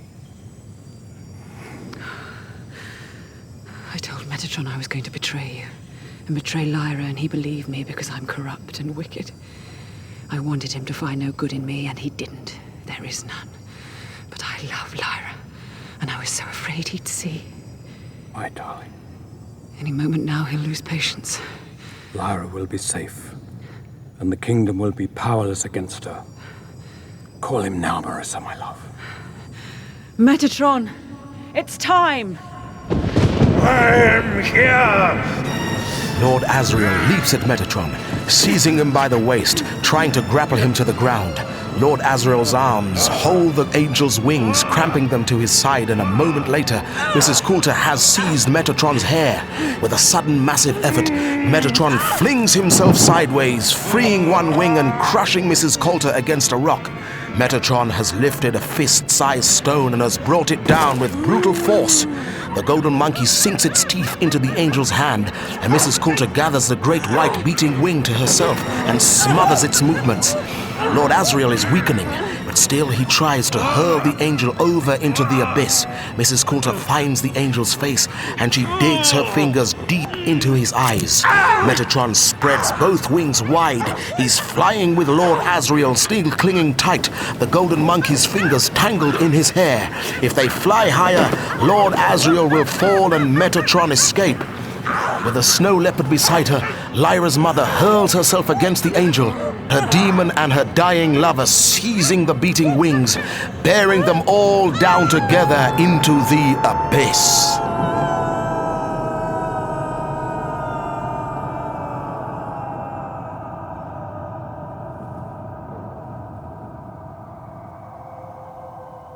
Out on the plain, the cliff ghasts hear Lyra's dismay, and their flat heads snap round at once. Will springs forward with the knife, slashing the nearest of them.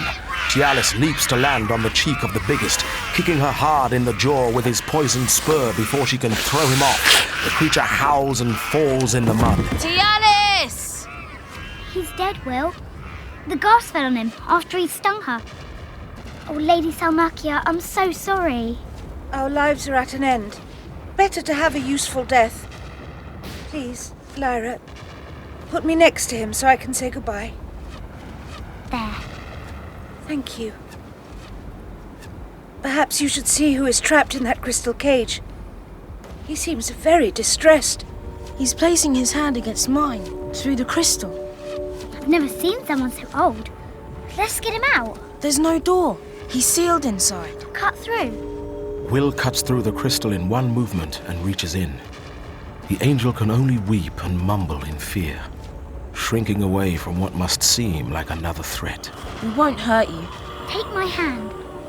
Will, he's trying to smile. He's as light as paper. He's the authority, isn't he? And the authority responds to kindness like a flower to the sun. But in the open air, there is nothing to stop the wind from damaging him, and to their dismay, his shape begins to loosen and dissolve. I think I can hear horses, and Lord Asriel has no cavalry. It's polar bears, not horses. A regiment of armored bears makes directly for them, ready to engage with the enemy soldiers. Yorick! Will, Lyra, run for the trees in the valley! Your demons are there!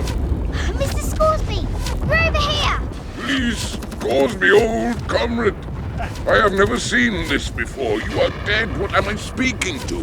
Yorick, old feller, you don't know the half of it. We'll take over now. Lyra, Will, come this way and hold up the knife. Children, don't waste a second. Find your demons and escape.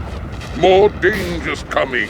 Yorick, my dear, bless you, bless you. Thank you, King Yorick. No time! Go! Go!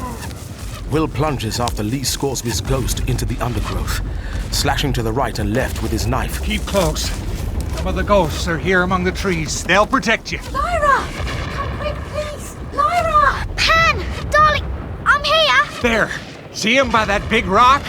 Two wildcats, their backs arched and fur on end, are spitting and hissing as a spectre eases horribly out of the nearest patch of shadow and glides towards them. Will leaps over the last obstacle, a fallen tree trunk, and plunges the knife into the unresisting shimmer in the air. The demons are mad with fear as more and more spectres come pressing through the trees with only the brave ghosts holding them back. It's good to do a bit of hand-to-hand combat, even if we're both lacking hands. Well, can you cut through? I think so. Get hold of the demons. Take them through into another world. Come on!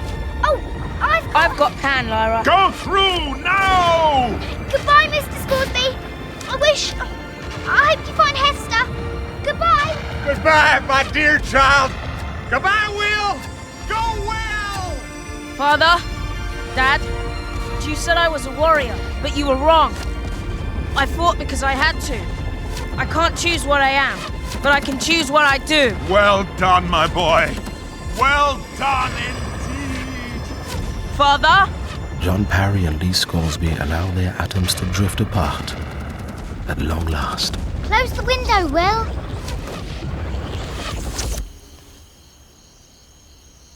Night passes. Now a wide golden prairie lies under the early light of morning. Lyra and Will are silent, and so still and pale they might be dead. Near them are the little graves they dug the previous night for the bodies of the Chevalier Tialis and the Lady Salmakia. Where are the demons? I haven't seen Pan since we came through. I don't think he's far away. But they've run off again. Yeah, yours jumped out of my arms. But this time it doesn't feel as if we're really separating. Not like before. And I bet they've kept together. Yeah, they would. Look, Lyra, over there. They're on wheels. Weird or what? They look like a cross between an antelope and a motorcycle. They're coming this way. I don't feel like fighting anybody right now. Let me ask the alethiometer. Oh, they're friendly, Will. Oh, that's a relief. And they're looking for us. And Dr. Malone, she's in this world. Welcome, children. Mary Malone's waiting. We'll carry you. First we get to ride on the back of a polar bear, and now we get to ride on a muleffa.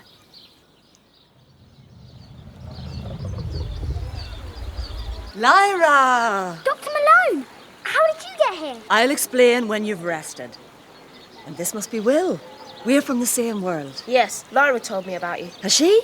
Well, come and eat. You both look half-starved. This is my house. Come in, come in. Next morning, Lyra wakes to find a shirt of Mary's and a length of patterned cloth that she can tie into a skirt. She puts them on. They feel clean, but enormous. Pan, I know you're there. I can hear you. Please come back. Look, we can spend hours talking and telling each other everything. I'm going for a swim in the river, in case you're interested. Will, wake up. Where are we? Where's the knife? We're safe. And your knife's exactly where you left it. Where are my clothes? Dr. Malone's washed them. Here. You can put them on underneath your blanket. Thanks. Your hair's wet. I went for a swim. I thought I heard Pan, but our demons are still annoyed with us. Oh, a swim would be brilliant. I don't suppose there's anything to use as a towel. No. You soon dry in the sun, though. Okay, see you shortly. Whilst Will is gone, Lyra wanders round the village, trying not to look too closely in case it's considered rude. Will returns, the water sleeking his hair, his face gleaming. Mary comes to join the children, carrying flatbread and fruit for their breakfast. And you met angels? Yeah, Baruch and Balthamos. Baruch died, but we're not sure where Balthamos is. Angels can die? Now, that's the opposite of what I was taught. After you came to see me in Oxford that second time, I made a program like you said, so the shadows could talk to me through the computer.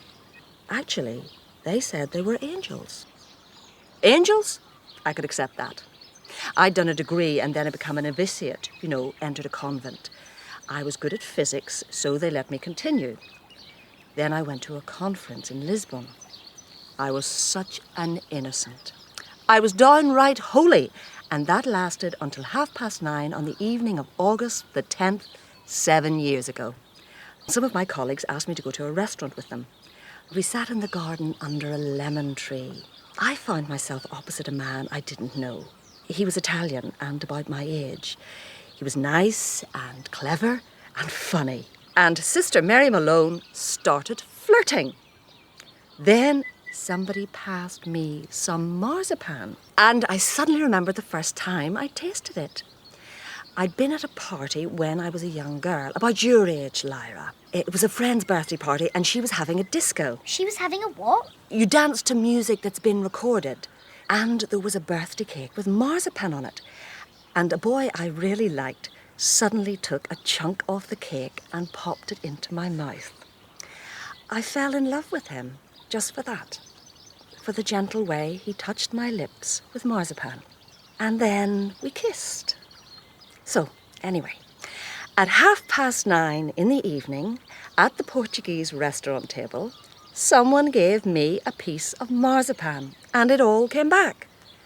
I thought, will anyone be better off if I go straight to the hotel and pray and confess? Of course not. Then, after the meal, we went for a walk by the sea. And that was it. I stopped being a nun. Did you kiss? I left the church first. Did you marry him? No, I didn't marry anyone. I found I was happy on my own. What was the boy called at the party? Tim. What did he look like? Nice. That's all I remember. Lyra tries to stop herself, trembling with a new excitement. That night, Mary Malone wakes from a fitful sleep and goes to stand at the doorway of her house, watching the cloud shadows speeding over the distant grassland. I've never seen it like this. Everything's so obviously aware. Perhaps if I go to the grove, I can work out what's happening to the shadow particles.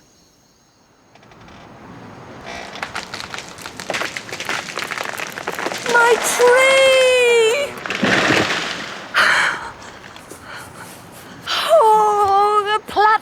smithereens! I looked through the Amber Spyglass.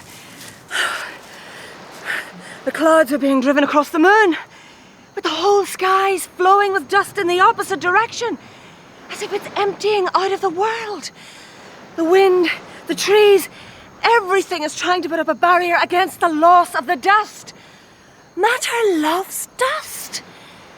That's what all this means. But meanwhile, Father Gomez approaches the village. That movement, is it... He's carrying a rifle. The shadows are clustered around it. He's looking this way. No, don't look over here. He's found my house. The children. He's going in.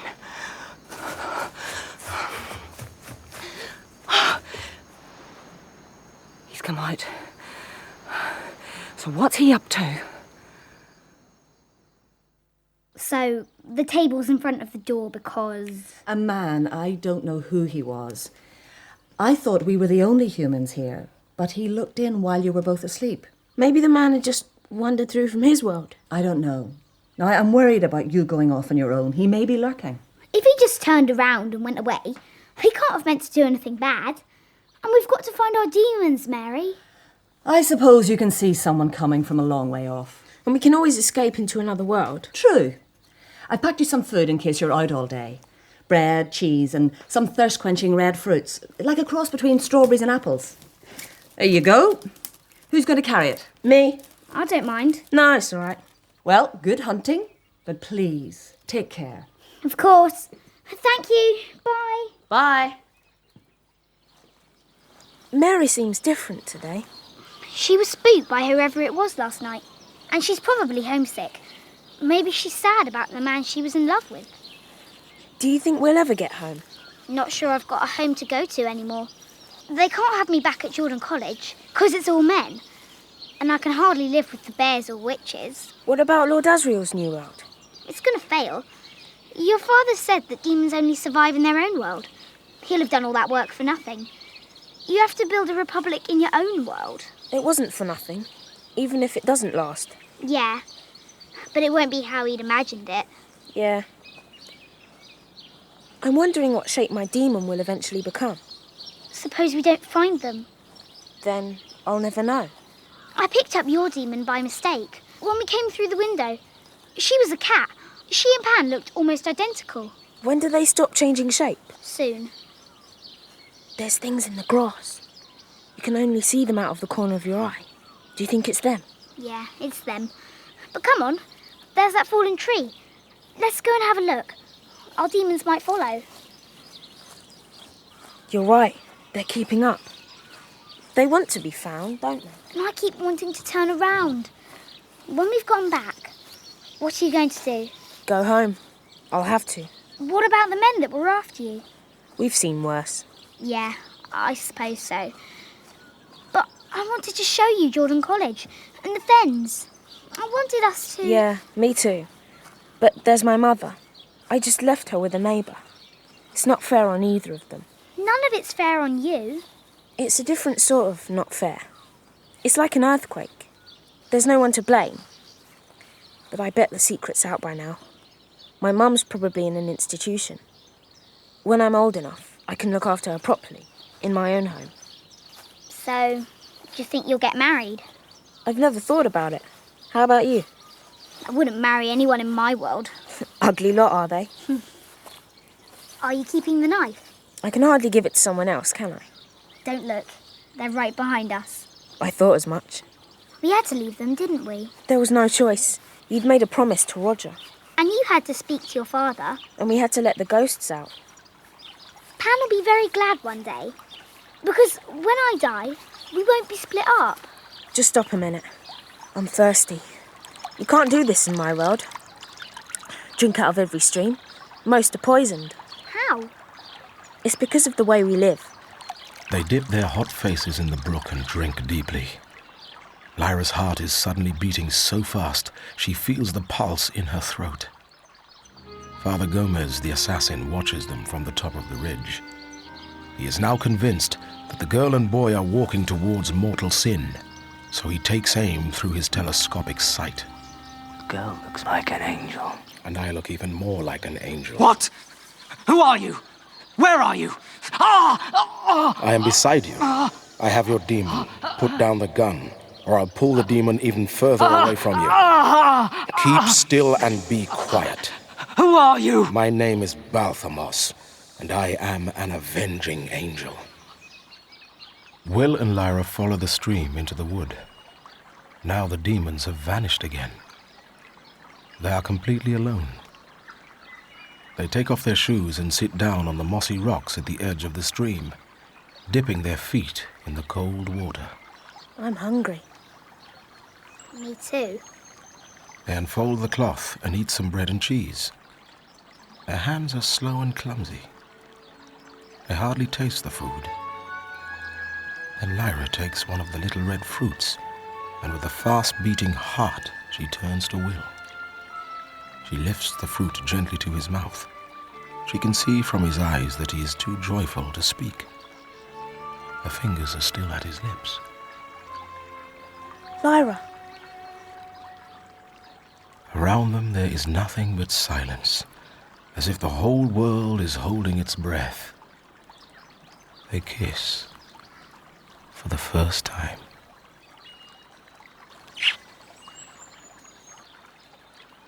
But I am terrified. I move upstream, taking Father Gomez away from the woods, holding the insect demon which bites and scratches and stings, all the time trying to remain hidden. He mustn't catch me up. An angel of my low rank and poor health is no match for a man. Flesh is stronger in combat. Stop! Stop! Let's talk! Come away from the wood. How can I follow when I can't see you? I only know to keep moving because of the pain.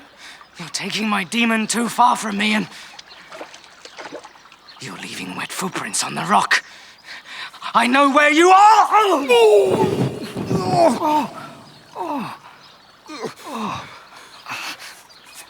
Feathers. You have wings. I told you, I am an angel.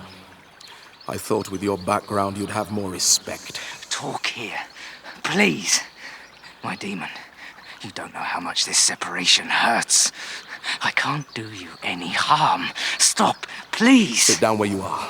Not a step closer. What do you want? I want to kill you, but I haven't the strength. But you are an angel. What does it matter? You've made a mistake. We're on the same side. I know whose side you're on. No, don't move. Stay there. It's not too late to repent. Even rebel angels are allowed to do that. Let me hear your confession. Oh, Baruch, help me. Father Gomez leaps. He hurls himself hard at me, expecting much more resistance than he meets. His momentum carries him down to the stream. Father Gomez falls and cracks his head against a stone. He's stunned. He chokes with his face in the stream. He tries feebly to rise. The demon stings my eyes and mouth, and I use all the little strength I have to hold the man's head down in the water, and I keep it there. And the demon vanishes. Baruch. My dear Baruch, I can do no more. Will and Lyra are safe, and everything shall be well. All manner of things shall be well. Baruch, my beloved. Mary, the dust, it's different. I'll have to look through the Amber Spyglass to see it. Yes, the dust isn't flowing away anymore. It's falling, like snowflakes. Oh, the flowers on the wheel trees, they'll be pollinated. No more bad harvests. Here's Lyra and Will. Mary, they seem to be made of living gold. The dust from the stars has found a living home again, because these young people are saturated with love for each other. It is night time, and the two demons move through the silent Mulefa village, padding in and out of the shadows in cat form, pausing outside Mary Malone's open door, peering inside, then slipping back into the night. They walk towards the tree where the two children are fast asleep in each other's arms, and they touch them. Will's demon gently cleaning his fast healing hand, and Pantalaimon lifting the hair from Lyra's face. They hear a sound behind them, and immediately become wolves, baring their teeth, menace in their every line. A woman stands outlined by the moon. Come with me. Serafina Pekkala! Shh. Change into birds and fly to where we can talk. Come up into this tree.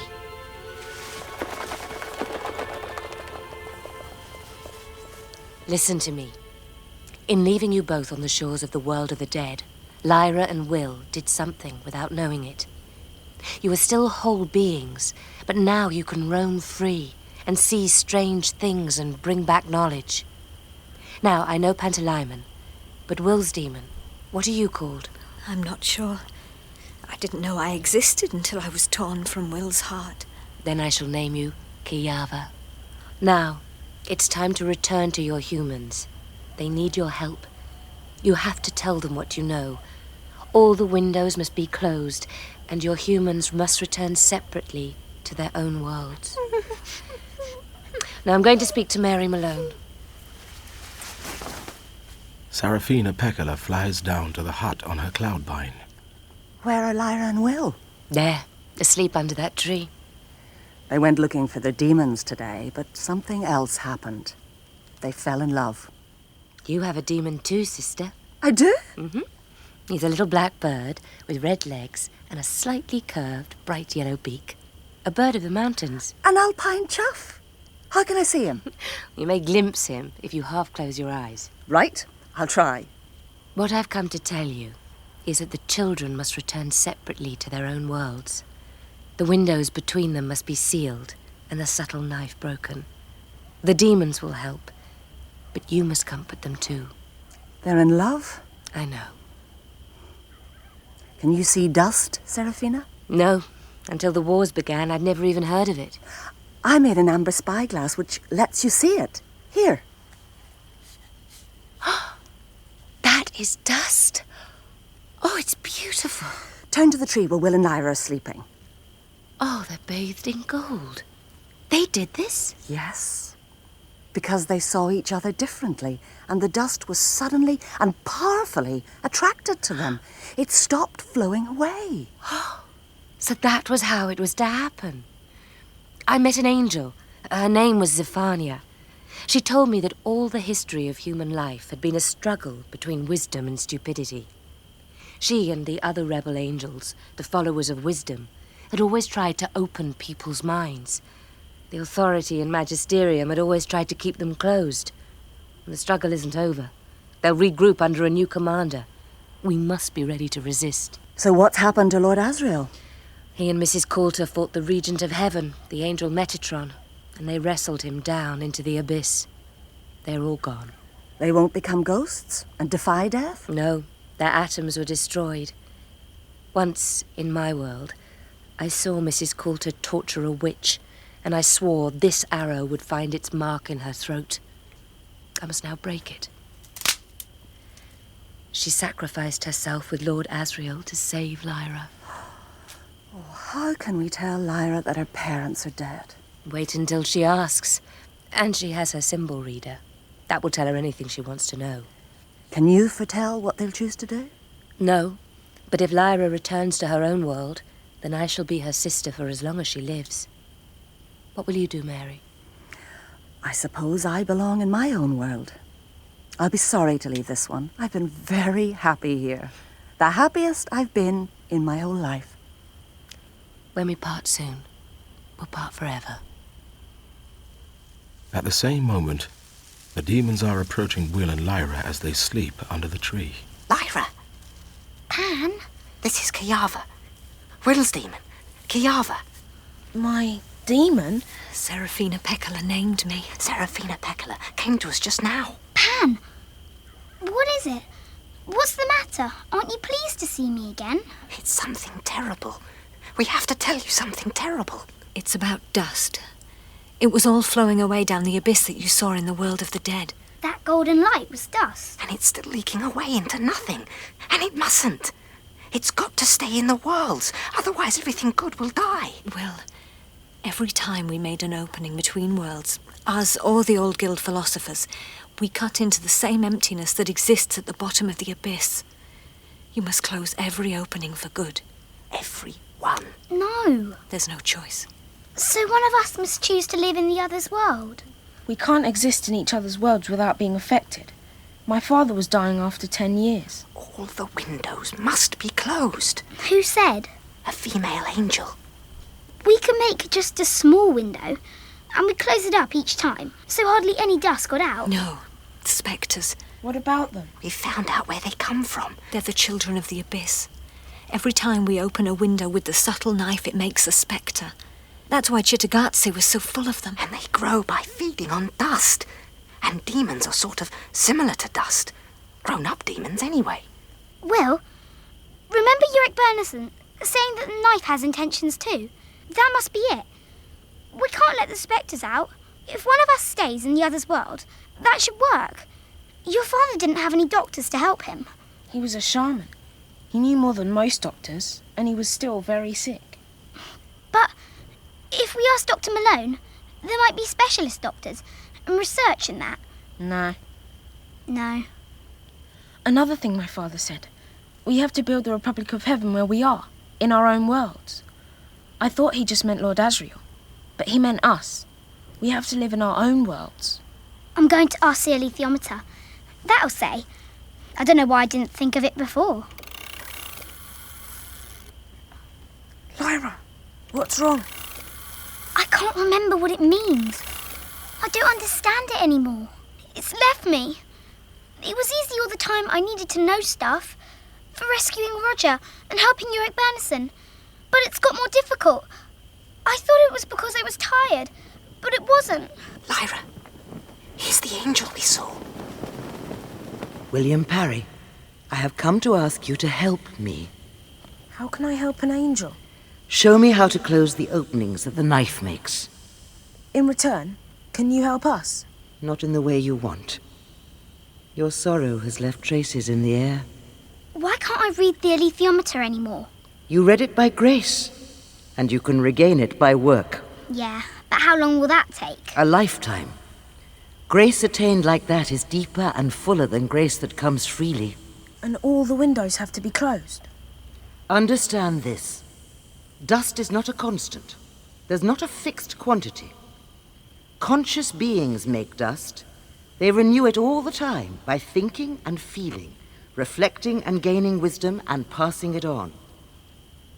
And if you help everyone else in your worlds to do that, then they will renew enough dust to replace what is lost through one single window. So there could be one left open? Yes. We can't, Will. We have to leave one open for the dead. We're going to be alone. I've always been alone, till now. And I have to give everything up. Everything? Why should I? Will. All right. I'll show you how to close a window. But I'll have to open one first. Are there many windows to close? Thousands. And there's also the terrible abyss made by the bomb and the great opening that Lord Asriel created. Can you feel the edge in the air? Yes. That's what has to be pinched shut. Tomorrow you must cut your way through to your worlds, then close them forever. Then you must break the knife, gather the pieces, and guard them. Will, I want to live with you forever. I know that. I'll always love you. And when I find my way out of the world of the dead, I'll find you. We'll live on in birds and clouds. And when they want to use our atoms to make a new life, they won't be able to take just one. They'll have to take two. One from each of us. We'll be joined so tight. Do you remember in Cittàgazze? I'd never seen a demon before. And then he spoke. I liked you immediately. I liked you first. No, you didn't. Oh, look at our demons. They're different. Pan, are you fixed now? Is this what you're always going to be? Yes. I'm a pine marten. And I'm a cat. A lustrous larger than normal cat. A new mood has taken hold of Will. He moves his hand from Lyra's wrist and strokes the red gold of Pantalaimmon's fur. Lyra gasps. Her surprise is mixed with pleasure, like the feeling when she'd put the fruit to his lips.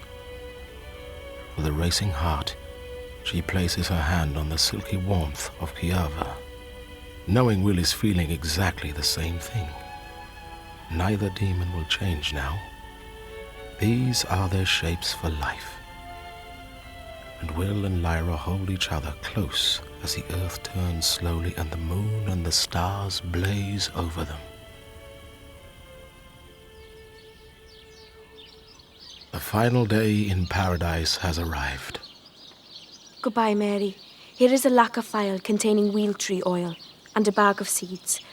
Oh, don't forget me, Mary. Never. I never forget you and the kindness of your people, Atal. Now, we must leave and find the window to take us back to Cittàgazze. Thank you. Goodbye. Here's the window. Lyra, Will, are you ready to go through? Yeah, I suppose so. Serafina, are the spectres still there? No, don't worry. Zephania has destroyed them. Right. Goodbye, world of the Mulefa. I'll seal this. Can I come a little way into Will's Oxford with him? Yes, but only for a short time. There's something I have to do. Lyra, there's our cafe. Wonder why we both chose it in the first place. That fizzy drink went up my nose. And you didn't know what a fridge was. And there's the window into my Oxford. When I left, it was guarded by police on the other side. It still is. I'll seal it up, then cut through further along. That'll surprise the constabulary the next time they look. Now, I'll walk a few paces. Mary, do you know where this is? It's North Oxford. I want to go to the Botanic Garden. Is that all right, Serafina? Yes. Let's all go through. It is the rush hour on the high street. But as they turn down the steps opposite Magdalen College, towards the gate of the Botanic Garden, Will and Lyra are completely alone. Will, I used to come here, in my Oxford, and sit on this exact bench, whenever I wanted to be alone. Just me and Pan. What I thought was that if you, maybe just once a year, if we could come here at the same time, on Midsummer's Day, at noon, as long as we live. And later, if we meet someone we like, and if we marry them, we mustn't make comparisons all the time, but just keep coming here, once a year. Lyra. Will, my love, it's time. Lyra, being cheerful starts now. Yeah. We'll never be apart. Not really. I love you.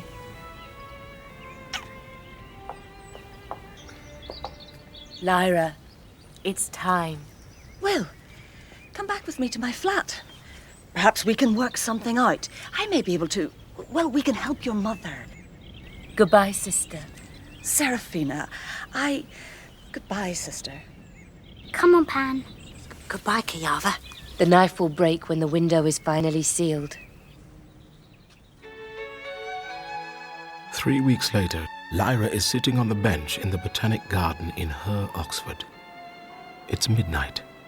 The master has given Lyra her own key to the garden door so she can come and go as she pleases. Pan revels in showing off his ability to climb trees and slink secretly through the shrubs and plants. Pan? What? Will's father said the kingdom of heaven was over. But he said we had to build something in its place. That's why we need our full lives. We would have gone with Will and Kiava, wouldn't we? Yes. Or they would have come with us. But we couldn't do what Will's father told us we must. Not if we put ourselves first. We had to come back, Lyra. On our own. Somehow. We have to build the Republic of Heaven here. And they shall.